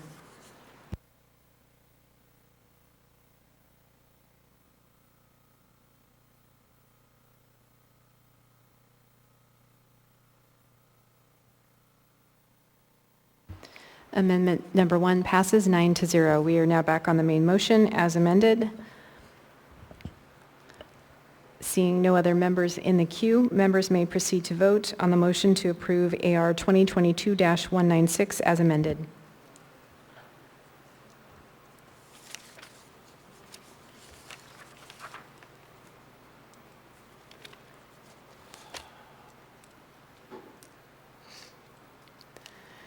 Item 15C passes 9-0.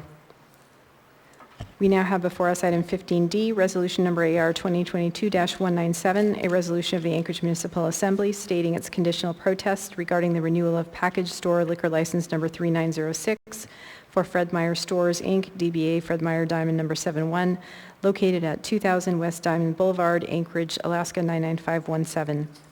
Waive reading. Thank you. Public testimony on this item is now open. Are there any members of the public who wish to speak? If so, please come forward and state your name for the record, your community council, or the area of the municipality in which you live.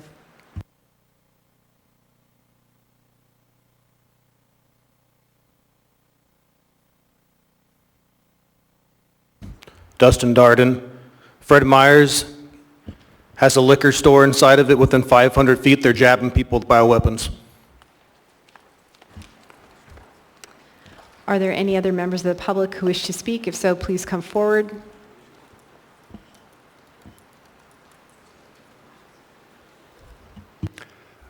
Here we have one of 3 liquor licenses for Fred Meyer on tonight's agenda. In all of these stores, they sell packaged liquor that you're supposed to consume off-site. You can also purchase groceries at these facilities.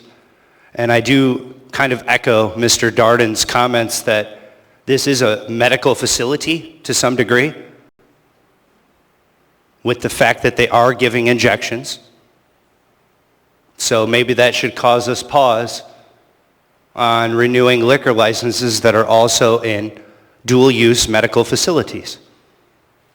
Just a consideration for the body. Thank you for your testimony. Are there any other members of the public who wish?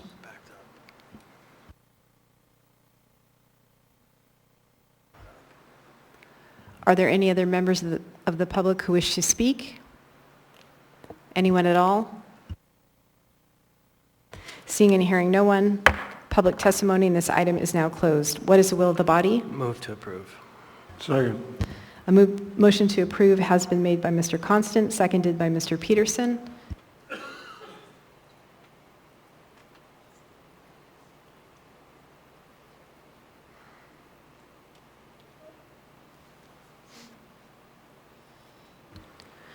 We are just taking a moment to let the system catch up.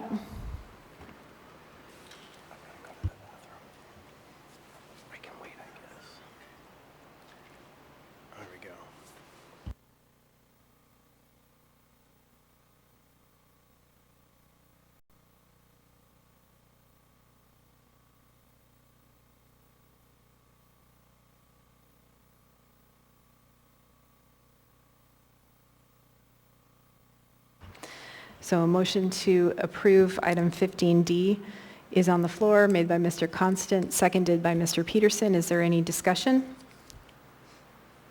Seeing no members in the queue, members may proceed to vote on the motion to approve AR 2022-197.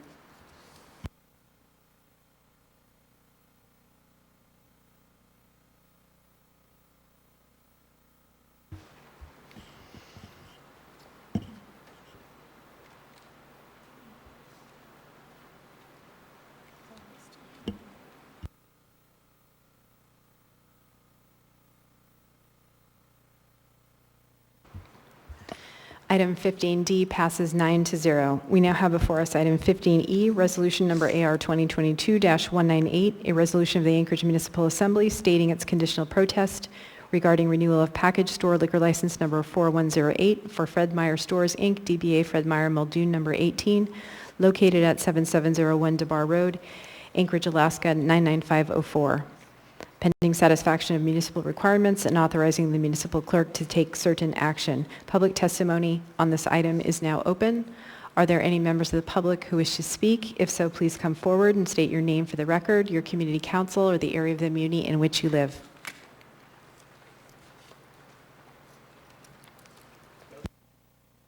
Dustin Darden. Fred Meyer's serves food similar to Walmart. Walmart has installed turnstiles that have the appearance of 5G transmitters when you walk in the door. Are there any other members of the public who wish to speak? If so, please come forward, state your name for the record, your community council, or the area of the community in which you live.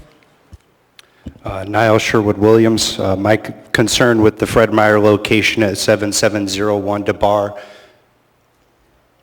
is that it's very close to a municipal park, which is right across the street, across Muldoon. As well, this place is also operating as a quasi-medical facility. Thank you for your testimony. Are there any other members of the public who wish to speak? Anyone at all? Seeing and hearing no one, public testimony in this item is now closed. What is the will of the body? Move to approve. Second. Motion to approve has been made by Mr. Constant, seconded by Mr. Peterson. Is there any discussion? Seeing no members in the queue, members may proceed to vote on the motion to approve AR 2022-198.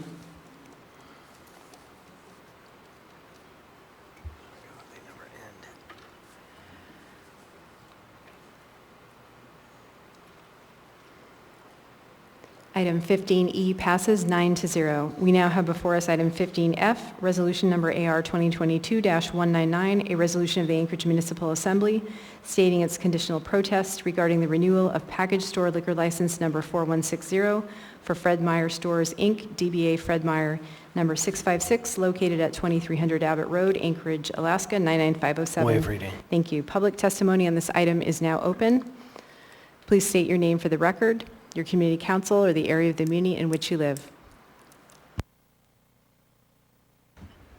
Dustin Darden. Just real quick, Chair, they serve alcohol at the Fred Meyer's on Abbott, to the best of my knowledge, last time I checked. They're seeking a renewal of their liquor dispersing. I bought some meat there discounted, and it smelled really bad when I got home. Thank you for your testimony. Are there any other members of the public who wish to speak? If so, please come forward. State your name for the record, your community council, or the area of the community in which you live. Fred Meyer Package Store number 3 on Abbott Road, also what should be known as Diamond Boulevard. That's a concern in Anchorage. A lack of unification of street names that are collinear. So when a street is the same and it's running along the same path, and however you name it a different name. Mr. Williams, please speak to the item before us. Yes, Madam Chair. Also a concern with this particular liquor license, there are no local contact informations within the packet provided. They're all out-of-state contacts. Why are there no local telephone numbers or local people? Again, where is the total listing of our alcohol tax collected and used? Why is that not included in every liquor license packet? I maintain that concern to the body. I'd like to see it addressed in the coming weeks, please. Thank you. Thank you for your testimony. Are there any other members of the public who wish to speak? Anyone at all? Seeing and hearing no one, public testimony in this item is now closed. What is the will of the body? Move to approve. Second. A motion to approve has been made by Mr. Constant, seconded by Mr. Peterson. Is there any discussion? Seeing no members in the queue, members may proceed to vote on the motion to approve AR 2022-199.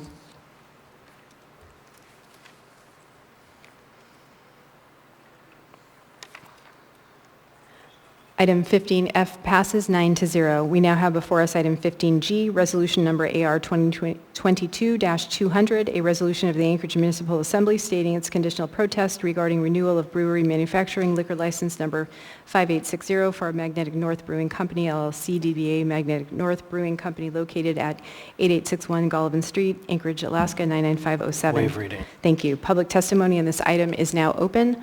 Are there any members of the public who wish to speak? If so, please come forward, state your name for the record, your community council, or the area of the municipality in which you live.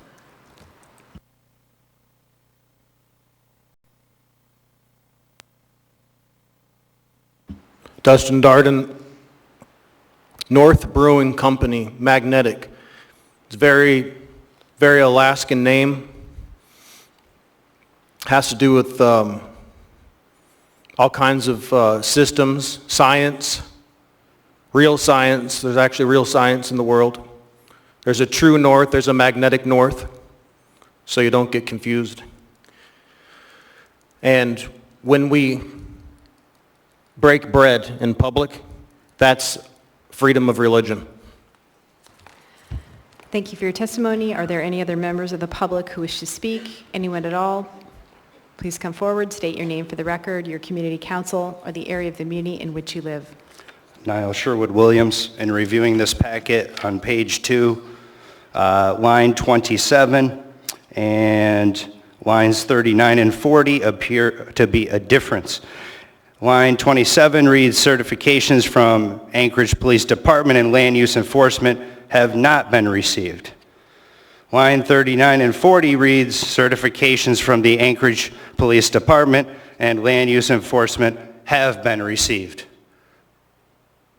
So was that by declaration and decree of the body, or was it actually received?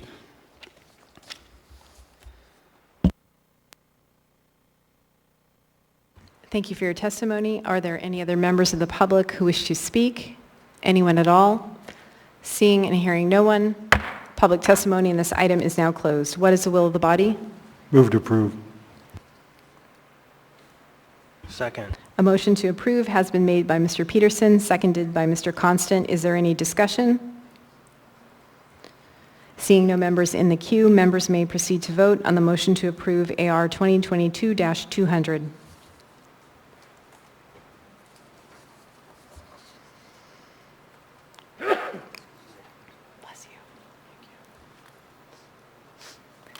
Item 15G passes 9-0. We now have before us item 15H, resolution number AR 2022-201, a resolution of the Anchorage Municipal Assembly stating its conditional protest regarding the renewal of beverage dispensary liquor license number 1697 for TCL Brothers Alaska LLC DBA Trophy Lounge located at 8801 Jewel Lake Road, Anchorage, Alaska 99502. Waive reading. Thank you. Public testimony on this item is now open. Please state your name for the record, your community council, or the area of the muni in which you live. Dustin Darden, I'm familiar with this location. There's a bowling alley, and then there's a place where you can actually go in there and you can get some high-grain alcohol. There used to be a book in this library called How to Make Fuel, How to Make Your Own Fuel. And you could take that and change one orifice in your car. You could take that fuel from that bowling alley dispensary you stick in your car. But I just, one moment, this is germane, on topic, on point, real quick. The guy, he was Marty McFly's homeboy. He had garbage that he stuck into his machine, his car. It was a DeLorean. And that's how he said, "Great Scots." What I'm saying, this is germane, on topic, on point, on topic. You put that in the DeLorean and that thing moved. But I have to say this on point, on topic, on point, on germane, is that when you put, the man who invented a car that was powered by water got assassinated recently. Are there any other members of the public who wish to speak? If so, please come forward, state your name for the record, your community council, or the area of the muni in which you live. Niall Sherwood Williams, in response to 2022-201, this liquor purveyor operates services to the general public, to families.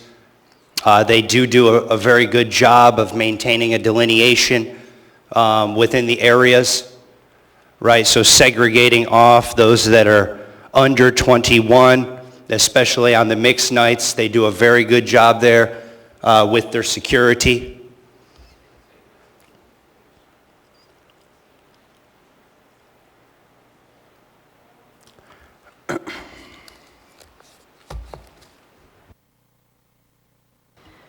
Thank you for your testimony. Are there any other members of the public who wish to speak? Anyone at all? Seeing and hearing no one, public testimony is now closed. What is the will of the body? Move to approve. Second. Move to approve by Mr. Constant, seconded by Mr. Peterson. Is there any discussion? Seeing no members in the queue, members may proceed to vote on the motion to approve AR 2022-201.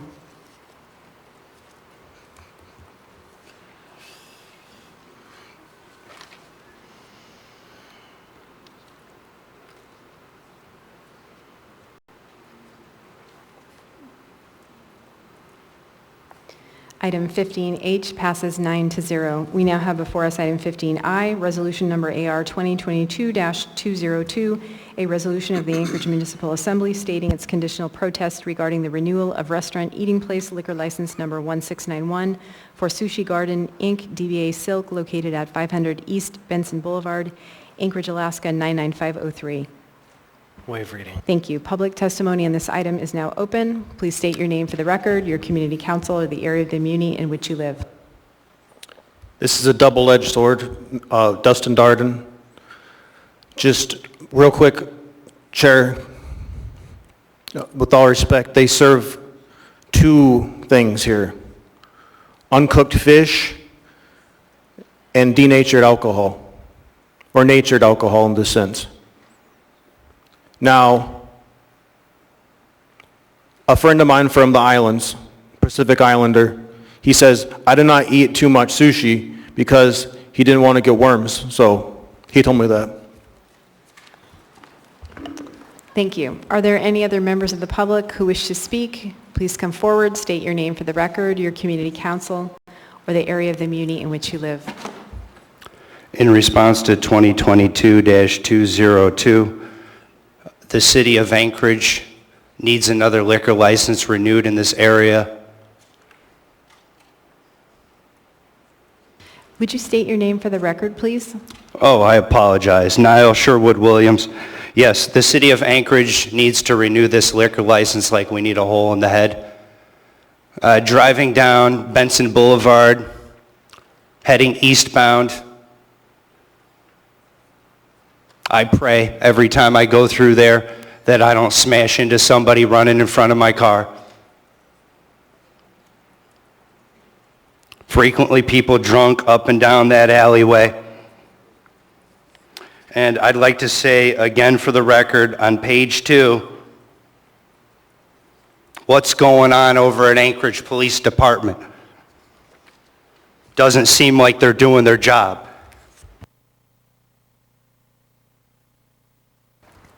Thank you for your testimony. Are there any other members of the public who wish to speak? Anyone at all? Seeing and hearing no one, public testimony on this item is now closed. What is the will of the body? Move to approve. Second. A motion to approve has been made by Mr. Constant and seconded by Mr. Peterson. Mr. Constant? Thank you. We've heard a number of testimonies tonight that we should not license these liquor establishments, and the arguments tend to be there's too many of them, too many problems, etc. And I just would point out that the 18th Amendment to the U.S. Constitution prohibited alcohol, and the 21st Amendment to the U.S. Constitution repealed that prohibition. These people have a right to try to make a business that works, and so I support these people as long as they operate in a way that doesn't cause harm. Thank you, Mr. Constant. Seeing no other members in the queue, members may proceed to vote on the motion to approve AR 2022-202.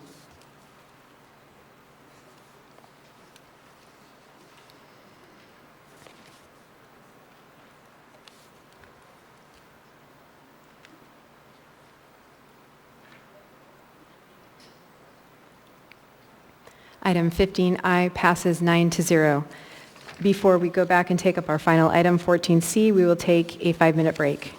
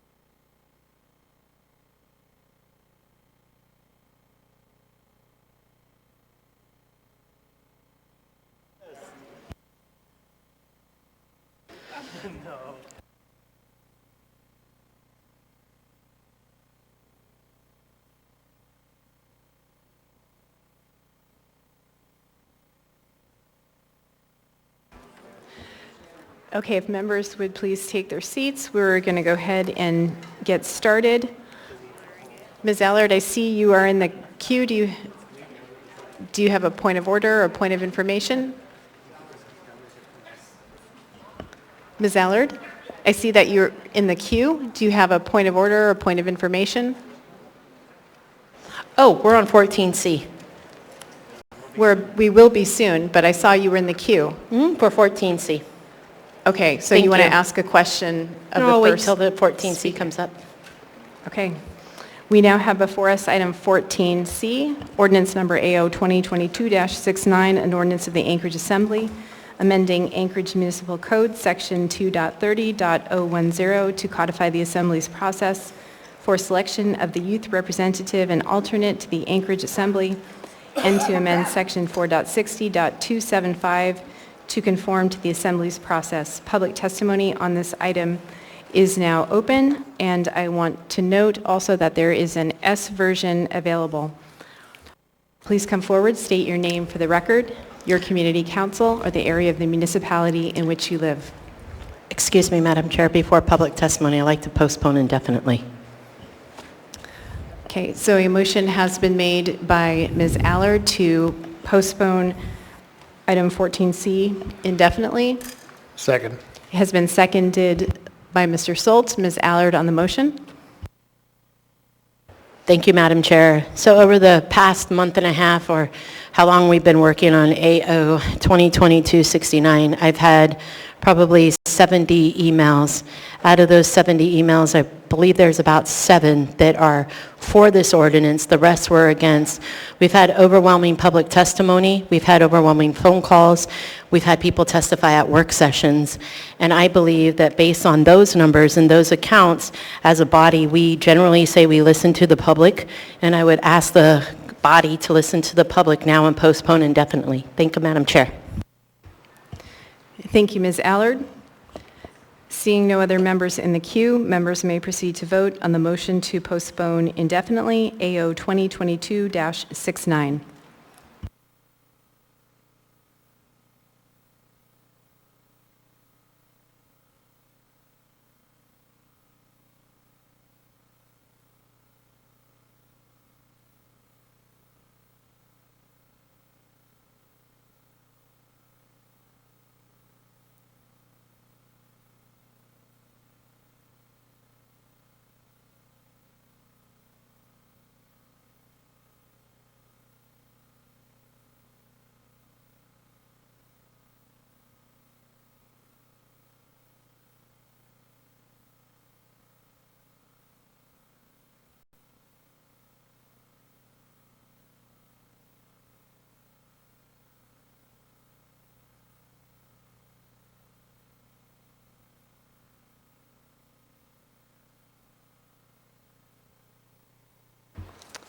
The motion to postpone item 14C indefinitely fails 3-5.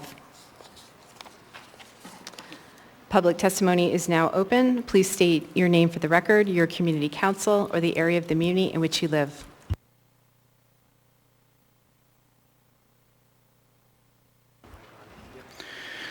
Hello, Dustin Sherman. I live in South Anchorage, represented by Mr. Salt and Ms. LaFrance. Hello, folks. Good to see you again as usual. I'm here tonight to testify against AO 2022-69. As evidenced by this last election period, the people of this state and the majority of the municipality has once again rejected your candidates. One of them even getting beaten by Santa Claus. This time it was for the representative of the state. The leading 2 candidates are Republican. Even with that, you still want to impose your will on the voters, and now importantly, their youth. Your position is not to enforce your will, but to listen to the people and do what the people want you to. Now you want total control over the youth who can't quite vote yet. There is a bright spot to this, however. Taking their voices now will harm you later. We are seeing that nationwide. The more you take now, the more it will come back to you in tenfold. Studies have shown that the generation coming up right now will be the most conservative youth in several generations. Why? Because they don't listen, nor do they believe the hype. They don't sit and listen to the media day in and day out, and they respect the political, and they reject the political polarization you yourselves have created. Congrats for waking up the masses. Do the right thing and allow them to choose their own reps. If you don't, I can assure you more and more of them will begin to show up. And I will use my influence and my voice to ensure that that happens. As far as training goes, I think Ms. Price did a bang-up job in the short time she served. The only thing she did, and it's obvious you didn't like it, she spoke freely and against your views. Nothing else. You couldn't control her. That's why you decided to pull this stunt. Period. Thank you. Thank you for your testimony. Please come forward, state your name for the record, your community council, or the area of the community in which you live. I'm Carol Dunphy, East Anchorage. I am the mother of Rebecca Dunphy, the current Youth Advisory Chairwoman. I am against AO 2022-69 as it would silence youth voices and appears to be influenced by erroneous assumptions. Before I start, let me get you some relevant background on the Youth Advisory Chairwoman's character. She is a compassionate human being. She loves fiercely. She stands up for the less fortunate. Why is she so strong and compassionate? Because she has suffered much.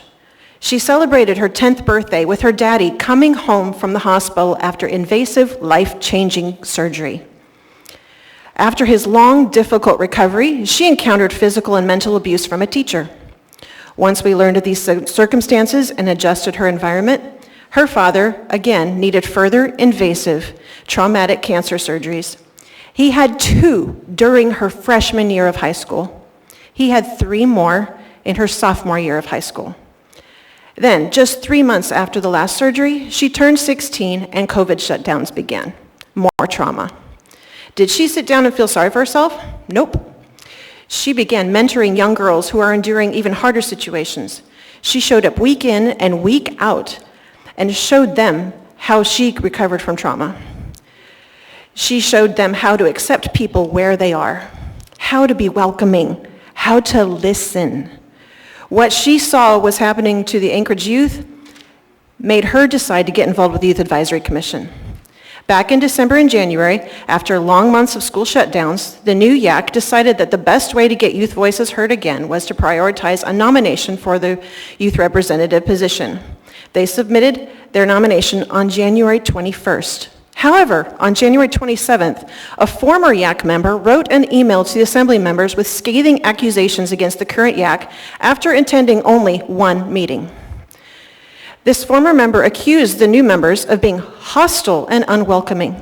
In this email, the former member said, quote, "I strongly suggest the Assembly not approving any youth representative or alternative until the youth applications are open to all Anchorage youth, not just the YAC members," end quote.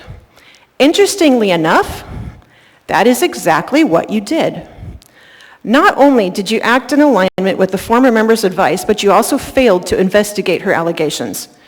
The YAC chairman behind me was never consulted, never given the chance to present another side of the story. She was silenced. None of the assembly has visited a YAC meeting. Well, in contrast, at the work session last Saturday, my daughter was not given instruction on how to get into the discussion queue, even though others were able to. Others were allowed to speak openly, but she was not. She was silenced again. I urge you to vote no on this. Thank you for your testimony. Ms. Allard has a clarifying question for you. Ms. Allard? Has Rebecca, when you were speaking to your daughter in reference to those allegations, could you tell me about that meeting of when that individual was attending without mentioning names, because I believe they're minors? Was there any sort of discrimination or anything that maybe happened, that maybe the kids don't understand how it works, or what the meeting was about that particular night, please? From what I understand, they introduced each other and talked about what they were interested in. Again, I was not there. Madam.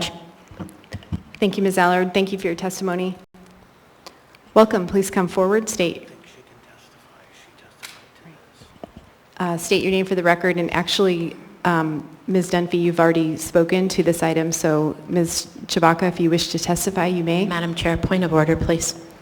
What is your procedural question, Ms. Allard? I'm not really sure, but I believe Mrs. Dunphy spoke, or Ms. Dunphy spoke on her behalf, but not as a member of the commission. That is correct.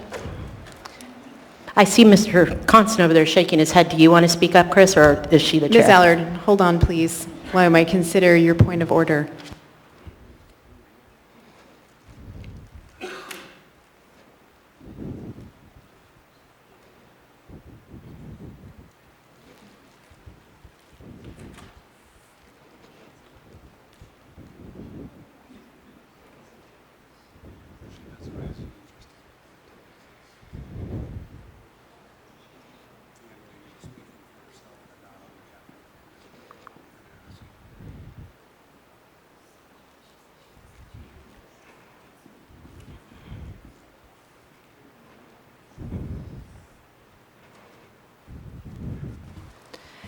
So you may testify as an individual, Ms. Dunphy, for 3 I minutes. testified as an individual during general testimony, and right now I'm testifying as the chair of the Youth Commission.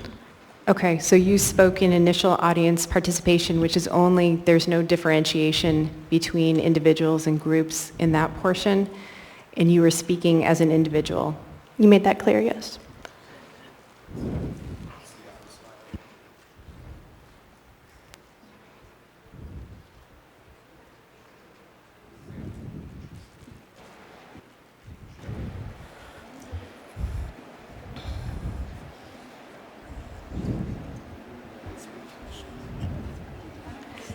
In the initial audience participation, we had you listed as chair of the Youth Advisory Commission, and then during the questioning piece, it appeared that you were speaking on behalf of the Youth Advisory Commission. However, in this case, we'll just go forward.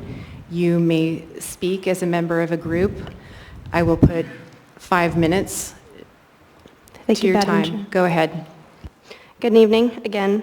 On behalf of the Youth Advisory Commission, I would like to invite the Anchorage Assembly to a joint work session with YAC.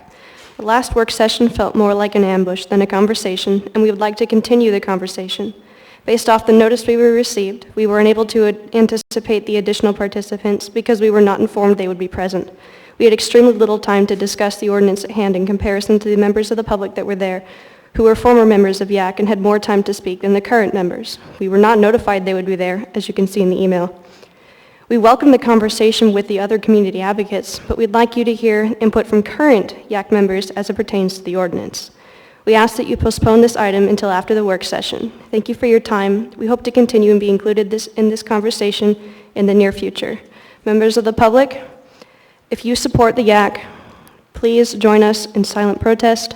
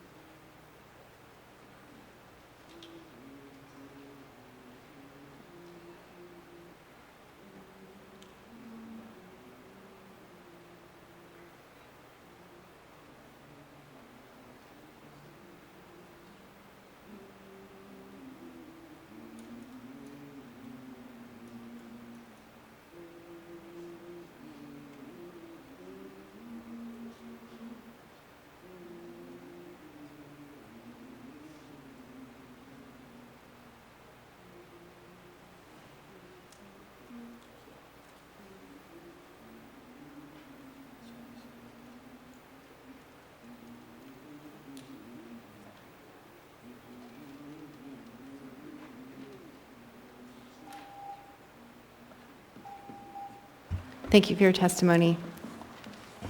Welcome. Please state your name for the record, your community council. Madam Chair, I was I'm sorry. in the queue for a question. Thank you, Mr. Dunbar. Actually, if y'all would come back, I've got two members in the queue for you. First, Ms. Allard with a clarifying question, and then Mr. Dunbar with a clarifying question. I apologize. Yeah, actually I do. Thank you. Did both you, I was on the phone, did both you young ladies attend the work session because you had mentioned work session? Yes, ma'am. When you were in that work session, how did it make you feel? And where do you, were you able to speak up as much as you had liked? That's two questions for each of you, please. Actually, there's just one testifier. Go ahead, Ms. Dunphy. I felt ambushed and attacked and hated. Thoroughly hated. Thank you, Madam Chair. Thank you. Thank you, Ms. Allard. Mr. Dunbar? Thank you, Madam Chair. I just, Ms. Dunphy, the clarifying question, because I think I misunderstood something, or there was a disagreement between me and Ms. Zolotel. So when you were collecting applications over the last several weeks, was that for the youth representative position or for the YAC itself? Because my understanding was it was for the YAC itself, but perhaps I was mistaken. We are currently accepting applications for both the youth representative and YAC seats. Okay. And so the sort of process leading up to last Wednesday, was that primarily about the YAC or the youth representative, and how do young people sort of differentiate between the two when they send you when they apply? What's the process for applying for the two things? I'd be more than happy to discuss with you, but for the sake of time, I think we should let other people testify. Okay, that's great. Thank you. No, but I hope folks continue to apply for the YSC. Thank you, Ms. Dunphy. Thank you for your testimony. Welcome. Please state your name. Madam Chair, I just had one last question for Ms. Dunphy. Okay, you can be in the queue again with a second question. Go ahead. Well, it's really not. It's a comment. I wanted to apologize for what happened to you on Friday. No adult should be teaching or treating children like that. Thank you for being up here tonight. Thank you for your testimony. Welcome. Please come forward, state your name for the record, your community council, or the area of the community in which you live. Irene Queetnow, District 3, not being represented by my representatives.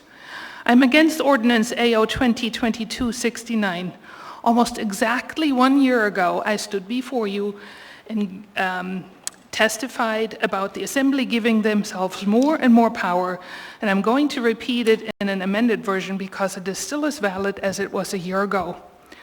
An unknown author said, "Be careful who you let on your ship, because some people will sink the whole ship just because they can't be the captain." I thought that characterized now 8 of the Assembly members pretty accurately, except that you're not trying to sink the ship, you're leading a mutiny.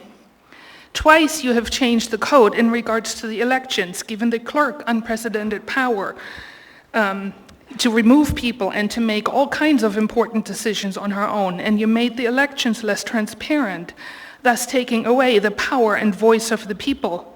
You have given the chair unprecedented power to remove people and cut people off and have them arrested for clapping, thus taking away the power and the voice of the people. You have an AO on the books to give yourself the power to remove the mayor, even though he was duly elected, thus taking away the power and the voice of the people. And now today you are voting on this ordinance before us to give yourself the power to solely decide who the youth representative is. Again, giving yourself the power and taking away the power and the voice of the youth.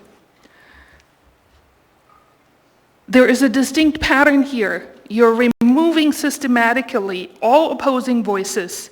If you do not like what we peasants have to say, what the mayor has to say, what another assembly member has to say, for that matter, and now what the youth has to say, you make an AO to give yourself the power to silence them, because your arguments have not been able to convince anybody in the groups of people that I mentioned to agree with you. So shutting us up forcefully is your only way that you have left. Let me read the definition of a dictator again. One holding complete autocratic control, a person with unlimited governmental power, one ruling in an absolute and often oppressive way. That is you, and you're displaying it for everyone to see. And if anybody still thinks this has nothing to do with silencing the opposition, then they are consciously choosing to ignore the obvious. Thank you. Thank you for your testimony. Ms. Allard has a question for you. Irene, why do you think that the adults in this room don't know better than the individuals, the young children on the assembly? That's not a clarifying question. Or do you? Can you repeat the question? Yeah, why do you said you're against this. Why do you think as adults we don't know better than them, than the youth? They're youth representatives. They're representing their own people. Thank you. Thank you for your testimony. Welcome. Please state your name for the record, your community council, or the area of the community in which you live. Dustin Darden. So, I've seen many bodies of assemblies come and go through the chairs you're sitting on right now. And most of the time, the minds are made up before the public testimony. But there may be a rare occasion where you may change your mind. Reminds me of a story. I was on a construction job doing renovations. The guy working with him, didn't get along with him. Kind of rough. Didn't really like talking to me, didn't really like talking to him. We didn't get along. I feel like that's kind of like us sometimes. But I feel like we're breaking ground. I feel like today was one of the best assembly meetings I've ever attended. Lighthearted. We're looking each other in the eyes like men and women. I'm feeling the love. And I believe there's hope for some minds to be changed today, for these youth to be able to elect the person they want to represent them. So long story short, me and that guy, we wind up going down to Las Vegas to assist in the Royal Saudi Arabian Air Force, transporting them from Las Vegas to Nellis Air Force Base for red flag exercises. We get out of the bus, and there's a guy, looks like he's strung out on crack, starts coming down the road. And it wasn't until that time that I really got along with this guy, because he was a little bit ahead of me going up to the McDonald's. Mr. Darden, please speak to the item before us. I go up to that guy like I'm going up to you right now, or you might be coming up to me one day. When things get bad, you might be surprised. There might be something coming up behind us, something really bad. And you might find that we have a lot more in common than we have in difference. When it all comes down to it, these youth, they figured out who they want to elect. And these kids literally are brave. A couple weeks ago, I come over here, what happened? I was grabbed, assaulted, touched by another man's member, cuffed, put in the back of a car for expression of my First Amendment constitutional rights. That could happen to anybody. We got to stand up for each other and stop doing that. But when these youth have the courage to come forward and serve, that girl who sat over there, she was doing a mighty fine job. She was sharp as a whip. And you were hating on her. And that ain't right. Don't hate on these kids. Thank you for your testimony. Welcome. Please state your name for the record, your community council, or the area of the community in which you live. I'm Peggy, and I'm in South Anchorage. You, Ms. LaFrance, are my rep, as well as Mr. Salt. And I'm against this. And I was listening to the work session on the 17th, and I did send an email, and nobody responded to me. No one had the courtesy to respond to me that was present at that meeting, so I'll just read it quickly. I was trying to listen to the work session today and found it so difficult to hear that I need to be sure you know about this issue, as it has happened in other work sessions that I've listened to.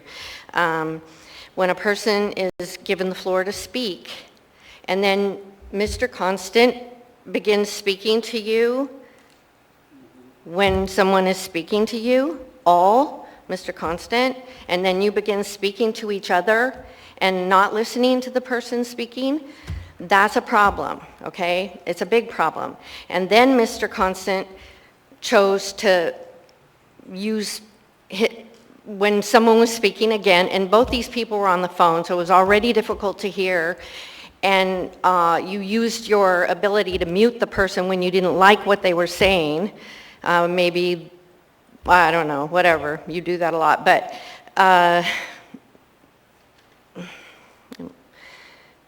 anyway, Mr. Constant was rustling papers right by the mic. I mean, you can mute your mics. I know you can do this. So when someone has the floor, it's common courtesy to give your attention to them, even if you don't like what they're saying. And just because you guys have a majority on this assembly does not give you the right to ignore the people that are paying you to do this job. I was talking to the deputy clerk, and she gave me her card, and she was very helpful to me. And it says, the municipal clerk's office is dedicated to excellence by courteously, accurately, and timely performing our duties to inform and serve our community and government officials to maximize public participation in local government. I do not see how speaking to one another when someone's talking to you or looking at your phone or getting yourselves distracted is helpful to this process, and it's very disrespectful to the body or to the public. And let's see. And also, I know you talked about review, you know, it's all great. You need to review this whole platform, this whole AO now that, because it's been in place 5 years. Well, you've had 3 reps in 5 years. The first 2, apparently you didn't have a problem with. Then there were no reps for a while. Thank you for your testimony. And then you have a problem. Ms. Allard has a clarifying question for you, ma'am. Ms. Allard? Peggy, I'm going to ask a personal question. Do you have children yourself? Yes. And how old are they, please? Well, they're adults. Okay. So 30s down to 20s. If they were youth today, would you ask them to come on to the Youth Advisory Commission if this was what they were going to have to go against? No.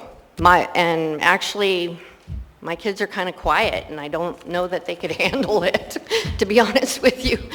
I'm trying to deal with adults like this, so it would be pretty difficult. Thank you. Yeah. Thank you for your testimony. Welcome. Please state your name for the record, your community council, or the area of the community in which you live. Hi, my name is Tammy, and I'd just like to say that I'm against this ordinance.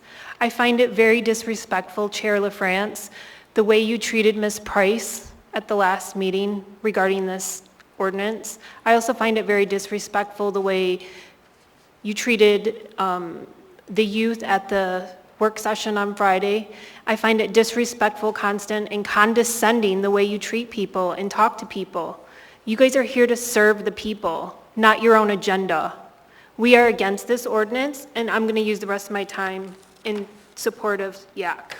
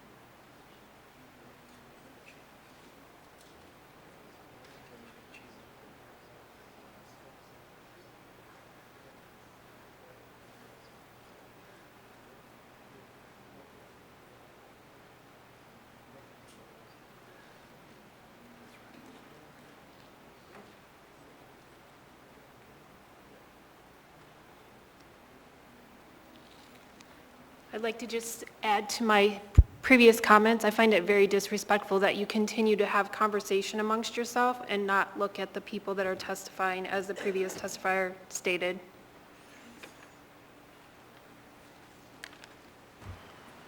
Thank you for your testimony. Welcome. Please state your name for the record, your community council, or the area of the muni in which you live. My name is Damian Turchetto. I recently moved, so I do not know yet who my representatives are, but I still live in Anchorage. Both of my children came up through the Anchorage School District from kindergarten through high school at Cassoon Elementary, Hanshu Junior High School, and finally at Service High School. Thankfully, they have both graduated and gone on to college. This ordinance 2022-69 reeks of hypocrisy. The attempt to control the youth representative seat is just another example of this assembly attempting to remove power from the executive branch and anyone else that dares to have an opinion that differs from yours. This body has been altering the chamber rules, municipal charter, the state constitution, as well as the Constitution of the United States at a whim for a number of years now. How can you possibly sit here with a straight face and not see that? I've said it before and I have no choice but to say it again. Who do you people think you are? Mayor Bronson, keep up the good fight. Thank you for your time. Thank you for your testimony. Welcome. Please state your name for the record, your community council, or the area of the muni in which you live. I'm Mike Kennard. I live in Airport Heights, and I'm opposed to this ordinance as well. You need to remember that these youths will one day be sitting in those seats, and you need to respect them. They have a brain, they have a mouth, they can think and say what they will. And this is just more of your BS trying to take control of our city, like you're doing with trying to throw the mayor out of office, all that. I support the mayor, I support the youth. I don't support you. Thank you for your testimony. Welcome. Please state your name for the record, your community council, or the area of the muni in which you live. Sherry South. I have been to a lot of assembly meetings, and I remember one meeting in particular. It was kids' night, and this was about a year and a half ago, and they brought in pizzas, and there were children that were at this podium. And the house was packed, and the whole assembly was singing the Star-Spangled Banner. I was moved to tears. And the children that brought testimony before this body, there was so much intellect and so much insight and so much wisdom from those children. And yet, you're censoring them, you're telling them they have no value, they have no worth, that they have no voice. I applaud and I celebrate that these children have the guts to come and subject themselves to this. And I think that I would like this body to answer, why are we not celebrating the contribution of our youth, which is great. Why are you so afraid to hear what we have to say? How can you sit here and do nothing but these tyrannical measures that silence the most important voice we have, our future, that could completely shape and change the direction of what is happening in this city, to restore confidence? We're in this together, like it or not. We can either keep fighting with each other, or we can come together, we can listen to each other, we can start caring about each other, we can start showing respect to each other. If anybody in this body says something that you guys don't like, it's, oh, security, take them out. How can we get security to take you out? Because you're not showing us any respect. We don't like what you're saying. We don't like what you're doing because you're ruining the whole system, our whole process of making things work and working together and doing things with wisdom and things that make sense.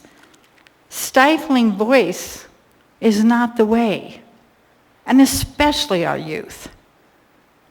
What are you guys doing? Don't you have children too? Or some kids that you care about?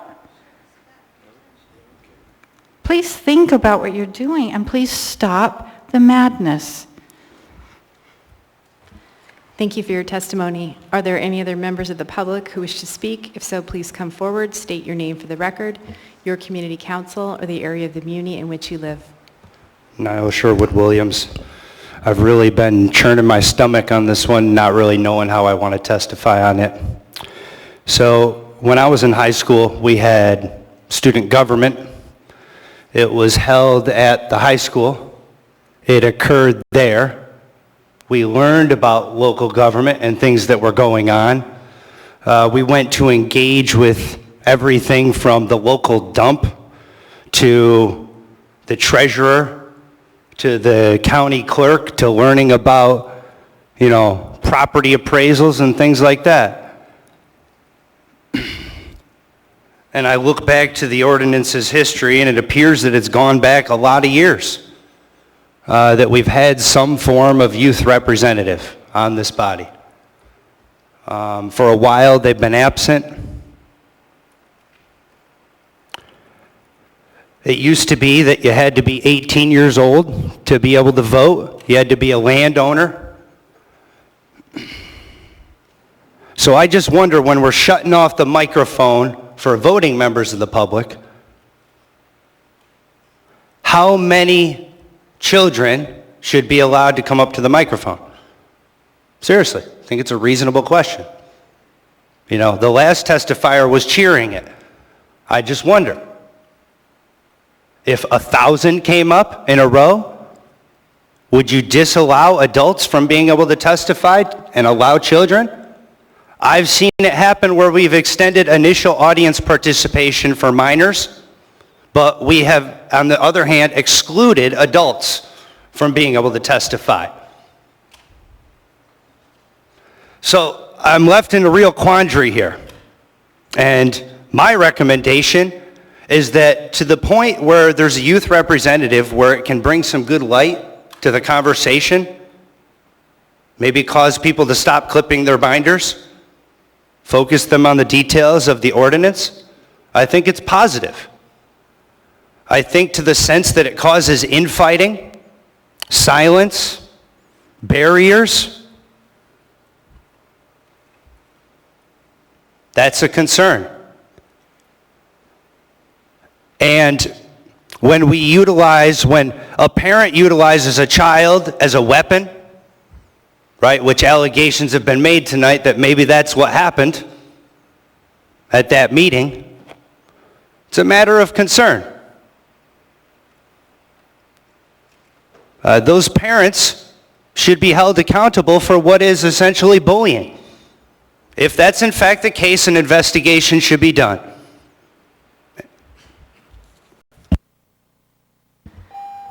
Thank you for your testimony. Are there any other members of the public who wish to speak?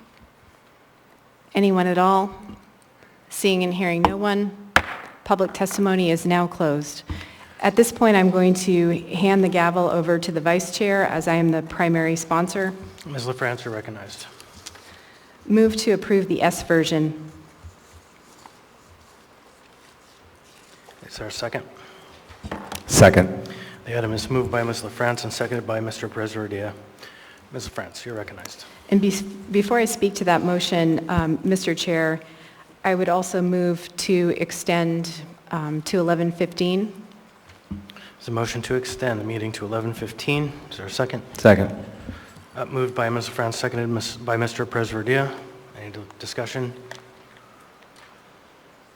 Okay, members may proceed to vote. First, I'll ask unanimous consent. Any objection? Hearing seeing none, motion carries. We're extended to 11:15. Ms. LaFrance. Thank you, Mr. Chair. So first, to speak to the overarching reason for bringing this code change forward, it is to help ensure meaningful and inclusive youth engagement and local government and to strengthen youth voices in our community. This is a side conversation that has been ongoing. This came up at a joint meeting last year with the school board where some of us expressed a desire for a broader process, and we talked about collaborating with the ASD on outreach. But this code change addresses shortcomings in the original ordinance 2017-51S, and I'll go through the S version here. The original code was implemented September 12, 2017. And those of you who are familiar with the legislative process know that it's fairly common for this body to come back to ordinances and fine-tune code after it's been in effect for a while. So it's been 5 years, and the Assembly, as noted, has confirmed 3 youth members to date. Why not make it work better now? Why not seek to strengthen the overall process? Why wait? Besides the shortcomings in the code, it's also become clear to me that the Assembly did not provide the necessary funding and programmatic structure to support a robust youth engagement and civic engagement program as recommended by the Anchorage Youth Development Coalition at the time the Assembly passed the ordinance. That's a bigger project than the proposed code change that's before the body today, and as I mentioned in Friday's work session, I do plan to bring a resolution forward that will seek to create a task force of some of those original community stakeholders, such as individuals from the Anchorage Youth Development Coalition, the Youth Advisory Commission, Anchorage School District, the University of Alaska Anchorage, the Anchorage Youth Court, the Assembly, Mayor's Office, past and or present members of the MOA Youth Advisory Commission, as I mentioned, and former Assembly youth representatives to make those recommendations to the Assembly. So what does the S version do? It relocates the section of code to Title II Legislative Branch. For reasons not clear to me, we put this code under Title IV Boards and Commissions, which is in the executive's purview. If you look at the original ordinance, 2017-51S, it's stated in the first whereas that part of the purpose was to actively participate in the legislative branch of municipal government. The youth member is a youth assembly member and not necessarily a youth advisory commission. The Youth Advisory Commission is not synonymous with the youth assembly member, nor the youth of Anchorage, the entire youth. And the Youth Advisory Commission, as a commission under Title IV, again, falls under the mayor's purview and is staffed, or not staffed, but filled by the mayor. Commissioners are appointed by the mayor. And when the Assembly created the youth member position, there were conversations about ensuring that nominations would be considered from a very broad pool of applicants. I would also note that the original ordinance makes clear that creating a youth representative is intended to enable youth to actively participate, again, in the legislative branch of municipal government, and it is for youth education and civics, engagement, and to provide a youth perspective to the Assembly. Relocating the position to the legislative branch also protects the youth member position. In 2012, Mayor Sullivan disbanded the Youth Advisory Commission. As the code is written now, if a mayor was to disband the commission, the youth member would automatically be eliminated. This version broadens the pool of potential participants by creating a shared nomination process. And that you can just look on page 2. I will speak to these changes. Again, this is a shared nomination process between the two branches of government because members of the Youth Advisory Commission are appointed by the mayor and shall nominate youth members. The Assembly would also be able to seek nominations.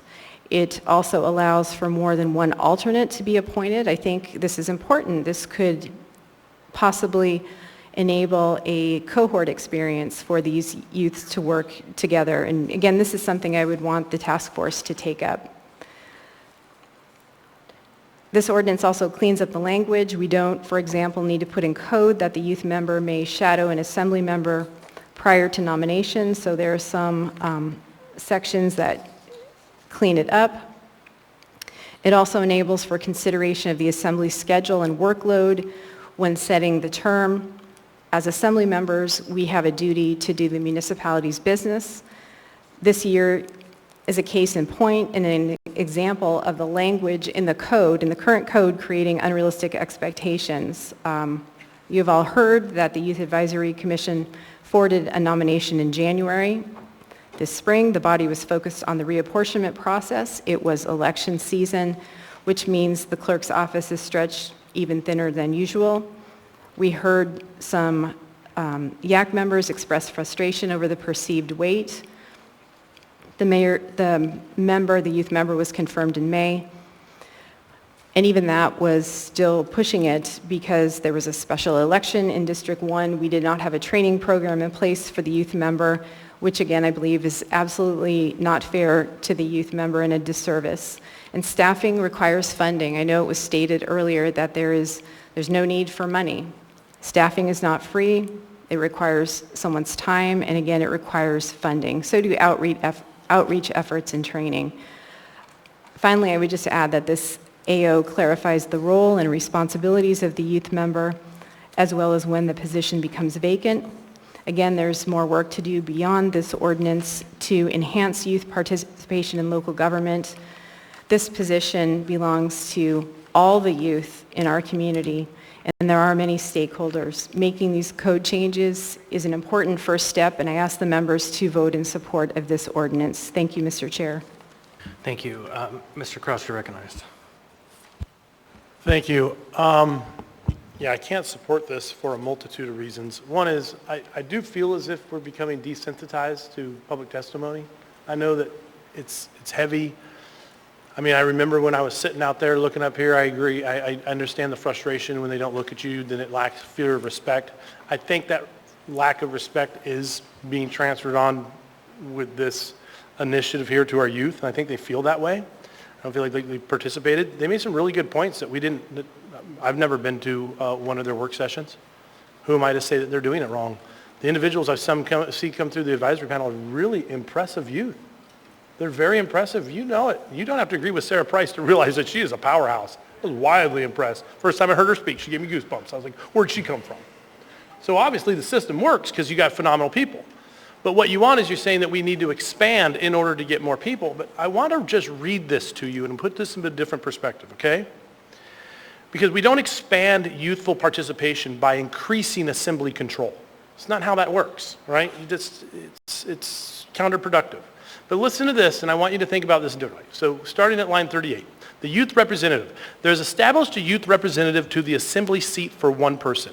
The assembly may seek nominations for the position from the residents in the municipality who will be at least 16, if not more than 19 years of age at the time of appointment. So the assembly may bring forth people, right? The Youth Advisory Commission may nominate individual youths for the appointment as the youth representative as an alternate. Applicants for the position may shadow a current assemblyman or prior. So then the Youth Advisory Commission can advise someone, but the Assembly could also bring forth somebody if they feel as if whoever the Youth Advisory is not enough individuals. Quick point of order for you, Mr. Cross. Yeah, there's an S version. Oh, I'm reading right up from my screen. Oh, sorry, I apologize. Here's the essential, thank you. Here's what it comes down to. If it didn't say Youth Advisory Commission, but it said, and me as part Native American Advisory Commission, or any other individual minority group of our community, if they had a commission and we as Assembly said, we don't think that you're doing good enough getting people to participate, so we're going to go pull our own people. And I think that's what the youth feels. I think what they're looking at is they feel the same way as if we were to marginalize another demographic of our society and say, I know you're trying hard and it looks really cute, but we don't like who you brought forth, or we don't think that you're getting enough people, so sit down while we take the reins and help out. And I don't think that's right. I think there's a better way to do that. I would really go into another work session or try to work it out. But I can totally understand that we're coming from a point of trying to help, but it really looks like we're just kind of being jerks. So I appreciate it. Thank you. Ms. Aug, you're recognized. Thank you. I'm a little bit bewildered by this as well, because as I sit there and I listen to the youth come and speak to us, I also see the diversity on the commission. And according to the Alaska Human Rights Commission, y'all actually check all the boxes for protected classes on your commission. So there is a large amount of diversity. And if this body looked at themselves, there should be members up here that, I don't know, resign. Because the public would look at us and say, you're not diverse enough. I don't see an African American sitting up here. I don't see an Asian individual sitting up here either. So we're really not diverse. So if we're going to hound you guys for not having diversity, then maybe we should follow that too. And we should pleasantly resign and allow the seats to be taken by those individuals that are BIPOC, men and women of color. My other thing that I would like to say is that I can only speak for myself. I would never dream of speaking to motive for the other assembly members. So I would say that in my personal opinion, I would never bring anything forward that I would want to purposely silence you because you don't agree with my agenda. I would never, ever do that. So what I wanted to follow and finish this with is a letter that we received from the Anchorage School District Superintendent, Dr. Bishop. And it is something that we received today. She literally wrote it on her phone because she felt this was so important that the youth are recognized as individuals in our future leaders. And this is what she sent us, and this is what she wrote. Dear Chair LaFrance, a young leader by the name of Rebecca Dumpy contacted me regarding your upcoming vote to create an ordinance to select your youth representative to the Assembly. She shared that you are modeling your youth voice after the ASD student member, which is a good thing. Her concern was around your direct selection rather than your allowance of the Youth Commission to choose who represents them. Please know ASD does not interfere with student elections of its representative to the school board. While the ASD board does appoint a student member, this member is selected from his or her peers in our student government organization, the Student Advisory Board. I have included our policy language regarding this. I have met your outgoing student member, and she has spoken at a joint meeting recently. She's a strong leader. She has advocated as ASD board meetings for many years. Sarah Price is smart and engaging. She also has expressed many differences of opinions from me. I expect this conflict, as while we are both leaders, we sit in different places. Hence, our stand on the issues is different and complex. I value her leadership. While not agreeing on all her assertions, she is by far one of the most researched and articulate 18-year-olds I have known, with an exclamation mark. The fear from our city's youth is that you are taking away their voice or controlling who speaks because you do not agree. I would caution this move. We often ask why our kids don't speak up. Perhaps it's because adults are not listening when they do. From a person who received criticism from Sarah and other youth during their trying times of the pandemic, it was their voice that mattered most. It counted always. ASD does not limit comment nor supersede our student voice. It is raw and pointedly their truth. I encourage you to allow the Anchorage Youth Advisory Commission to select their representation from their organization without interference. Let's serve them. Signed, Dina Bishop, Superintendent. What I want to say to this is that a lot of us disagreed with Ms. Bishop, but she listened, and she really took into account what everybody said. So I would encourage, if we are going to follow what the ASD, and let me remind you, Ms. Bishop is the superintendent to the 97th, ranked 97th largest school district in the nation. In the nation. So I would encourage this body to postpone this indefinitely. Let our youth speak. They have done nothing. In fact, I don't ever recall the chair coming to me, to the commission, to the municipality, to Mr. Wilbanks, to the mayor to say, hey, I got a question. Are they doing okay? They didn't do that. We received an email that lit everything up. In the last year and a half, we didn't have a youth sitting here. It is our time, and this is our opportunity to make things right. To postpone this indefinitely and move on with our lives is the right thing to do. But I don't know if my fellow assembly members have that courage. Thank you. Mr. Presverdia, you're recognized. Thank you, Mr. Chair. Boy, this is really hard for me. So I'm a father. I have 2 girls, and I have spent most of my professional career working with and running organizations that serve youth, all through Alaska and outside of Alaska. And I'll speak to the specific item, but the thing that concerns me most is that adults are using children to further a political agenda. That's what's going on here.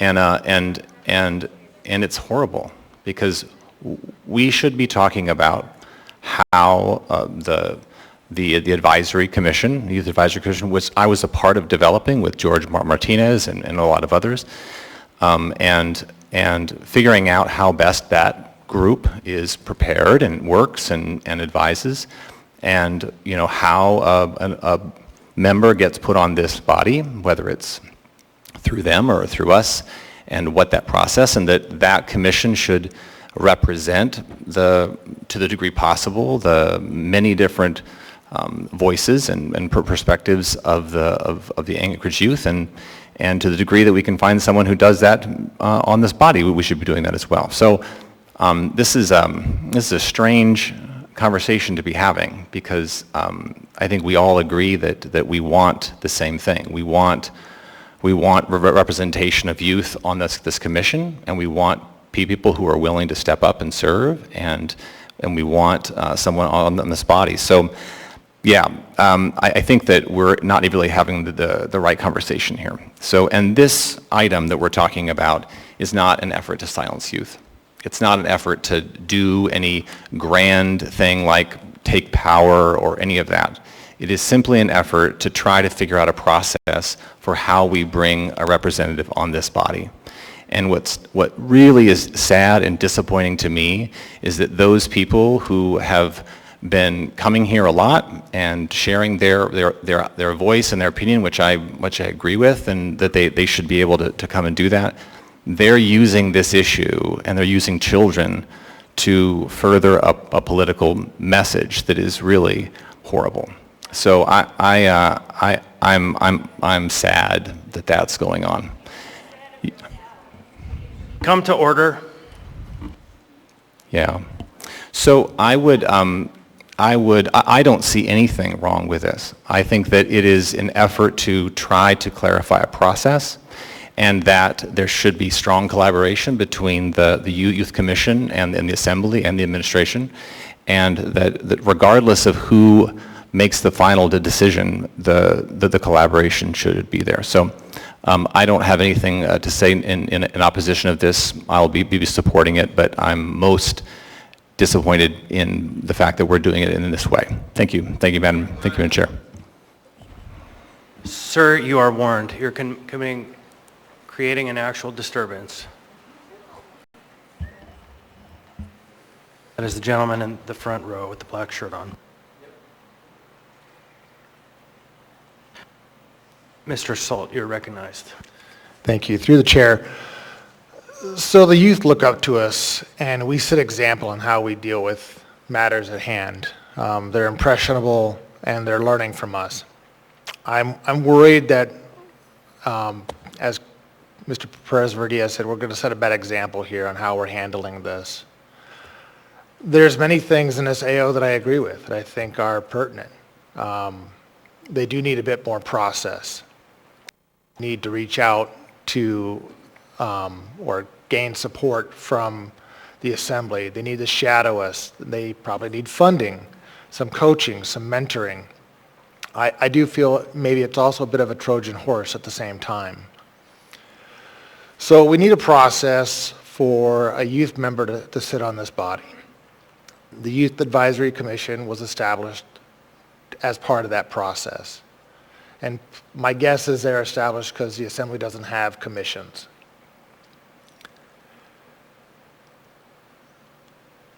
Now with that process, they've tried to reach out to and solicit members.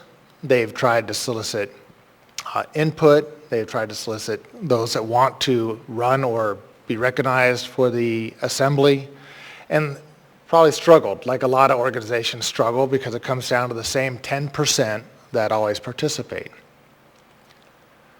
So we've also struggled as well as an Assembly. I mean, only 30% of the voters in Anchorage represent us or voted for us. We don't represent Anchorage. At least 60% roughly didn't participate. So they would probably say the same thing about us. Mr. Salt, I hate to interrupt. Yeah. I would entertain a motion to extend another 15 minutes, please, so we can get through. Second. Someone needs to make the motion first. Move to extend for 15, or to 11:30. Thank you. Moved Second. by Ms. LaFrance, seconded by Ms. Allard. Is there any objection to the motion? Hearing, seeing none, that motion is adopted. Mr. Salt, you have the floor again. Okay, thank you through the chair. You know, the logic of this being a 5-year, after 5 years, we want to make a review. We've only had 3 members that over 5 years, that's a pretty poor track record. Wasn't here, I'm not going to say why. I'd like to see a longer track record. We also make the logic that because this is under the legislative branch, that the legislative body should pick the member.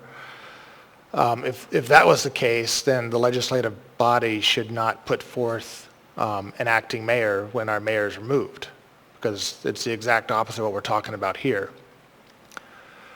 The way I think this should be handled is we've pointed out some deficiencies, some wants. We'd like better representation or better pull from the youth, but we definitely, I think, want the youth to pick their member. So my recommendation would be to, just like we return this back to a committee, is return this back to the Youth Advisory Commission and say, hey, fix these things. We still want the youth to select your member, but here's some issues we have with it. They're going to fail. They're going to learn from their failures. They're going to pick representatives we don't agree with. They're going to pick representatives they don't agree with. But that's part of learning. You know, I've said it before, I learn more by failing than I do by succeeding. Again, they're looking to us and how we handle this. And so we need to handle this as adults and not try to, again, they need help, they need our support, but we're also, in a matter of a Trojan horse, trying to change this process and take away that ability for the youth to pick their member to the Assembly. Thank you. Thank you. Mr. Bronson is recognized. Thank you, Mr. Chair. I find myself agreeing with Cameron that this seems to be a political agenda by adults, because the timing of this measure is not lost on anyone here. Last meeting, Sarah Price, as Mr. Cross mentioned, that did a fantastic job, and I think just about everything she said, the majority of the Assembly just didn't like, and that's precisely why we're here at this moment. This is a political agenda to silence a conservative voice, which was, quite loudly, Ms. Price. On a more administrative level, we keep talking about training and how much that costs. Rebecca came up and Dunphy came up and said, we don't need the money, and quite frankly, they're doing quite well without money. And I guess in government, the question I always have is, as the primary steward of the property taxpayers' dollars, why does something always have to cost money when it's already working? And by the way, we say we need this money for training. What is it, training or indoctrination? That's what I'm trying to figure out, because quite frankly, Ms. Price did quite well with any training or any indoctrination, other than maybe for the last 18 years by her parents. So I applaud her. She was quite vocal, and I applaud that as well. But if there's a political agenda here, it's this measure. This is the political agenda. It doesn't mirror the Anchorage School District whatsoever, and the Dean of Bishop testified to just that in the letter that Ms. Allard read. So I'm just trying to find out what you're getting at here, and quite frankly, until I hear otherwise, it sure seems like you just don't like the opportunity for a young, strong, independent woman who happens to be quite conservative speaking against you on the dais. Thank you very much. Mr. Dunbar, you're recognized. Thank you, Madam. Thank you, Mr. Chair. Sorry, force of habit at this point. So, you know, there's a lot to respond to in prior statements. I did want to highlight something Mr. Solt said about the way youth might be disappointed by what happens in this dais or looking up to people on the assembly and say, you know, I have had the opportunity, we all have, to speak with many youth over the last couple of years in many different settings. And I'll say that one thing I hear from youth, as I hear from a lot of people in Anchorage, is how disappointed they are with what has happened in this room in the last 2 years.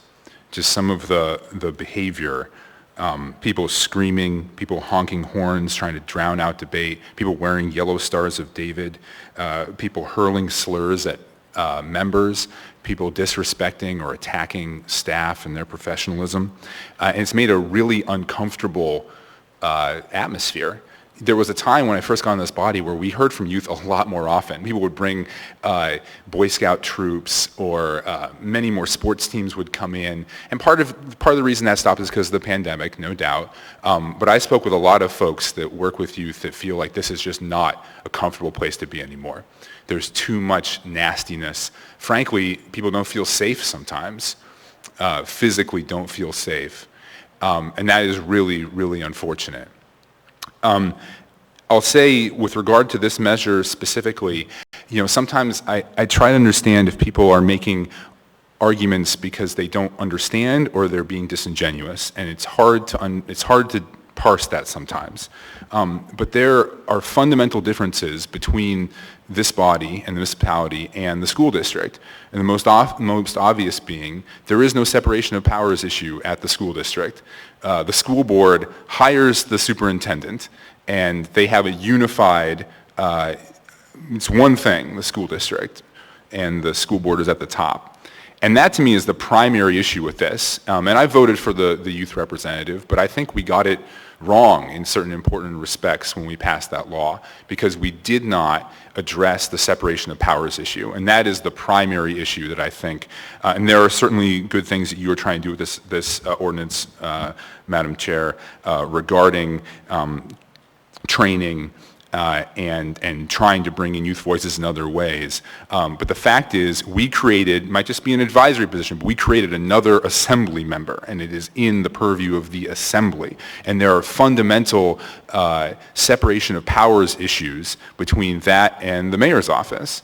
And now, whether or not you believe that this mayor has turned the commission and the representative into part of his political agenda or his policy agenda, whether or not you believe that, it's very clear that the law presents that risk, maybe from the next mayor, if not this one. And so we have to try to address that separation of powers issue. I had floated last meeting, well, okay, what if the assembly played a role in selecting the Youth Advisory Commission, if they are going to have this exclusive right to appoint or to nominate the person for the youth representative? And Mr. Wilbanks, I think, yelled out, well, that's against the charter, you know, and it's clear that the administration is not going to work with us on trying to do that, and maybe legally they can't, I don't know. But if that is the case, and it is irreducible that we cannot play a collaborative role in who gets on the YAC, aside from just rejecting them, then we have a separation of powers issue, including what Ms. LaFrance addresses by moving this from one title to another in this S version. We have a separation of powers issue that I hope this will go a little bit towards alleviating. Thank you, Madam Chair. Thank you, Mr. Chair. It's all right. Next in the queue for our second round, Ms. Allard, you're recognized. Thank you, Mr. Constant. So I'm going to read something that I did receive, and it says, FYI, regarding mayor's efforts with the youth in government, we have the mayor's mentorship program along with government classes for city hall, field trips with private and public schools. So we do have a mentorship program already there. One of the things I would suggest, Mr. Wilbanks, I have a question for you. Did you, by any chance, were you reached out to in regards to this ordinance, and would it have been beneficial if we said, hey, we got some questions for you? Would you have been able to take that AO that we were working on, given it to the youth and say, what do you not and what do you like about this? Because we want to help you. So through the chair, yes, that would have been an opportunity we would have taken. The Youth Advisory Commission was aware of it because it did hit the addendum on the previous agenda's introduction, but the Youth Advisory Commission was not reached out to. I was not reached out to liaison to the Youth Advisory Commission regarding this at any point except for last week. Thank you. And Mr. Mayor, were you reached out to in regards to this? I mean, you do run this commission. I mean, you're overseeing it too. Through the chair, Ms. Allard, no, I was not. Mr. Chair, my last thing would be that, no offense to anybody on this assembly, but I'm a mom, and half the members up here aren't, so, or a dad for that matter. So I don't know if they completely understand what it means to raise leaders. Thank you, Mr. Chair. Mr. Salt for a second round. Thank you. Through the chair. So I guess on the separation of powers component, I could probably even get right with, even if you wanted to grab the Youth Advisory Commission and put it under the Assembly. But what I can't get right with is taking away the ability of the youth to select this member. So that now granted the process might be flawed. Maybe the Youth Advisory Commission members shouldn't be the ones picking one of their own members or picking the representative. But again, that's something we remand back to the commission, and with guidance and coaching, come up with a fair process that allows the youth of Anchorage to pick their member for the board. There's going to have to be a process some way, but I am absolutely dead set against anything that's going to take that power of selection from the people or the youth in this case. Thank you. Mr. Cross, second round. Thank you. Mr. Salt makes some fantastic comments, so I appreciate that, and I echo his sentiment. I guess my question is, if we're really getting down to getting more youth to participate, okay? And this is why we want to give the power of the assembly to go around the youth advisory, find maybe our own individuals from whatever other resources exist, and then also present them before our assembly for a potential youth advisory commission on here. So not just who they bring, but who we bring. Why can't we already just go do that and bring them to the youth advisory commission? And just say, we found these individuals, this is the process, this is the system on which we have. Because it seems to me like, although this legislation may be well-intended, again, there wasn't a whole lot of input from the YAC on this, okay? You can't ignore that that's the case, since it's obvious none of us showed up to even go to their meetings to see where the flaw might be in the process. So I think before we go in there and change the way they elect individuals, we should come from contribution, spend a little bit more time looking at that process. And if we have individuals, there's nothing to stop us now from presenting those people to the Youth Advisory Commission.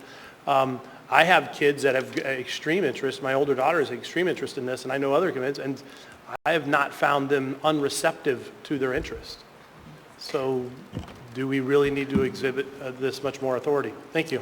Ms. LaFrance. Point of order. Move to extend to 11:45. Moved. Is there a second? Second. I object. We'll take a vote. There's a moved by Ms. LaFrance, seconded by Mr. Dunbar. Objected to by? Sure, you have the floor. I object because we have people who are going back in the queue second and third times. I think we could get to the vote on this expeditiously. Thank you. Mr. Chair. Ms. Allard. Thank you. I'd actually like to, the reason I'm actually in queue for the third time, just to explain as it was brought up. I was in queue before Ms. Allard. Hold on. I am guessing this is a point of order, and it's a question of the motion to continue. Sorry, Mr. President. someone disagrees for extending, and I'd like to make a comment on why I want to extend. Right, go ahead. Can I do that? It's fine. Okay. The reason I have decided to extend and get back in queue is because I would like to eventually motion to refer this to the YAC as a joint assembly, or a joint work session with the Assembly and the YAC. Thank you. The question now before us, shall we extend the meeting to 11:45? Mr. Dunbar was the second, moved by Ms. LaFrance. You seconded the motion to continue, to extend. She asked, sorry.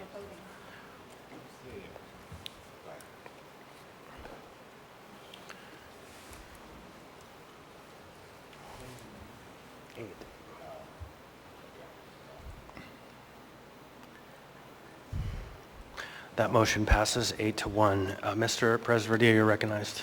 I call the question. Okay, the question has been called. Is there a second? Second. Moved by Mr. Presverdia, seconded by Mr. Peterson. Madam Clerk.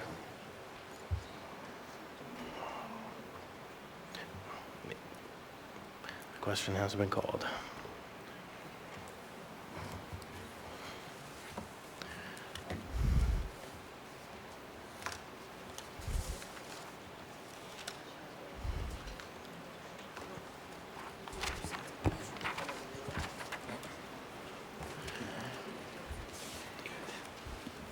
Mr. Chair, point of order.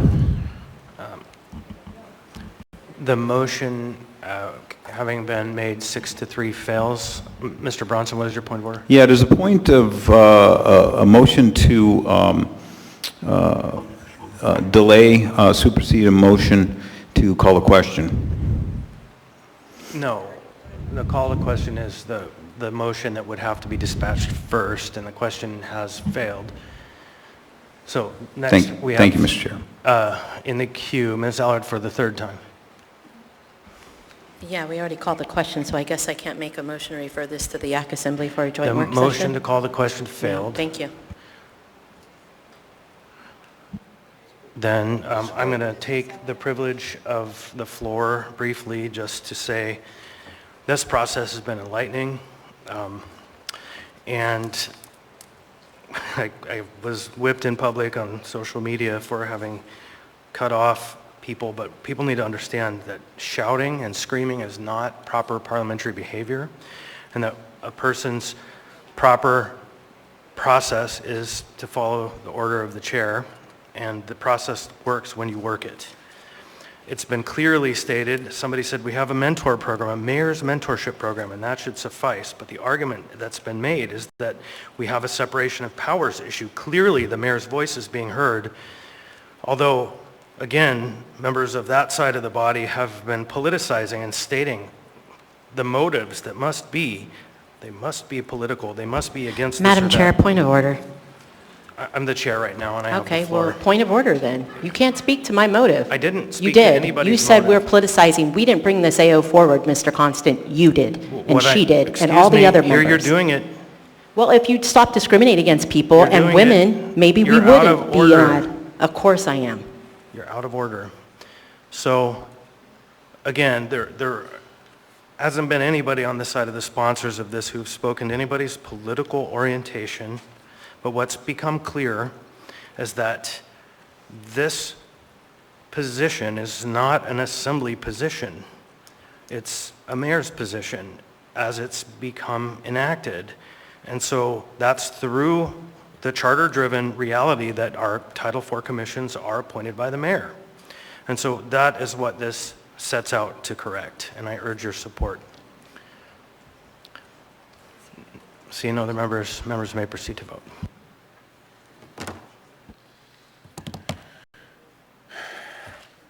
Uh-oh.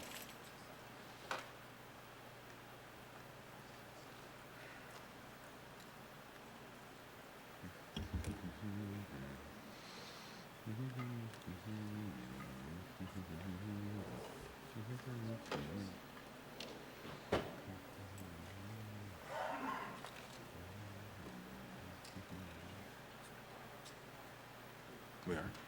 Is she here? Just 1 second, technical issues.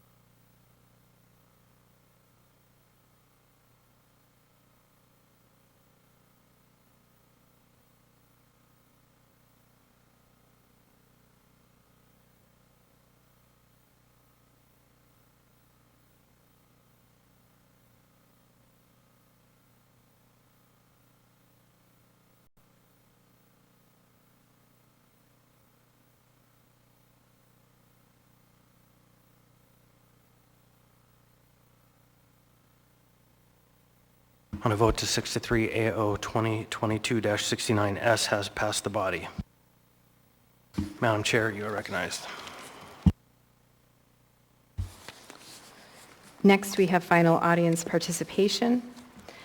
And a reminder, if you already spoke during initial audience participation, you may not speak again.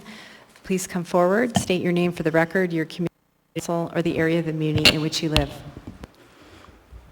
Hi, thank you for this opportunity. My name is Jessica Parks. I live in District 5. I'm the Housing Operations and Development Director at Rural Cap. We are one of the service providers that provide outreach services for the Anchorage area in coordination with our partners at ACH, Choices, Covenant House, and other service providers. With the recent decision to post abatement notices for camps on public lands, we began in earnest to identify shelter beds and places for those individuals to go. Our first reference point was the municipality dashboard on the camp abatement page of the municipality website. This dashboard reflected that the Gospel Rescue Mission, which is an option for sober individuals but not considered low barrier, was not taking referrals. The Brother Francis Shelter was not taking referrals, and the Downtown Hope Center was at capacity, which is a woman-only shelter.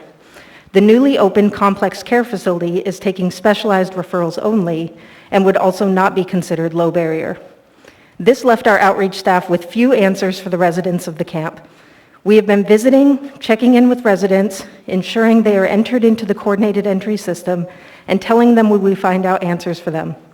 Attempts to ask members of the administration for clarification on where the shelter beds were for us to redirect went unanswered. A statement was made by the municipal spokesperson. Prior to abating any camp, we always assure that we have capacity within low barrier shelters. This was true when the 42 camps were posted on June 14th. If we do not have capacity within low barrier shelters, an abatement will not occur on June 24th. Then we will reevaluate the scheduled abatement. This methodology is unfair to people experiencing homelessness. Residents of these camps often just choose to pack up and relocate to a new camping space, which causes our outreach staff to lose contact with them and the resident to have to start over with their connections to resources. Residents who choose to stay to see if the abatement actually occurs risk losing their belongings if they are not present at the time the abatement team arrives. Many residents of the camp currently posted for abatement on Friday shared that they were aware of the closure of the Sullivan Arena to new intakes, and that at least partly influenced their decision to camp. Posting abatements without clarity on where the available shelter resources are and ensuring that they are adequate to shelter the residents of the camp is cruel. Family homelessness is at a similar crisis. Family shelters and transitional housing facilities are at capacity. At my organization, we receive multiple calls per day from individuals seeking housing or shelter. Hotels, even the unaffordable ones, are almost always booked. Earlier today, a search for a hotel room for tonight, for a 7-night stay, turned up 4 available hotels. The least expensive was over $1,700 for a 1-week stay, and the most expensive was almost $5,000.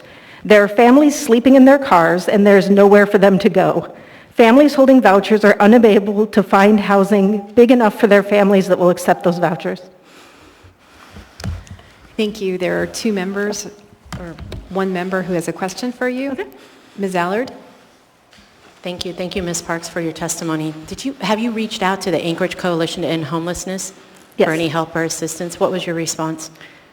I'm a partner of theirs. They are the coordinators of the outreach services, and there is no shelter capacity in this town right now. How many people has the Anchorage Coalition to End Homelessness helped? I would have to look at their dashboard. I don't know that off the top of my 5? head. You mean from the camp? Just recently, let's say in the last 30 days. I wouldn't know that answer. Do you think you could get me that number? Sure. Okay. And also those who have actually applied for help too. That have applied for help? Yeah, or individuals who have come to you guys to say, I need help with being homeless. Okay. I would like to know how many have come to you for help and how many out of that 15 that you actually helped and have seen them move on. Sure. Thank you. Thank you. And Mr. Solt, you have a question?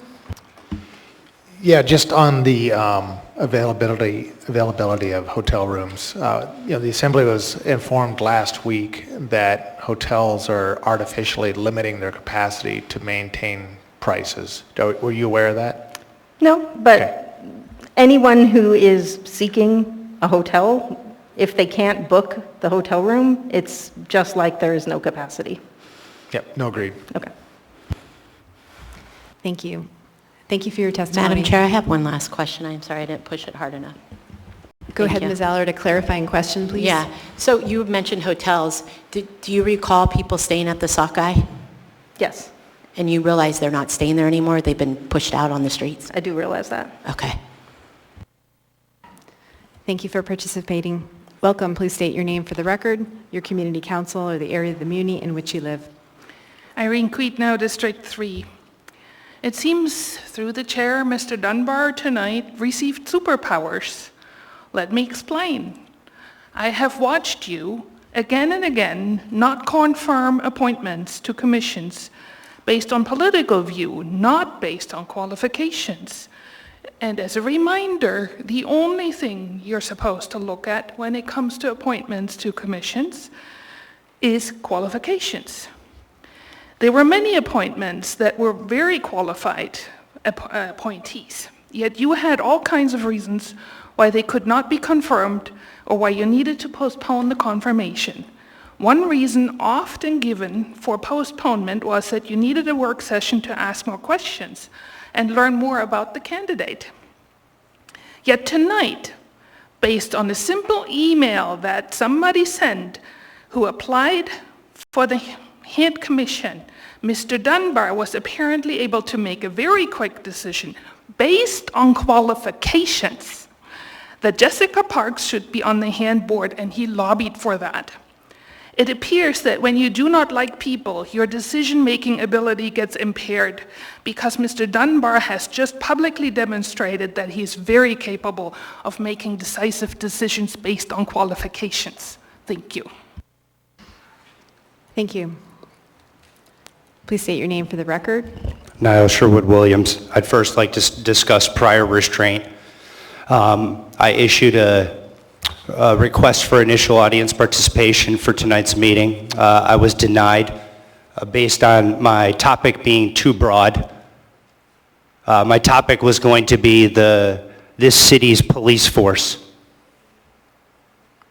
Prior restraint is when you don't agree with someone's ideas and you censor them in advance of their ability to say it. It's a violation of the First Amendment. Next, I'd like to talk about downtown street closures, the using of City Hall for a private business event. This downtown street closures caused emergency personnel to have to respond in ways that are not normal. It was absolutely reckless to have that downtown concert there. And there will be additional complaints filed with the Anchorage Police Department and with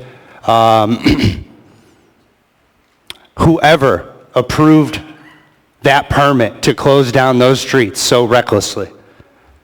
Next, I'd like to speak to, through the chair, Member Constant. Next time when we're going to cite case law to the paper, please cite the actual case law. It was Martin versus City of Boise.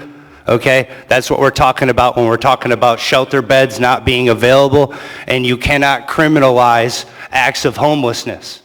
All right, a matter of fact of being a human being in the streets. I'd like to talk about the chop zone. So if there's 150 people that are going to be displaced when the Sullivan Arena closes, you divide that by 12. Dunbar, you get your share. Every one of the members on the body gets their fair share right in the front yard until y'all can provide a solution. Y'all spending time talking about beetle kill, $1,000 a tree. Through the chair to the municipal manager, the solid waste facility that's down by the Seward Highway, you need to take that facility and that needs to be the navigation center. It's perfectly ready to go. It's on point. It's got the facility. Everyone on this body can agree that we need to make that decision and do it fast. That's the closest ready property we have in this city right now. Go drive down there tomorrow, every one of you. Go look at it. Biased policing that's going on in our city. Targeting of homeless people for sitting on benches. It's disgusting.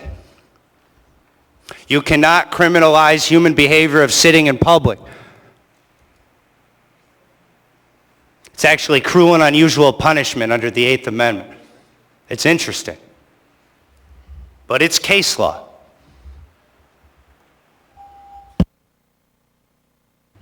Thank you. Welcome. Please state your name for the record, your community council, or the area of the muni in which you live. And if you could go ahead and turn on the microphone there, the button. There you go. My name is Jean, and I live somewhere in Alaska. Kevin and Jamie are my peeps. If the 18th Amendment is important and people have the right to run a business, how much more important is the First Amendment, the right to not be silenced? What defines a tyrant? A tyrant cannot tolerate anyone else's input and reacts in an immature way. Being a tyrant is easy. Tyrants are arrogant. Arrogance breeds ignorance, and ignorance breeds arrogance. Once you become a tyrant, your self-awareness, conscience, and power of reasoning will atrophy and disappear. They won't be necessary because they will only get in the way. Arrogance breeds ignorance, and ignorance breeds arrogance. Tyrants are mindless. They can't see themselves, and they cannot accept the way others see them. They think they are the absolute authority. Arrogance breeds ignorance, and ignorance breeds arrogance. Tyrants pretend that personal attacks are the biggest sin. They cannot tolerate being called out on any of their behavior, right or wrong. They see any disagreement as the most horrible thing ever. They try to make you believe they are the authority on everything and that they are correct. Their rivals are the ones who are biased. Arrogance breeds ignorance, and ignorance breeds arrogance. I would not characterize anyone in this room as anything but a petty tyrant. The definition of petty is marked by a narrow point of view, small-mindedness. It means having little to no importance or significance. Judging from what I observe here, that is accurate. Thank you. Thank you. We have about 4 minutes left. Madam Chair, Welcome. do we Do you want to have a make point of order? Motion to extend till midnight? Second. A motion has been made by Mr. Solt to extend to object. midnight, seconded by Ms. Allard, and we will take a vote.